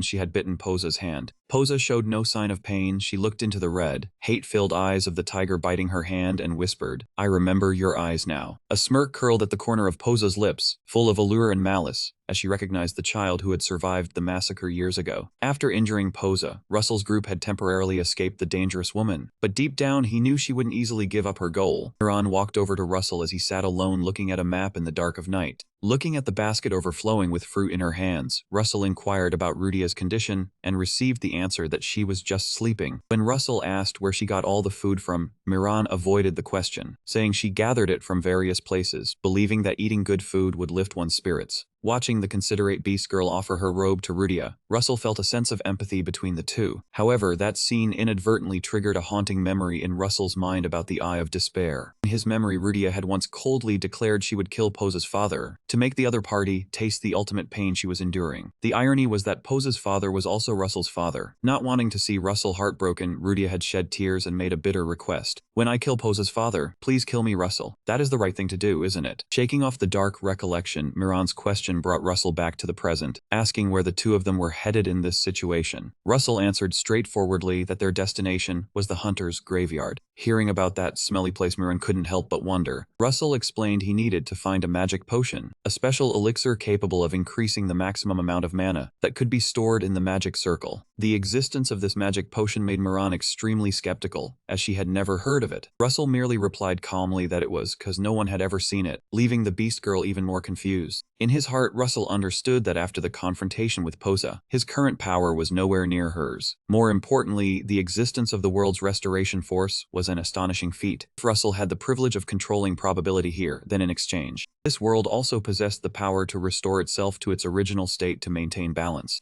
These two forces had always been in opposition without his knowledge. To win, Russell realized he had to create a change that made the restoration force stronger, but absolutely without harming probability. To achieve his goal, Russell told himself he could not hesitate any longer. He was determined to find the magic potion no matter what to become stronger. Only with superior power could he defeat the restoration force, the cruel fate that had claimed his life at 57, according to the original novel. Soon after, the group arrived at their destination. Looking at the desolate scene before her, Miran couldn't help but complain about how rundown the place was. With the keen sense of smell of her beast tribe, she pinched her nose and grimaced, complaining about the strong stench of rotting corpses. In contrast, Rudia beside her looked clueless because she couldn't smell anything, prompting Russell to explain that it was because Miran's sense of smell was far sharper than an ordinary person's. Venturing deeper into the hunter's graveyard, the gloomy, cold atmosphere and the cawing of crows made the place even more horrifying than Russell had imagined. Rudia trembled, clinging tightly to his arm, whispering that she felt there were ghosts here. However, Russell calmly replied with a ruthless line that ghosts might even be afraid of her. Good heavens, a delicate girl like her, and he hits her with that chilling remark. Immediately, he activated his insight skill to search for clues around him, and his vision was quickly drawn to some displayed information: Firestone. This abandoned graveyard, besides being devoid of people, had a unique feature. All the rocks and soil here were firestones. This was something ancient people used to create fire by striking them together. However, with the development of fire magic and spirit magic, this crude firestone was completely forgotten by the people. Seeing Russell lost in thought observing, Miran impatiently asked where exactly the magic potion was. His answer, "We have to search to find out," made the beast girl exclaim in shock. "You don't even know where it is." Russell remained perfectly calm, confidently asserting that it was definitely around here. Just then, Rudia called out to Russell with a pale face from the cold. She asked if they could start a fire to warm up, and Russell immediately refused without hesitation. At her question, he explained that all the graves here were made of firestone. A single spark would cause the mounds to ignite instantly. Hearing this, Rudia fell silent in fear. Just as the clock was about to strike 12, a violent rumbling sound suddenly shattered the graveyard's silence. But immediately after, a giant tree-man monster with glowing red eyes stepped out from the darkness. It was a creature with extremely tough skin and physical strength surpassing humans by many times. Thanks to its immense survival ability relying only on water and light, they only appeared at the hunter's graveyard at midnight, with the sole condition being that there must be no fire in the place. They are trees, not people, so being afraid of fire is only natural, right everyone? The monster wondered why they did not light a fire to keep warm in the cold night, for it assumed humans were fond of flames. Russell calmly replied that he hated fire because he had been burned as a child, which surprised Rudia greatly. That answer, however, pleased Anne immensely. It smiled, revealing its sharp teeth, and agreed that fire was truly terrifying. Seeing that Russell's group had no intention of using fire, Anne lowered its guard, praised him for not being a bad person, and then began to sink its roots deep into the ground. The monster recounted that it, along with its ancestors from its grandfather to its mother, had guarded this place for 3,000 years. Suddenly, a system notification appeared before Russell's eyes, revealing its identity as Asura, the keeper of the hunter's graveyard. The system also suggested that it was searching for the hunter's ribcage. After reading the information, Russell smiled faintly with a knowing look, thinking that perhaps it could not retrieve the item itself, which was why it had come to his group. Asura asked if he could bring the hunter's ribcage to it. Russell confidently nodded immediately, for he knew that at this point in time, no one had ever set foot in this place. It was only in the future that Cassin and his teammates would obtain the magic potion from here. Not wanting to waste time, Russell asked directly for the location of the tomb containing the ribcage. That place was tainted with the smell of fire, preventing Ent from digging it up itself, so it agreed to lead the way and turned to walk off. Russell quickly told the group to follow the giant tree closely. The destination was a desolate tomb marked by an ancient sword firmly embedded in the ground. This was the burial site of the hunter's ribcage that Asura had long yearned for. Without hesitation, Russell took a shovel and dug with all his might. After a period of effort, the rosewood coffin gradually came into view, making his eyes shine brightly with joy. The sound of creaking wood echoed as Russell slowly opened the coffin lid. Inside was not the remains of an ordinary human, but the colossal skeleton of a werewolf, a renowned hunter. Despite the passage of time, the body still emanated a faint flame element mana. Russell used his hand to break off a piece of the ribcage, thinking to himself that it was more than enough for one Ent. He smiled, held the bone out in front of him, and told it to take it. The gravekeeper Asura immediately used its trembling roots to receive the treasure in a state of extreme excitement. Holding the object it had yearned for 1,000 years, Asura revealed its sharp teeth, roaring with joy that it had finally obtained the hunter's ribcage, and thanking the human. Immediately after, the monster's giant body suddenly began to glow radiantly, startling the whole group at the magnificent sight. Miran screamed in excitement that the Ent was glowing, while Rudia marveled at the shimmering beauty of the light specks and the floating magic butterflies, even though the place was somewhat incongruous with a graveyard scene. As a token of gratitude, Asura spoke up, saying that was a reward for the human. A sprout unexpectedly emerged from the barren ground, rapidly growing before Russell's astonished eyes. A deep red flower bud slowly blossomed, radiating a brilliant purple-pink glow. Within the flower's core was a small, glowing vial of potion, the legendary magic elixir that maximally enhances the magic power of a spell circle, which Russell had been searching for. However, instead of being happy, Russell's eyes suddenly hardened with suspicion. He realized everything was going too smoothly, and such an important quest surely could not end so simply. There must still be something hidden beneath the surface. He wondered if a quest to obtain such a precious potion could really be this easy. He searched his memory of the novel he himself had written. In the original, Cassin's team merely had to find Asura and complete the quest to receive the potion.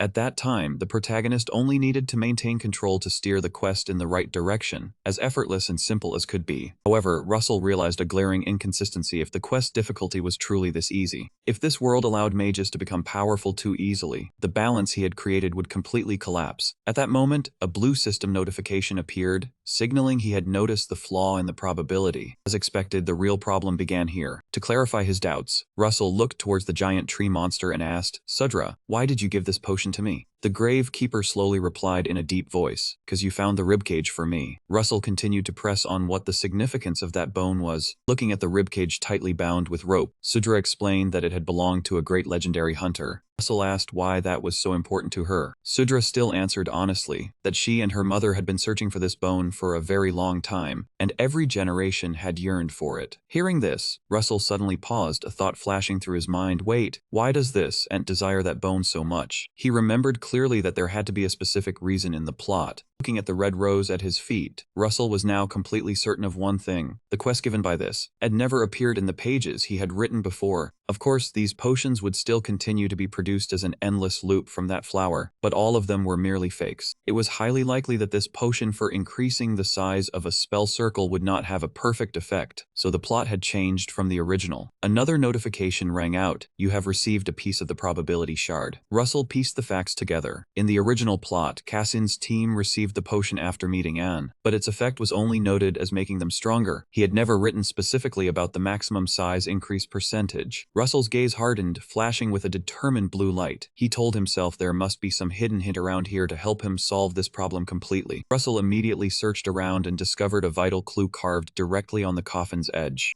Activating the holy eye, an ancient inscription appeared before him. "Burn the coffin to offer a sacrifice within the ashes." This was the ritual of offering. However, Russell quickly realized the fatal flaw in this trial. If he used fire magic to perform the ritual, it would trigger a terrible magical explosion due to the reaction of the surrounding firestones. Worse, the ent would consider him its mortal enemy unto death. Now, advancing meant death and retreating meant death as well. Russell crossed his arms, deep in thought, piecing together the probability shards. He realized the reason why the gravekeeper was an ent, a creature highly averse to fire. Usually those who came to do the quest would hastily use fire magic to burn the offering without reading the inscription carefully. They would inadvertently trigger the deadly trap, turning the Ent Guardian into a killing machine that punished fire users. The moment he understood the nature of the trial, a system notification appeared confirming he had gathered all the probability shards. The instruction was clear: one must use a fire kindled without magic to perform the sacrifice. Thanks to the holy eye, he was astonished to see 2 new lines of text appear on the coffin. He silently wondered if this was a hidden instruction meant just for him. Without hesitation, Russell called out to the giant tree monster, "Sudra, do you know about the offering for the ashes?" The question made the old ent instinctively repeat, "An offering for the ashes? You mean the offering for the ashes? Fire's hot. Why so scared? It won't burn right away." Suddenly, Sudra's eyes lit up as if awakening a deep memory, and it shouted in astonishment, "I remember now. According to my family's tradition, I was born to offer 77 sacrificial offerings for the ashes in the coffin alongside the hunter's bone." Hearing this, Russell couldn't help but ponder. A creature that highly abhors fire being tasked with offering sacrifices for the ashes was truly paradoxical. Especially that suggestive number 77. In this world, any number that appears is treated as a coincidence, but this number was surely a predetermined arrangement. Russell understood that specific numbers always held meaning. The number 77 made him think of the old world, where there was a 77th book by Albertus that he had studied through the holy eye. That was a basic magic book with extremely easy cultivation methods, and here, people were still unaware of this hidden variable. Although in this world that book was often classified as anti-literature, it was the foundation that helped him develop his combat techniques, the prerequisite for more advanced magics. Sudra slowly continued its story. The Ent ancestors had long offered sacrifices for the ashes after receiving help. Over thousands of years, they had only managed to offer 76, and Sudra's task was to complete the 77th and final offering. The monster choked up as it recounted that legend said the fire was hot, but could also be not hot at all. However, because the terrifying tales the elders told about fire, Sudra had forgotten this story since childhood. Listening to these words, Russell bent down to pick up a firestone from the ground. He silently repeated the hidden instruction: use a fire kindled without magic. Light the fire to burn the coffin to offer a sacrifice within the ashes. Smiling confidently, Russell looked up at the giant tree monster and called out to it, "Shura." Seeing its vicious expression, he held up the flint in his hand and declared boldly, "Your 77th sacrifice. Would it be acceptable if I helped you make it?" Russell's proposal made Rudia, standing nearby, gasp in astonishment. She widened her eyes and asked, "You plan to create fire with just a stone? How is that possible?" She wondered this because she had been able to use fire magic since birth, and did did not understand the manual way of making fire. Ignoring the surprise of the two girls, Russell squatted down to gather some dry wood and calmly explained that first, you need a flint, a metal, and flammable material, because in this world magic families were not the only ones who knew how to control fire. Famous swordsmanship and martial arts families could easily buy magical fire anywhere for a cheap price. Therefore, they never had to bother finding other ways to create fire. This business of selling magical fire as fuel was like the coal trade of the modern age, and was the economic lifeline controlled by the webtoon family. For tribes without fire magic, they had to come up with their own solutions to survive. Meanwhile, the sound of flint striking metal echoed in the darkness. Miran watched Russell working hard to spark a flame, and could not help but remark that this was ridiculous. But Russell only asked her to let him focus. He carefully rubbed the flint against the metal to maximize the heat energy. A large spark suddenly burst forth. Russell smiled faintly as the flame was successfully created. Witnessing the scene, Miran shouted in utter amazement, "My God, you really created fire." Not paying attention to her scolding, Russell began the ritual by bringing the flame to the pile of dry wood, and then throwing it straight into the hunter's coffin. Immediately, the fire blazed up fiercely. Seeing the fire, the monster in Asura backed away in fear and let out a terrified scream. But the intense pain it dreaded did not come. Asura was confused to realize that this fire was not hot at all. Russell smiled faintly, knowing his judgment was absolutely correct. The N species were extremely sensitive to magical fire. Even a small spark from magic was enough to seriously injure them, but they were immune to natural fire born from physical impact. Yet, until now it had mistaken the two for one and the same. Realizing this, Asura was deeply moved and bowed its head to sincerely thank Russell for helping it fulfill its wish of the 77th sacrifice, something even its own mother had never been able to do. Suddenly, a blinding light burst forth in mid-air, revealing a brilliant golden door right above the burning flame. As the ancient inscription on the coffin stated, "Burn the coffin with fire to sacrifice an offering in the ashes, and the door will open." This door was the entrance to an artificial dungeon. Russell understood that once the flame died out, the door would disappear, and there would certainly be a limit to the number of people who could enter. Rudia curiously asked where that door led. Russell replied directly that it was an artificial dungeon, and that he would enter, not forgetting to warn them that the place was dangerous as there were usually guardians protecting it. Contrary to her usual shy demeanor, Rudia firmly declared that she would go with him.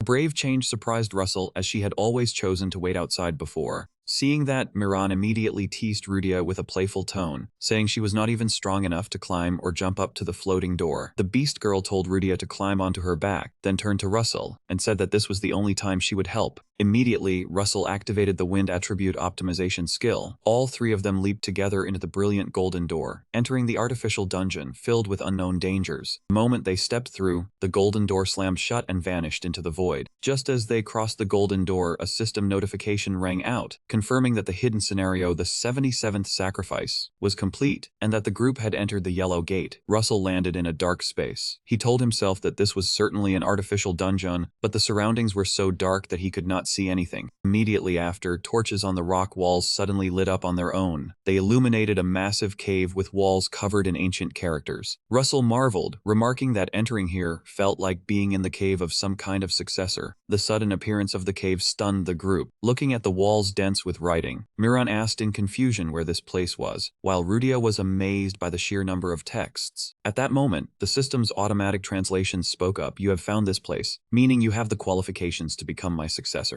Going deeper inside, looking at the glowing stone platform ahead, Russell wondered to himself whether this place was also left by Crusher. The system continued to display the first condition. The person must possess a special vision, such as the blue eye. Touching the rock wall, Russell realized it was thanks to the blue eye that he was able to set foot here. The system presented the second condition: the person's skills must be linked to me. This detail made Russell ponder whether it was referring to the battle soul and battle magic, but it was the third condition that truly shocked him: you must carry the bloodline of the Maton family. Russell was stunned, unable to believe that the system had specifically named the Maton family. Immediately after, the identity of the owner of this place was finally revealed through the writing: "My name is Alberto. I will entrust my story and that of my deceased friend Crusher to you. And if you have read this far, if you meet the conditions, running away will be useless anyway." This revelation completely astonished Russell. He realized that this place was not created by Crusher but by Alberto. Instantly, lines of ancient memoirs began to replay the story of that time. Alberto and Crusher had always argued fiercely over one issue, as Crusher kept insisting that attribute magic was the strongest. Conversely, Alberto placed greater importance on battle skills and considered attribute magic to be of little worth. Their deep disagreement, coupled with their immense egos, caused them to constantly quarrel, like two warriors on opposite sides of a battle line. But behind those heated arguments, they were the ones who understood and cherished each other more than anyone else. They continued to spend their days traveling together until one day, a little orphan girl suddenly appeared amidst the desolate ruins. That little girl was Keisha Mayton. Moved with compassion by her pitiful situation, they both decided to adopt her. Alberto took on the task of teaching her magic, while Crusher diligently trained her in combat skills. Thanks to her innate intelligence, Keisha absorbed everything incredibly quickly. The two gradually came to regard her as their own daughter and raised her with all their hearts. When Keisha came of age, they respected her and let her decide her own path. It was much later that they received news that Keisha had excellently become the head of a great family. No one knew what had happened during their time apart, but when they met Keisha again, they were horrified to find her lying weak on a sickbed. At that time, her heart had completely shattered. They could only be certain that when she tried to harbor both battle magic and attribute magic, the two sources of power clashed violently within her heart. Keisha had known about this early on, but fearing her two adoptive fathers would worry, she silently endured and hid it away, only to eventually have to leave her family and this world at the very prime of her youth. Keisha's passing left an immense void. Crusher and Alberto had to endure a long period of grief and self-reproach, but they understood they could not drown in sorrow forever, because Keisha's departure left behind children bearing the Mayton bloodline. To make amends for their poor foster daughter, the two decided to prepare a truly careful legacy. Their only goal now was to help her descendants grow up in a peaceful world. To prevent the tragedy from repeating, they made a strict decision. The Mayton children could only choose one of two paths, either attribute magic or battle magic, and absolutely were not allowed to cultivate both. After agreeing, Crusher was the one who volunteered to stay behind to directly care for and protect the children. Meanwhile, Alberto chose to leave for a distant land, finding a completely unfamiliar place to settle down. Decades passed in a foreign land, and Alberto finally broke through and discovered a completely new kind of power. It was a special energy that did not have a conflicting reaction with mana, and he called it the Battle Soul. When battle magic was combined with this Battle Soul, it created a new concept called martial arts. Since ordinary magic and the Battle Soul did not interact with each other at all, the user could cultivate both without fear of their body bursting. Reading these lines, Russell was deeply shaken. He realized this was the exact setting he had once written in his novel. He thought to himself that a simple line from the past had led to so many heartbreaking consequences in the real world. Now Russell fully understood why attribute magic was widespread while battle magic was forgotten by the Mayton family for so many years, to protect their descendants. While Russell was still lost in thought, Miran, standing next to him, impatiently asked Rudia, "What does it say up there? Can you read it?" Rudia hesitated, trying to translate the ancient characters on the wall.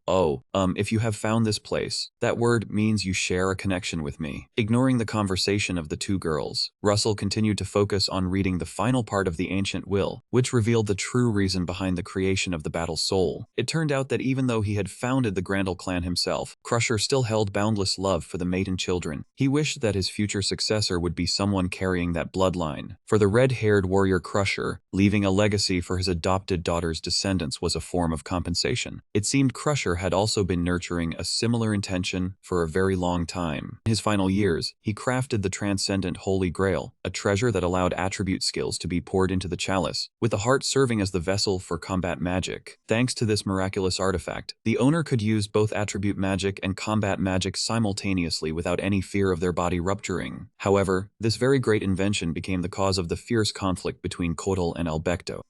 The Grandel family was the biggest stumbling block in his path. The two engaged in an earth-shattering battle for 7 days and 7 nights. The more they respected each other, the more the fire of their differing views raged within them. The horrifying battle only truly ceased when both were completely exhausted and collapsed onto the cold ground. Although their differences were undeniable, deep down, Alberto always considered Kotal his most precious friend in life. Despite mocking himself that his friend probably still hated him, their egos were too large for either to yield. Listening to the story from the past, Russell stood still before the ancient wall, contemplating the relationship between Kotal, Alberto, and also Keisha Mayton, the founder of the Mayton family. His keen intuition told him there was an extremely illogical point in this story. If the two really had fought a life-and-death battle, then Alberto's book should have been kept by the Grandel family. However, Russell recalled the last time he was at the Mayton library. That book was clearly there. What was the mystery behind it all? At that moment, a blue system notification suddenly rang out, stating he had discovered a missing hue, and Russell was astonished to realize this was indeed a deficiency in the hues. Instantly, the surrounding space froze, and time came to a complete standstill. Glowing ancient texts on the stone wall also vanished without a trace, leaving only long, mysterious, empty lines, as if they disappeared wherever he read. Faced with this situation, Russell thought he had to write in additional details to the plot. He quickly realized a warm truth hidden behind the conflicts of the two predecessors. Despite their fierce arguments, deep down Albecto and Cattell always regarded each other as their most soulful friends in life. And above all, the boundless love they both had for their adopted daughter, Keisha Mayton, would forever stand the test of time. As soon as he understood this knot, a system notification immediately sounded, confirming Russell had gained more hues for successfully supplementing the author's storyline. Just as he predicted, this helped him earn a considerable amount of hues, and soon after, the system announced that the guidance of the great sage Albecto was gradually taking shape. Before the group's very eyes, a golden-rimmed ancient stone chest unexpectedly rose from the ground, radiating brilliant light. The lid slowly opened, revealing an ancient book glowing with a mystical blue light inside. It was the magic optimization, the essence mana cultivation method. Russell couldn't help but be astonished, for as a child he had only been trained in the most basic magic. This ancient book before him was truly the pinnacle magic training method he had been searching for. The moment Russell accepted the book, the system notified him that the potion bottle's capacity had been successfully upgraded dramatically from 20% straight to 100%. Looking at the potion bottle glowing brilliantly in his hand, Russell was extremely excited as its capacity had been successfully upgraded. This was exactly what he desperately needed to learn a new mana cultivation method. However, the joy was short-lived as the entire cave suddenly began to tremble violently. Massive boulders from the ceiling started to crash down one after another. Realizing this place was about to collapse, Russell panicked and shouted for everyone to escape immediately. This place was bound to crumble once the mission was complete. A blinding flash of light suddenly erupted, accompanied by startled screams. Immediately after, all three of them, Rasun, Milan, and Rudia, were teleported straight outside. Russell jumped up in astonishment, realizing the group had returned to the hunter's tomb. He held his head in confusion, wondering about the guidance from Albecto that had just appeared in the dungeon. However, when he looked down at his hand, the ancient book magic optimization, the essence mana cultivation method, and the potion bottle, now upgraded to 100% capacity, were still securely in his palm. Russell breathed a sigh of relief. At least he had held onto these two invaluable items, and also learned many secrets of the previous generation. At that moment, Rudia yawned softly, rubbed her eyes, and said she had just dreamed of Russell being blown around in circles, and then swept into some sort of whirlpool. Hearing that, Russell could only secretly hope it wasn't a prophetic dream. Meanwhile, Miran, standing nearby, also rested her chin on her hand with a doubtful expression. Seeing the looks on the two girls' faces, Russell realized their memories of the artificial dungeon seemed to have been completely wiped clean. He suddenly turned around, wondering about the tome guardian swallow, Sudra. Right, does it really exist, or was it just an illusion? Right before them stood a massive ancient cherry blossom tree, its lush canopy of vibrant pink petals gently falling in the breeze. Rudia stared blankly at the cherry blossom tree, wondering if this tree had been here before. Russell silently admired the ancient tree, understanding this was Sudra, the guardian of this land for over 1,000 years, a testament to the love Albecto held for Keisha and Crusher. Russell stepped forward, gently placing his hand on the trunk and softly whispered, "Well done, Sudra." With a confident and resolute smile, Russell told himself that with these precious guidelines, he was certain he would create a completely new power to continue the will of Keisha Mayton.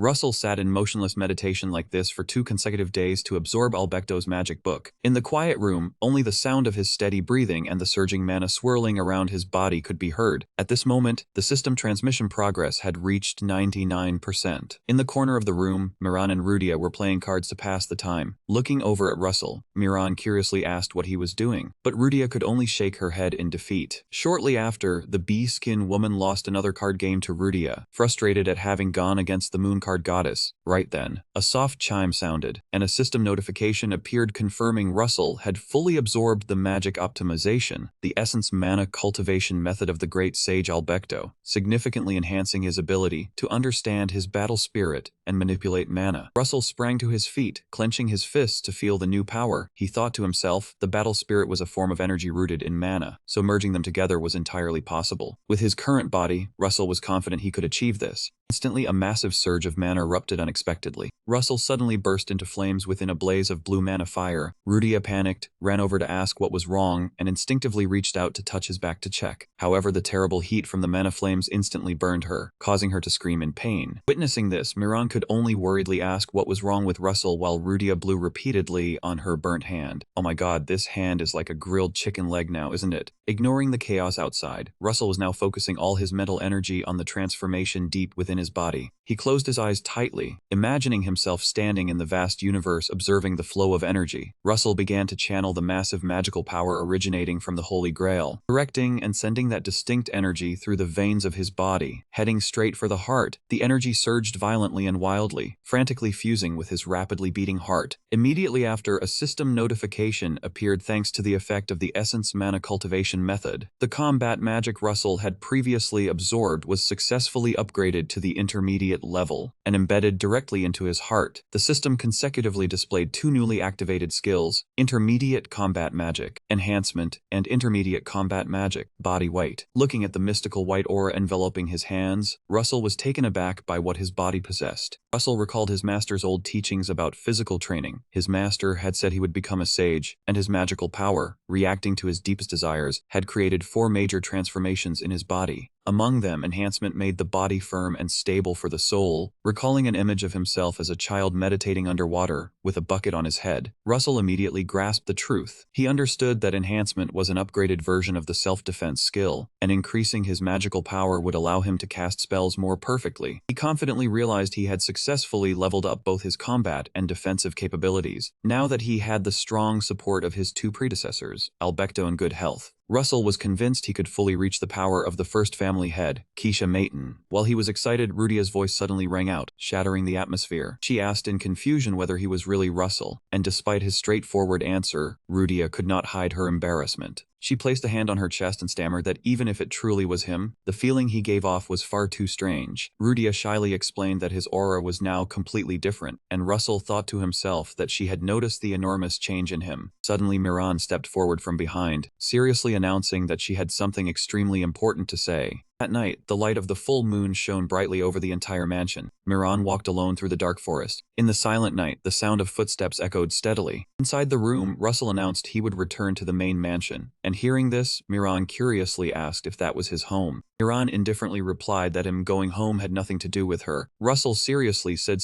staying at the Mayton mansion would be difficult for her. She also admitted she hated being confined, and he revealed his plan to win the succession rights within 2 years. Seeing him speak at length, Miran turned her back and cut in, saying she'd not like long speeches. Even though Russell said he would need her help later, Miran coldly opened the door and walked out, leaving behind a firm statement that she was tired of being his tail. Russell hurriedly said that if she needed to see him, she should come to the north gate of Mayton, but Miran only refused harshly and slammed the door shut. Alone in the night forest, Miran told herself she was sick of this place, and right then a rabbit hopped by. She grabbed the rabbit in a flash, and with a hint of sadness, began to play with it. He looked at the small rabbit trembling in fear in her hands. Miran hesitated for a while, then gently let it go. Standing alone under the full moon, a wave of inexplicable sorrow rose in her heart. She was supposed to be free now, so she should be feeling happy. Looking at the bright stars in the night sky, Miran sighed and wondered how much longer she would have to wait. Meanwhile, Rudia grew worried seeing Russell preparing his luggage for a 2-year journey. She advised him not to go out at this time, because upon returning he would only receive ridicule from those within the family. In response to Rudia's question, Russell confidently revealed that a friend was about to come and help him create false evidence. That man was currently riding his horse toward them. On the road to the mansion, a horrific battle had just taken place, with holy knights lying defeated on the ground. The culprit was Hanmut, the giant bull-headed sphinx monster, who was laughing gleefully at his achievement. Faced with the accusation of being a murderer, Hanmut flashed a sinister grin full of fangs, replying that he was not that bad, they were just too weak. Hanmut laughed wildly and savagely, mocking the knight's strength as being like dolls that shattered at the slightest touch. His smile vanished when he heard the sound of hooves slowly approaching. In the dark of night, a mysterious figure in a black robe rode into the ruined battlefield. Realizing the danger, the knights shouted in panic, warning that it was the escaped murderer from Anicap. Ignoring the warning, the robed figure calmly approached, speaking flatly, "Could you move aside a little?" Contemptuous suggestion instantly enraged Hanmut. The bull-headed monster flew into a rage and roared,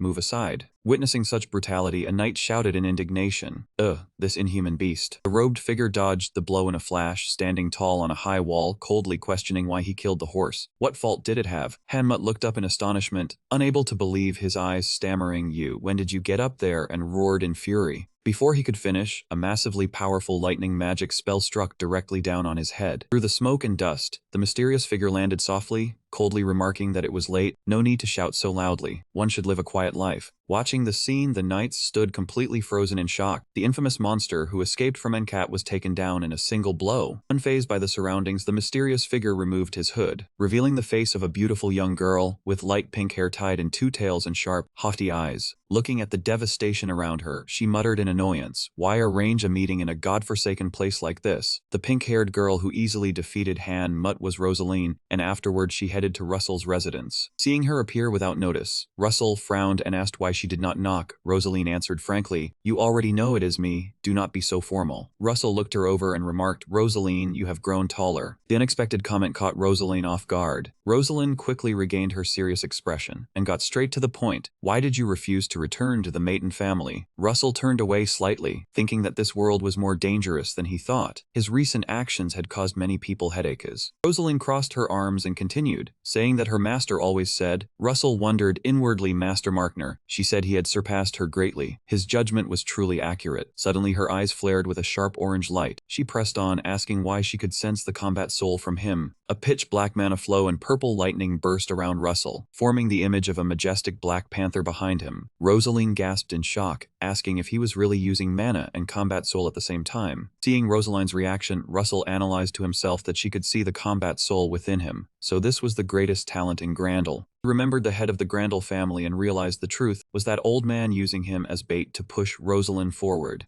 Not allowing Russell to ponder further, Rosaline turned and walked away, commanding him to follow me. A giant black panther with blazing red eyes, representing Russell's combat soul, let out a low growl in the shadows. Rosaline turned her head and declared firmly, "Let us fight a match." This girl really loved a good battle, inviting him like that. Contrary to her eagerness, Russell only asked calmly, "Why should I?" Rosaline froze and stammered, "What do I get out of it? Do not tell me you have not prepared anything." Rosaline awkwardly explained it was a good chance to test each other's progress, thinking inwardly that Cassin would have agreed immediately. But Russell crushed her hopes with the words, "Not interested." Rosaline pouted in disappointment and asked again, "So you will not fight me, you want to fight me?" Rosaline's eyes lit up and she answered confidently, "Of course." Russell confidently proposed that if he won, she should lead him to the Grandel library. In exchange, he would grant her a wish if she won. Hearing the reward was a wish, Rosaline was clearly tempted. She analyzed to herself that the dry, windy grassland terrain was disadvantageous for an enemy, but for a fire mage like her, it was a different story. Rosaline reminded him softly, "You should know I never do anything half-heartedly," then continued asking, "You mentioned wanting to test martial arts. Tell me what goal you are aiming for." Russell clenched his fists and smiled broadly, answering, "Destruction." Hearing that arrogant goal, Rosaline stretched lightly to warm up. "Destruction, you say? All right, here I come." At that very moment, she shot forward at an unimaginable speed, so fast that Russell only caught a glimpse of her figure before she was within his reach. Though he managed to block the strike, the tremendous force behind the punch still sent violent tremors through his entire body. Russell was inwardly astonished. An attack with such power must have come from extremely rigorous training. Not giving her opponent a chance to catch his breath, Rosaline immediately shifted her weight and built up momentum. She unleashed a rapid chain of consecutive attacks without pause. Russell suddenly wondered whether he should test out a new technique right now. Without hesitation, he activated his master-level combat technique, enhancing all the power within him. On the other side, Rosaline charged forward like a whirlwind, each step cracking the ground beneath her. However, she suddenly halted, her eyes filled with confusion at what was happening. Seeing Russell still standing firm against her surge of power, a wave of memories rushed back to Rosaline. She recalled her father, the patriarch of the Grandel clan, who had once promised that if she landed a single hit on Russell, he would grant her any wish she desired. Back then, Rosaline had been devouring her food while confidently declaring she would easily defeat Russell, even as her father laughed and said it wouldn't be that simple. Returning to the present, Rosaline shouted in frustration, demanding to know why Russell kept only defending and refused to counterattack. Russell merely complimented her calmly, saying she was truly skilled, then replied briefly that the time wasn't right yet. It was precisely that dismissive answer that made Rosaline flush with anger. Feeling insulted, she roared and decided to start a real battle. Rosaline delivered a kick of terrifying power, so much so that when he blocked it, Russell was sent flying into the air, silently marveling at the immense strength in her legs. Not giving her opponent a chance to regain his bearings, Rosaline landed and immediately launched herself back into the air with fresh momentum. She roared in fury, unleashing a storm of blazing punches straight at Russell. Watching the rain of fists come crashing down, Russell couldn't help but be awed by his opponent's incredible endurance. He realized that each of Rosalaine's strikes was wrapped in a fierce battle spirit. An ordinary person would have been exhausted by now. Seeing this, Russell decided he needed to end the fight quickly. With lightning speed, he closed in and locked Rosalaine's body in a decisive hold, completely halting her frenzied assault. Rosaline could only grit her teeth in helplessness, realizing she had been completely overwhelmed. Russell raised his man-infused, blazing fist to her eye level and calmly declared victory was his, the match ending peacefully. In the silent space, the unexpected sound of applause rang out, accompanied by words of praise for Russell. Rosalind spun around in surprise, unable to hide her shock. "Father, why are you here?" Looking at the middle-aged man wearing an ancient-style official hat, Russell quickly recognized him. He bowed and introduced himself as the son of Maton. Villa Tudor Grandel gave a gentle, friendly smile and told him there was no need for such formalities. Rosaline, standing nearby, was still sulking because her father had interfered without permission. Russell let out a quiet sigh of relief, thinking it was lucky he had held back his strength, otherwise the consequences would have been dire. Villa Tudor Grandel fanned himself and curiously asked why a young man from the Maton family wanted to enter his clan's library. Russell answered honestly that he simply wished to learn more about martial arts. His sincerity and confidence impressed the patriarch greatly. He inwardly judged the boy to be quite honest. Satisfied with the answer, Vela Tudor Grandel announced he would send an official invitation to the Maton family, causing Jerson to celebrate the flawless success of the plan. Not stopping there, the patriarch also granted him free access to the second-tier library, which made Rosaline protest indignantly, as even she had never been allowed inside. Vela Tudor Grandel secretly thought how wonderful it would be if Russell could accompany his daughter. He smiled and said would see him again at the clan as an honored guest. After the unexpected meeting with the Grandel patriarch, Russell quickly set off back to the Maton family. As soon as he set foot in the annex of the Maton mansion, his steps suddenly halted as he sensed a strange presence behind him. Turning around, Russell recognized Senken, his father's trusted shadow guard and right-hand man, who coldly relayed an order after inquiring about the lady of the house, telling him to go to the main building. To the question of whether his father was summoning him, Senken only gave a slight nod of confirmation before vanishing into thin air, leaving only the rustling of falling leaves. Truly a master shadow guard, coming and going like the wind. Russell silently marveled at the eerie movement of the guard. He thought to himself, so his father still allowed him to visit his mother before meeting him. Russell gently pushed the door and stepped inside the annex. As soon as she saw him, the maid Hera stepped forward to greet him and curiously asked if he was no longer on his travels. Russell smiled in reply and then turned his gaze to his beloved mother, calling out loudly, "Mother, I'm home." Seeing her son return safely, Madame So smiled gently. "Welcome home. Russell, you must have worked hard." Then she kindly told him to sit and rest, and asked Hera to brew a pot of fragrant Luboa tea that had been prepared in advance. Looking at his mother and Hera, still as thoughtful as ever, a warm, indescribable feeling welled up in Russell's heart. He eagerly sat down and told his mother about the stories from his journey. Listening to her son's tales, Madame Soso took a sip of hot tea and smiled kindly. "Truly, my son." Russell bid his mother a quiet farewell and prepared to go see his father. At the door of the family head study, Russell took a deep breath, pushed the door open, and spoke respectfully. "Father, I have arrived." Without a single wasted motion, he coldly ordered a report, saying as the head of the family, he wanted to know what he had accomplished. Turning back to look at him with a sharp, scrutinizing gaze, his father continued, "Surely you have much to tell me about the changes in your body." A direct question made Russell hesitate for a moment, wondering whether to confess the whole truth, knowing that as long as his mother was there, his father would stand by him. Resolving to be honest to build absolute trust, Russell flashed a confident smile and answered decisively, "I never intended to hide anything from you, father. There are two opposing soul forms within me." Russell explained that he could use both elemental magic and combat magic simultaneously, though still at a basic level. But if he could control the battle spirit, he believed he could achieve power on par with the first head of the family, and he had never been short on confidence. Hearing this, his father fell silent for a moment before asking, "Besides him, does anyone else know this secret?" Russell honestly replied that only Rudia and Miran knew about it, and he said if it were him, those two girls would have been dead long ago to keep the secret safe. Russell calmly asked back if it was because the dead could not utter a single word. DK father agreed but admitted that the dead could not help him at all. Russell stepped forward, confidently rebutting that his father had been strong since birth and needed no help, while he was different, unable to shoulder everything alone. The most important thing was that he could not protect his beloved mother alone.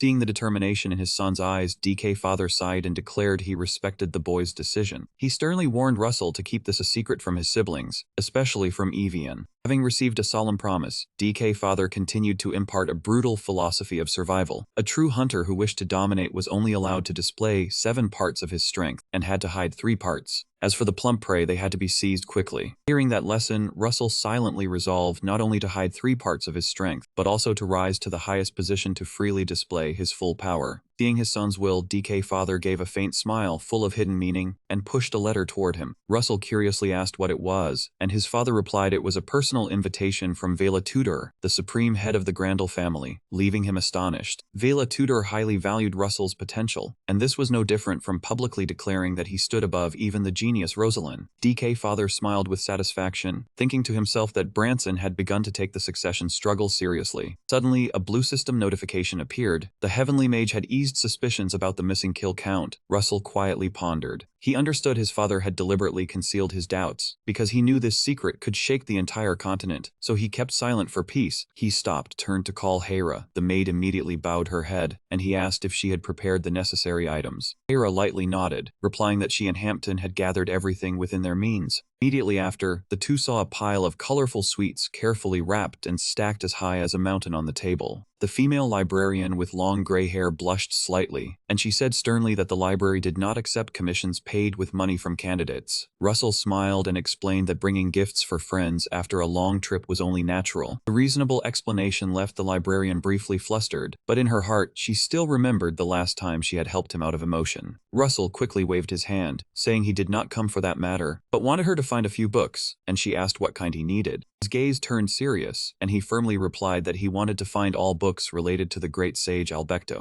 The librarian nodded in agreement, saying she would comb through all the books in the library and also enlist the help of the sunlight and moonlight halls. She even cheerfully reminded him not to ask her to do anything illegal. The librarian curiously asked why he was looking for materials on the great sage, and Russell merely smiled and asked back if there was any reason to stop him. Noticing his attitude, the librarian hesitated before a sudden idea struck her, and she offered to show him a special book. She explained that this book was not the best of its kind but was extremely special as it was Nozan's beginner ice magic guide. This was a book recording Nozan's ice magic, the strongest school among all ice disciplines which Evian had mastered. The librarian attentively instructed that if he did not understand anything, he should ask and she would answer in full detail. Russell took the book and observed it closely, quickly noticing the odd detail that the author's name was not written anywhere. With his knowledge, he silently guessed this was a work written by Evian herself, and a bold idea flashed through his mind. He thought that if he could inlay this ice magic into the transcendent Holy Grail, he would gain an entirely new form of combat. Meanwhile, at the family training grounds, an intense training session was unfolding with great fervor. Amid the resounding applause, a massive water shark was coiling and surging with fierce power. The one performing that move was Kalong Maiden, whose black-glassed assistant spared no praise for his talent. Before the bewildered look of the black-glassed assistant, Kalong gave a sinister smile, coldly uttering the name Russell Maiden, muttering to himself that it was time to show him his place. The autumn mansion, the quiet night enveloped the entire space. Russell was intently studying the ice magic book. The system showing the analysis progress had only reached 3%. Hera stood at the door asking if he had ever searched for ice magic books before, and Russell calmly replied that he never had. He thought to himself that perhaps the female librarian Evian wanted to help him, but still had to maintain a neutral attitude to avoid drawing attention. Hera, standing behind him, could not help but ponder, as librarians rarely intervened in each other's affairs. Yet Evian had taken the initiative to ask other libraries to find books for Russell. This made Hera feel that something unusual was about to happen, and she told herself to stay alert. The next morning, when a knock sounded at the door, Russell immediately invited the person in. The door opened, librarian Evian stepped in, and Russell cheerfully greeted her, saying he was just about to look for her. He had even prepared a plate of sweet chocolate set on the table as a gift. But Evian nonchalantly replied she came to see Hera because the two knew each other from before, leaving Russell feeling embarrassed. Only then did Evian turn to hand Russell the ancient book he needed. She explained that she had found Albecto's great magic tome at the Sun Library, and Russell asked if there was only a single copy, though her face remained cold as she declared she was only doing her duty. The blush on her cheeks betrayed her shyness. Shortly after, Russell brought the two books to the lawn behind the mansion to focus on his research. He activated his clairvoyance to speed up reading comprehension, but Albecto's book was far harder than he imagined, allowing him only small progress. Nozhan's ice magic book turned out to be simpler than he expected, as Evian had condensed all the most crucial points. Telling himself he would analyze Albecto's book later, Russell decided to focus on learning ice magic first. As soon as the system notified him that the analysis progress of Nozhan's ice magic book had reached 25%, he paused Albecto's book. A surge of transcendent mana suddenly erupted violently within him. Russell was startled as he felt the biting cold spreading through his entire body. The transcendent core within his body immediately activated on its own, frantically absorbing all the ice attributes flooding in. The system displayed a notification that it had successfully absorbed the level 1 ice spell, Ice Crystal, and this skill was directly embedded into the common combat magic, Fortify. Looking at the shimmering blue energy around his arm, Russell was curious about how powerful the new combination would be. Even if it was only a level 1 spell, he hoped it would be surprising. To test its actual power, Russell immediately called Hera over. The maid appeared respectfully before him, bowing her head awaiting orders. Russell smiled confidently and suggested she be a target dummy to test his new attack. Without any hesitation, Hera quickly assumed a defensive stance on the rooftop under the brilliant sunset, declaring she was ready. Russell planned to combine the Fortify skill to enhance his physique with the newly learned Ice Crystal spell. He told himself not to expect too much from a low-level spell. He immediately activated the common combat magic Fortify. The moment the icy mana flared up, his fist instantly froze into a sharp crystal block. Russell shouted a warning, then dashed forward, throwing a powerful punch directly at Hera. Hera easily locked her bare hand around the ice-covered fist, calmly asking if he was done testing. Russell smiled slightly, withdrew his mana, and sent his thanks to the maid. When Hera asked if he was satisfied with the result, Russell just shrugged and said it was alright, but inwardly he thought it was pretty decent and had some real punch to it. Hera bowed, asking permission to conceal herself and await further orders, then vanished into a light mist. Left alone, Russell mused to himself that combining a level 1 spell only provided a meager defensive effect. He was certain he would need to train much more. That very night, under the tranquil moonlight of the autumn estate, Russell threw himself into a grueling physical training session, continuously performing thousands of one-handed push-ups, sweat dripping onto the cold ground. Watching from the balcony, Hera quietly assessed her master's strength. For someone of the Maton bloodline, being able to use a level 1 ice spell at level 2 was hardly a great achievement. However, what truly shocked Hera was that Russell had only read the ice magic book for a short time yet had already mastered its use. Furthermore, the demonic power from his punch combined with magic far surpassed the single-element incantations of a true level 3 mage. Witnessing such rapid progress surpassing all previous masters, Hera believed he would do well in everything. Suddenly, she sensed the presence of an intruder. Hera was startled.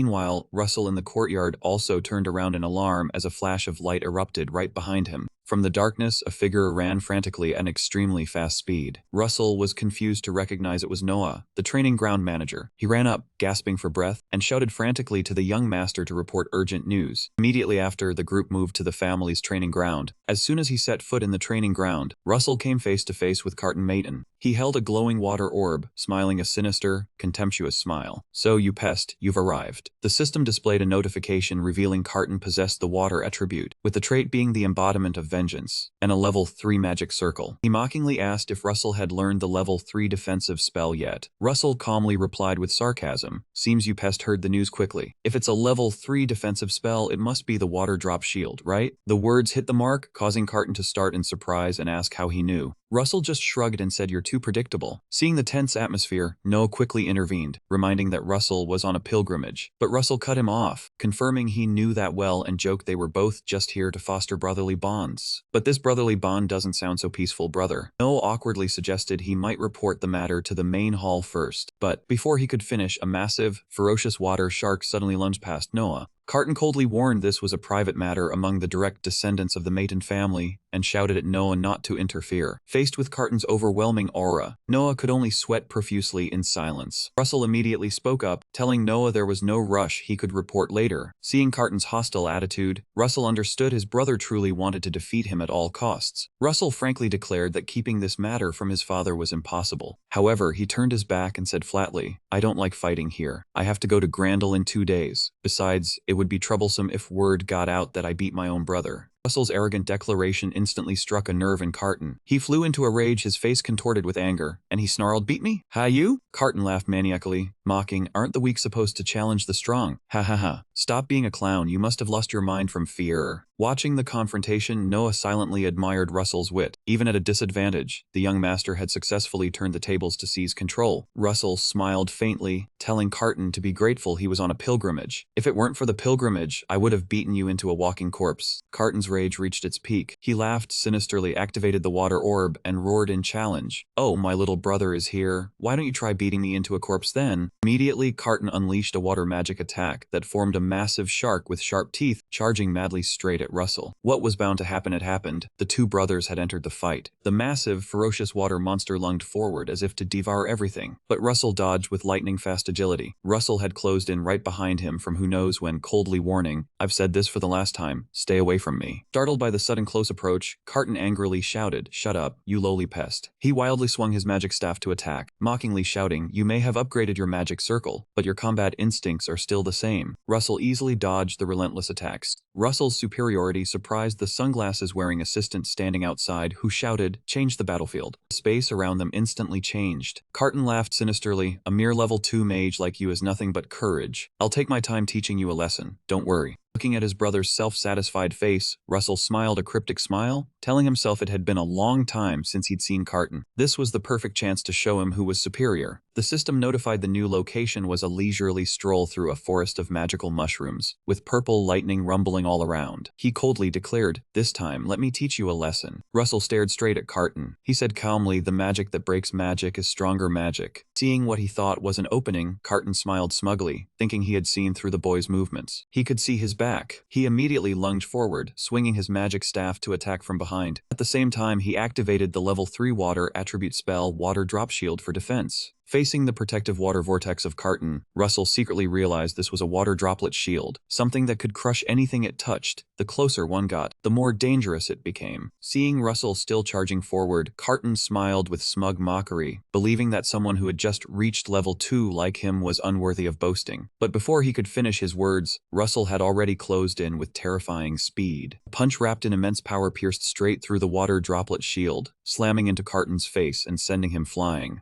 The assistant wearing sunglasses shouted in panic, calling for young Master Carton, while Hera stood nearby quietly observing and evaluating. She secretly realized the young master's attack was nothing like a level 2. There was something hidden within the magic circle that even a level 3 mage would find difficult to resist. Russell glanced at the blue mana flow around his hand, feeling the unpleasant dampness, but he knew clearly this was the strongest level 2 magic circle he currently possessed. Carton lay flat on the ground coughing up blood, only able to embrace the pain, while the sound of Russell's footsteps slowly approached. He coldly looked at the defeated one, saying he wanted to punch a few more times but would hold back. If Carton did not bear the surname Maton, he would have been dead long ago, so he should thank his father. Russell's purple eyes blazed with authority as he delivered his final warning, telling him to learn some humility next time. With that, Russell decisively turned and walked away, leaving the 6th young master humiliated with his face buried in the dirt. Watching Russell's retreating figure, the fear and defeat suddenly stirred within him a haunting memory from childhood. Back then, Carton was just a weak little boy, always trembling with fear at everything. The horrifying memory surfaced with the image of a hand handing him a sharp dagger along with a cold command, "Take it." The one behind that haunting terror was his older sister, Posa. With a cruel smile, she pointed at a prisoner bound in chains and covered in wounds, then ordered her younger brother to kill him as she had taught. The prisoner, hooded in black and tightly chained, trembled and begged for mercy. Young Carton held the dagger, his whole body shaking with fear, unable to strike despite the prisoner's desperate cries. Carton's hesitation immediately enraged his sister, Posa Maton. She struck her younger brother down to the ground without mercy, cursing him as vermin, a weakling who was the shame of the Maton family. Carton could only cry and endure the brutal whippings from his sister, and it was that abuse that made him unleash all his resentment upon Russell. He straight up kicked young Russell out into the yard. Then, holding the scepter arrogantly, he trampled on the boy's pride, calling the loser the shame of the Maton family. That was the only way Carton could reclaim a sense of power to survive in the Maton household. He repeatedly beat Russell, who was curled up enduring the punishment, with a staff, shouting at him to stop cowering like that. Back to the present, the humiliation of being defeated by Russell completely shattered Carton's control. He madly punched the ground until his hands bled, roaring in fury, "How dare you, you damn vermin! I will kill you." Carton poured all his magical power to activate a level 3 water spell. "Do not dare look down on me." Seeing that Carton had lost all reason, the assistant with sunglasses cried out in panic to stop him. The match was already over. But Carton ignored everything, roaring as he hurled a massive, ferocious torrent of water straight at Russell. "Go die." Facing a crazed attack brimming with clear killing intent, Russell stood still, calmly observing the incoming water torrent. Unflinching, Russell immediately activated a mid-tier combat magic skill, Enhancement. Purple mana enveloped his body, creating a terrifying energy explosion that completely dispersed Carton's attack. Witnessing his full power strike broken so easily, Carton's face turned pale in shock. He muttered bitterly that even if he was the 6th young master, the Maton family was still the Maton family, then furiously roared that he would kill Russell. However, the next moment, Carton was suddenly hit with extremely severe mana backlash, exactly as warned. Pushing too hard would lead to a meltdown.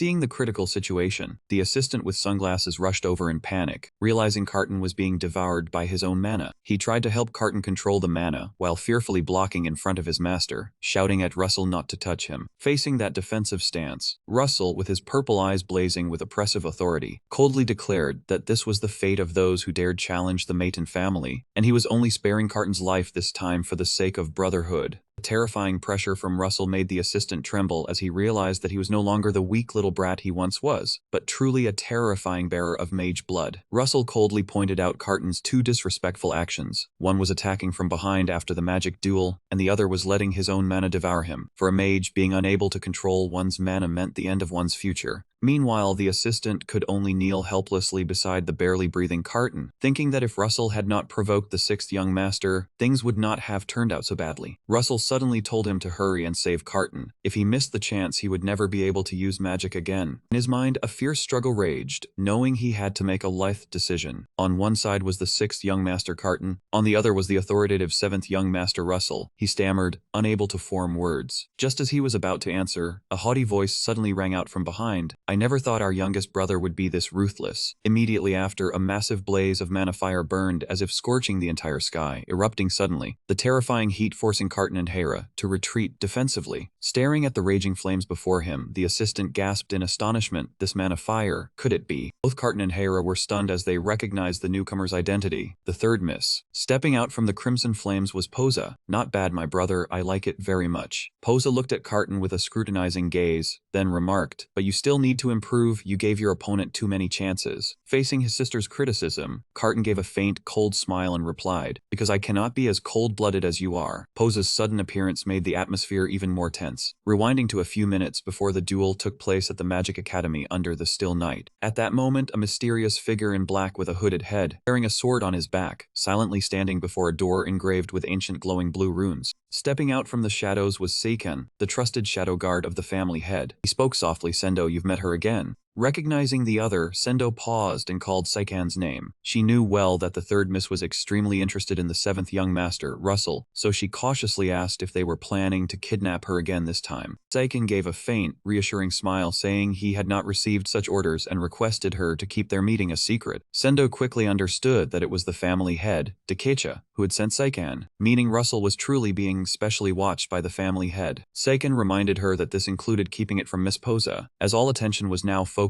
on the seventh young master. Suddenly, Seiken's expression turned grave, and he urgently ordered Sendo to immediately inform the third miss because the sixth young master Carton's life was in danger due to a mana surge. Back at the training ground, Posa merely coldly looked down at her younger brother lying collapsed in a pool of blood, spitting out a vicious insult, "Truly vermin, unworthy of the Maton name, just trash." Carton lay motionless on the ground, gritting his teeth and enduring the humiliation his sister had heaped on him since childhood. Paying no attention to her brother's pathetic state, Posa decisively declared that she was still taking him away. She lightly snapped her fingers, instantly lifting Carton's body into the air. Posa coldly told him that if he was dissatisfied, he could follow, then activated a massive fire magic circle to leave. Before stepping through the gate of fire, Posa briefly turned her head to look at Russell, flashing a cruel and provocative smile. "Well, since you're so confident, that's that." The arcane flames flared violently before vanishing, sweeping Posa and Carton out of sight. Russell mused, watching the direction they had gone, and suddenly realized that the third miss truly cherished Carton deep down. At that moment, a system notification appeared, confirming that Posa did care for Carton. It was indeed the case of sparing the rod and spoiling the child, but this elder sister likely loved in the wrong way. However, Carton was utterly unable to grasp anything Posa tried to teach him. A horrifying memory from years past flooded back, when Posa leisurely sat in the forest enjoying her meal amidst deafening dog barks, which was also the moment the rift between the siblings began to surface. The young boy, tied tightly to a tree trunk with rope, trembled all over and sobbed pitifully, begging for mercy, saying he was sorry and pleading to be let go. Posa's teaching methods were truly not something a normal person could endure or learn from. Posa herself knew this well, yet she never admitted it, only offering a cold smile. Posa skewered a piece of still raw, red meat with her fork and gave a resolute order, "Eat it." She shoved the raw meat straight into the mouth of her weeping, sobbing little brother. Despite Carton's choked, repulsed groans, this was clearly abuse, not any kind of teaching. Damn it. The more Posa loved Carton, the more she made him endure agonizing pain, for that was her cruel way of showing affection. Watching Carton collapse in a pool of blood, his body covered in wounds, Posa only clicked her tongue coldly and ordered him to stand up, and this sentiment has remained unchanged to this day. Just then, a blue system notification suddenly appeared appeared before Russell's eyes. A story-altering variable had occurred. Russell was shocked, wondering why the variable appeared at this exact moment. He stared intently at the text, a keen instinct telling him something unusual was about to unfold. Carton's physique was gradually changing thanks to the harsh magical treatment under Posa's supervision, a painful fusion of sorcery and mana to regenerate his ruined body. The strange and brutal relationship between Posa and Carton was, in reality, her insane method of forging her younger brother. Honestly, if I had an older sister like that, I wouldn't dare to deal with it. The next day, Carton received a summons from his father, and the reason was simple. It was because of the shocking battle that took place the previous day. Standing by the window with a cup of tea in hand, Carton mused that he had predicted this from the start and had already prepared his answer. The important thing now was that he had a perfect excuse. He told himself he would behave properly like a true mage, so as not to embarrass himself before the patriarch. At the main mansion of the Maton family, the atmosphere was extremely tense. DK coldly ordered his two sons to explain the previous night's events. Carton spoke up, saying he was merely on a pilgrimage. However, DK immediately challenged him with a sharp question, asking why he had so frantically continued the fight to the point of suffering mana backlash. Looking down at his two sons standing below, the patriarch demanded they both answer quickly. DK actually knew the whole truth, but asked anyway to see who was genuine and who was not. Facing the suffocating pressure from his father, Russell realized this was merely a probing question, not a real test. He understood that his father was weighing the two of them to see who brought more benefit, while Russell was silently calculating in his mind. On the other side, Carton gave a faint, sinister smile, telling himself he would definitely use this situation to seize as much advantage for himself as possible. Carton moved quickly to strike first by speaking up, slowly recounting how he had previously dueled his younger brother in magic, and that through that match, he came to understand the true meaning of distance. For a mage, maintaining a safe distance is directly related to one's life. For that reason, to compensate for this fatal weakness, he had worked hard to learn how to use the water droplet shield. He explained that he wanted to test how effective this water shield was in actual combat, so he initiated a duel with his brother to assess his own progress. Seeing Carton's unusually calm demeanor, Russell silently noted a difference from before. DK coldly questioned whether Carton truly understood what he was saying. Carton resolutely admitted that he was weaker than Russell, and the result of the match said it all. He declared that he was completely convinced and accepted his younger brother's victory. This reaction surprised Russell greatly, for the arrogant Carton of the past had never uttered such humble words. But he quickly realized that Carton knew this was not the time to cling to useless pride. Carton continued to bow his head in admission, acknowledging that losing the battle and suffering the mana backlash had tarnished the reputation of the Maton family. Standing before his father's dark, imposing face, he remained resolute, promising to do his best from now on to be a worthy member of the family. DK gave a slight nod of acceptance before turning to ask for Russell's opinion.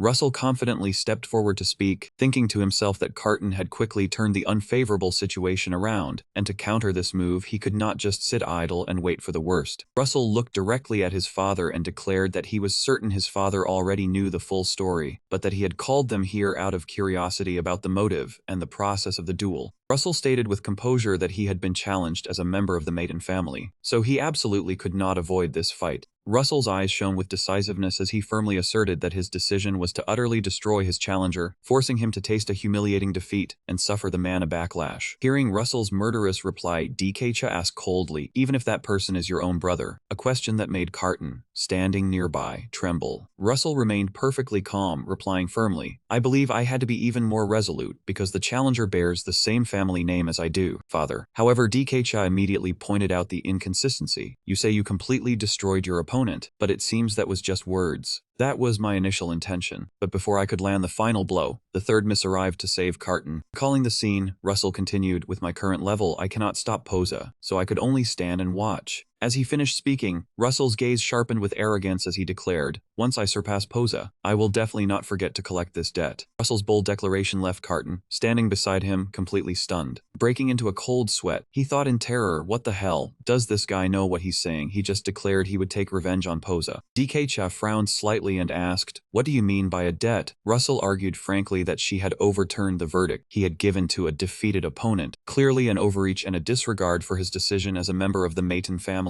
Russell's madness frightened Carton so much that his face drained of all blood. He thought tremblingly, "He's insane. Has he never been punished by Posa before? Both of these guys are Posa's real blood brothers." DK pressed on, Asking how he planned to collect the debt from Posa, Russell answered without hesitation, confidently asserting that he would overturn his sister's verdict and would surely collect this debt many times over. Russell's ambitious and courageous answer unexpectedly pleased the patriarch DK Cha greatly. He gave a faint, enigmatic smile and casually ordered, "Carton, you may leave." Carton hurriedly bowed in salute, "Yes, my lord," and quickly withdrew. After Carton had left, DK Cha told Russell, "I will look into this matter." Russell immediately replied respectfully, "Understood." Walking down the vast stone corridor, Carton glanced back at the closed door, feeling envious and thinking, it seems father intends to speak to Russell privately. Since when have they been so close? Resentment and jealousy surged in Carton's heart as he gritted his teeth and asked himself, I have tried so hard too. Why is there such a big gap between him and me? In utter frustration, Carton murmured softly, "Can I become stronger?" As soon as he finished saying this, seeing her pathetic younger brother emerge from the room, Posa did not hesitate to mock. "Creatures like you also want to become stronger." Though embittered, Carton bowed his head and admitted, "Maybe I am a lowly creature, but I am also one who carries the blood of the Maton family." Carton's proud declaration made Posa fall silent for a moment before she answered coldly, "Taking care of pests is my hobby." The vague statement left Carton confused, so he asked back, "What do you mean?" And without letting her younger brother wonder for long, Posa decisively ordered, "From now on, be at my room at 10 a.m. every day." As soon as she finished speaking, she vanished into a blaze of intense flames. Watching the fire disappear, Carton stood frozen in astonishment. Seeing this as a rare chance to grow stronger under his sister's guidance, Carton was so moved his face turned red, and he shouted with determination, "I will do my best." This sudden change made the system immediately notify that Carton Maton's character script had changed, creating a variable that could influence the story. Russell received the news and couldn't help but ponder, wondering what new variable Carton had brought this time. Back in the family head's office, the private conversation between father and son was still ongoing. Russell reported frankly, "Father, I have learned side magic." Seeing his father show no surprise, Russell secretly understood that he had indeed known about it. His father asked, "That skill is quite difficult to learn, but once mastered, its effect will be immense. Do you remember the magic I passed on to you?" His father's question evoked a strong memory in Russell's mind, and he thought to himself that he must be referring to the magic named after him.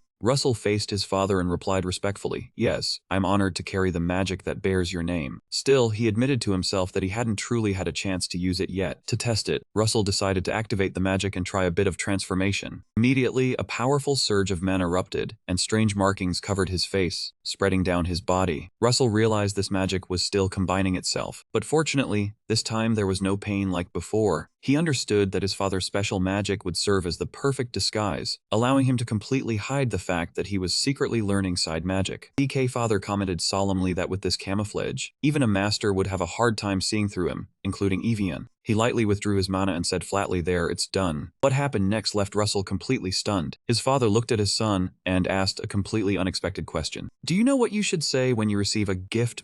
The question was beyond anything he had anticipated, leaving Russell to stammer in embarrassment. "What?" He quickly regained his composure, bowed his head respectfully, and answered, "Thank you, father." The DK father nodded slightly and told him he could take his leave. Russell returned to the mansion in the quiet of the night. Soaking in a hot bath to relax, he mused over the recent oddity. In the original novel he himself had written, DK father had never given a gift to any of his children. He only left behind items and inheritance after his death, but he had never once mentioned the word gift. Russell realized the magic his father had just bestowed was clearly not simply for concealing elemental magic. Yet at this moment, he still struggled to see through the matter. Russell understood that someone like DK father certainly wouldn't have applied this magic to him twice without reason. His deliberate use of the word gift was a hint full of hidden meaning. Russell stood up and stepped out of the bath, thinking that this was a new task that DK father had specially set for him. With a determined look, Russell told himself that no matter what, he would definitely find the mysterious ability sleeping within this magic. Hampton had finished packing, and the enormous backpack weighed him down until he trembled, but he still tried to act strong, clearly declaring he was ready to serve the young master. Seeing Hampton struggling, Hera kindly advised him to get rid of some things to lighten the load, but the stubborn boy insisted that this was nothing at all.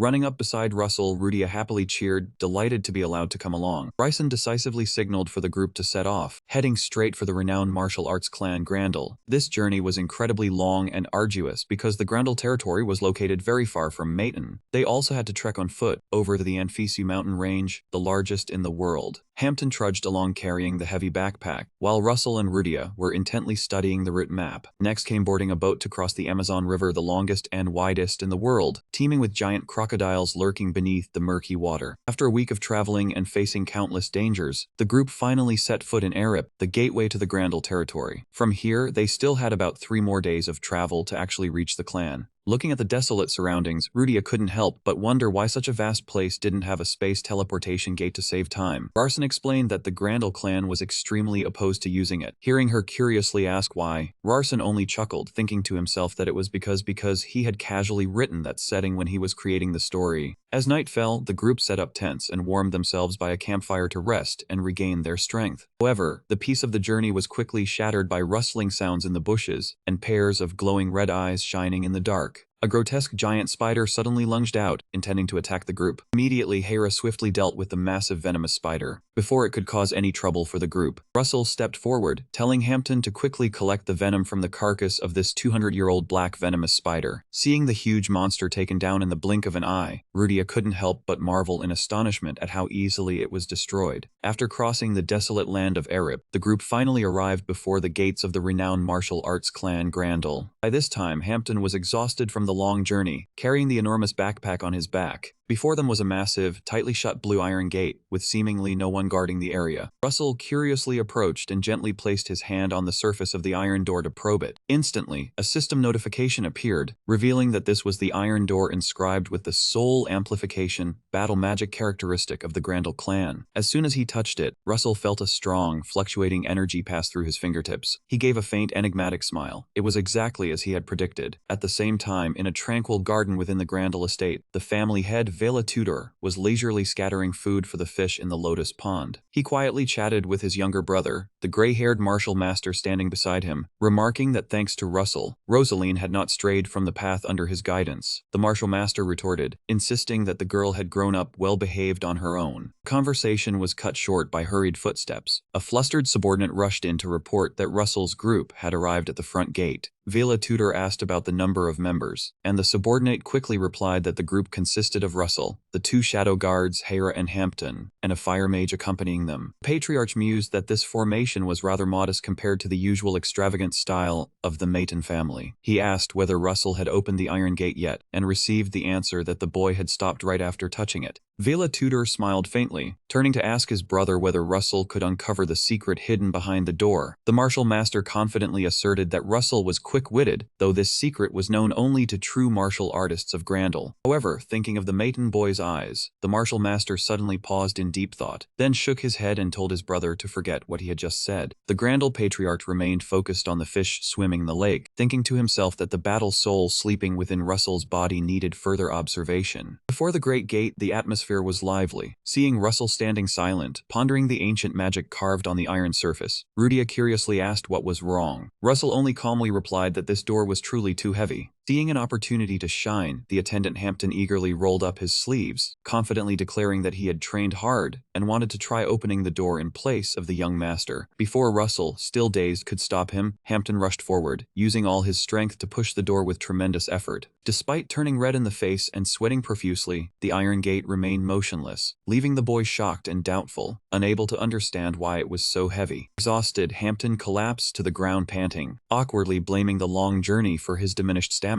Rudia bent to encourage him, and Russell also advised not to overexert himself. Gazing at the towering gate, he silently recalled the fictional world he had created years ago. When writing the story, he had carefully crafted every detail for the renowned swordsmanship family, since it was the origin of the protagonist. But he had neglected to flesh out Grandel, leaving this martial clan even more obscure than the clouds in the original text. Yet in this real world, everything operated with perfect precision. The iron door before him was the clearest proof, imbued with special mag to resonate with the battle souls of Grandel's direct bloodline members. Russell wondered whether the Grandel members could automatically train and increase their strength just by opening and closing this door. To test this, he tried clenching his fist and was astonished to realize that the battle soul within him had indeed increased slightly from the contact with the door. Though the effect was small and required time to accumulate, Russell was extremely excited excited and decided to make full use of this mechanism during his stay at Grandel. Under the attentive gazes of Hera and Rudia, Russell calmly walked toward the massive gate, telling himself it was time to open it with his own hands. Channeling the power just resonated, he decisively pushed forward. The heavy grinding of metal echoed as the iron gate slowly creaked open. Inside the Grandel estate, Patriarch Vela Tudor listened intently as a subordinate reported that Russell had opened the gate. When he asked if the boy had done anything beforehand, the subordinate stated that the boy should have stood thinking for a moment before acting. Vela Tudor smiled and asked about the door's condition, receiving the answer that they had adjusted the weight to its maximum. The Patriarch remarked that using a battle soul would make opening the door not too difficult, then asked where Russell was heading. Upon learning the destination was the Martial Hall, the gray-haired Martial Master reminded his brother that even with a battle soul, even the genius Rosaline had struggled with that maximum weight. At that moment, another subordinate urgently requested to interrupt with critical information. The trembling subordinate revealed a shocking truth. Russell Mayton possessed a battle soul, yet he had not used it at all to open that massive iron door. The news stunned Patriarch Vela Tudor so much that he sprang up from his seat. The gray-haired Martial Master let out a faint, smug smile, turning to tell his brother that he had warned him earlier. He wondered whether Vela Tudor had inadvertently created a monster, when he only meant to have a simple exchange with the Mayton family. The Martial Master laughed heartily, remarking that Strassen was merely a powerful fool, then revealed an even more horrifying detail. The Mayton boy was currently wearing level 3 armor. This information completely shook Vela Tudor. How could such an outstanding martial artist come from an obscure magic family? To satisfy his curiosity about Russell, he decided to make a trip to the Martial Hall. Meanwhile, at the Grandel family's library located inside the Martial Hall, Russell's group had just arrived when they received a warm welcome from a plump, bespectacled man. He cheerfully introduced himself as Antu, the librarian of the Martial Hall, and offered to personally lead the tour. Hearing the name Antu, Russell was taken aback, for this was a character he had written into the original novel years ago. He was also a great martial arts master, the next generation war king with terrifying physical strength and a mighty killing aura surrounding him. Looking at the plump, gentle figure before him, Russell silently doubted whether such a frail-looking librarian could become the future war king, as his current physique showed no trace of a martial arts family. Seeing the enthusiastic reception, Rudia smiled softly and whispered to Russell that the Grandel people seemed to like him quite a lot. The atmosphere suddenly turned awkward when Anto's expression shifted, adjusting his glasses before hesitantly asking Russell the name of the beautiful girl standing behind him. This four-eyed man was quite the smooth talker with the ladies. Both of them instinctively turned their heads to look behind. The silver-haired attendant, usually cold and stern, was now sweating profusely, completely at a loss for words at the bold advance. Anto's overeager pursuit made Hera extremely uncomfortable. Unwilling to let the librarian continue his rudeness, she stepped forward and coldly reminded him, "Librarian Antu, the person I serve is standing right in front of you. Please show some respect." Hera's sharp warning made Antu flinch. Realizing he had overstepped, he broke into a sweat and bowed his head in apology. "Right, I got a bit carried away. Sorry for my rudeness, and apologies to young Master Russell as well." Faced with his remorseful attitude, Russell could only smile weakly and reply, "No problem." Watching Anto's flustered demeanor, he couldn't help but recall an event from the original plot. Anto was originally a playboy. In the original text he had written, this lecherous librarian once tried to hit on Rudia, and ended up having his head burned clean off by her fire magic. Back to reality, Russell took the initiative to steer Anto back to work. "Librarian Anto, could you lead us to Lord Grandel?" However, before the question could be answered, a deep, authoritative voice rang out from behind, cutting in, "No need." Russell spun around in surprise, astonished to see two familiar figures strolling toward him. He broke into a sweat, unable to believe his eyes. Vela Tudor and Master Markner. Where did they come from? The sudden appearance of the Grandel Patriarch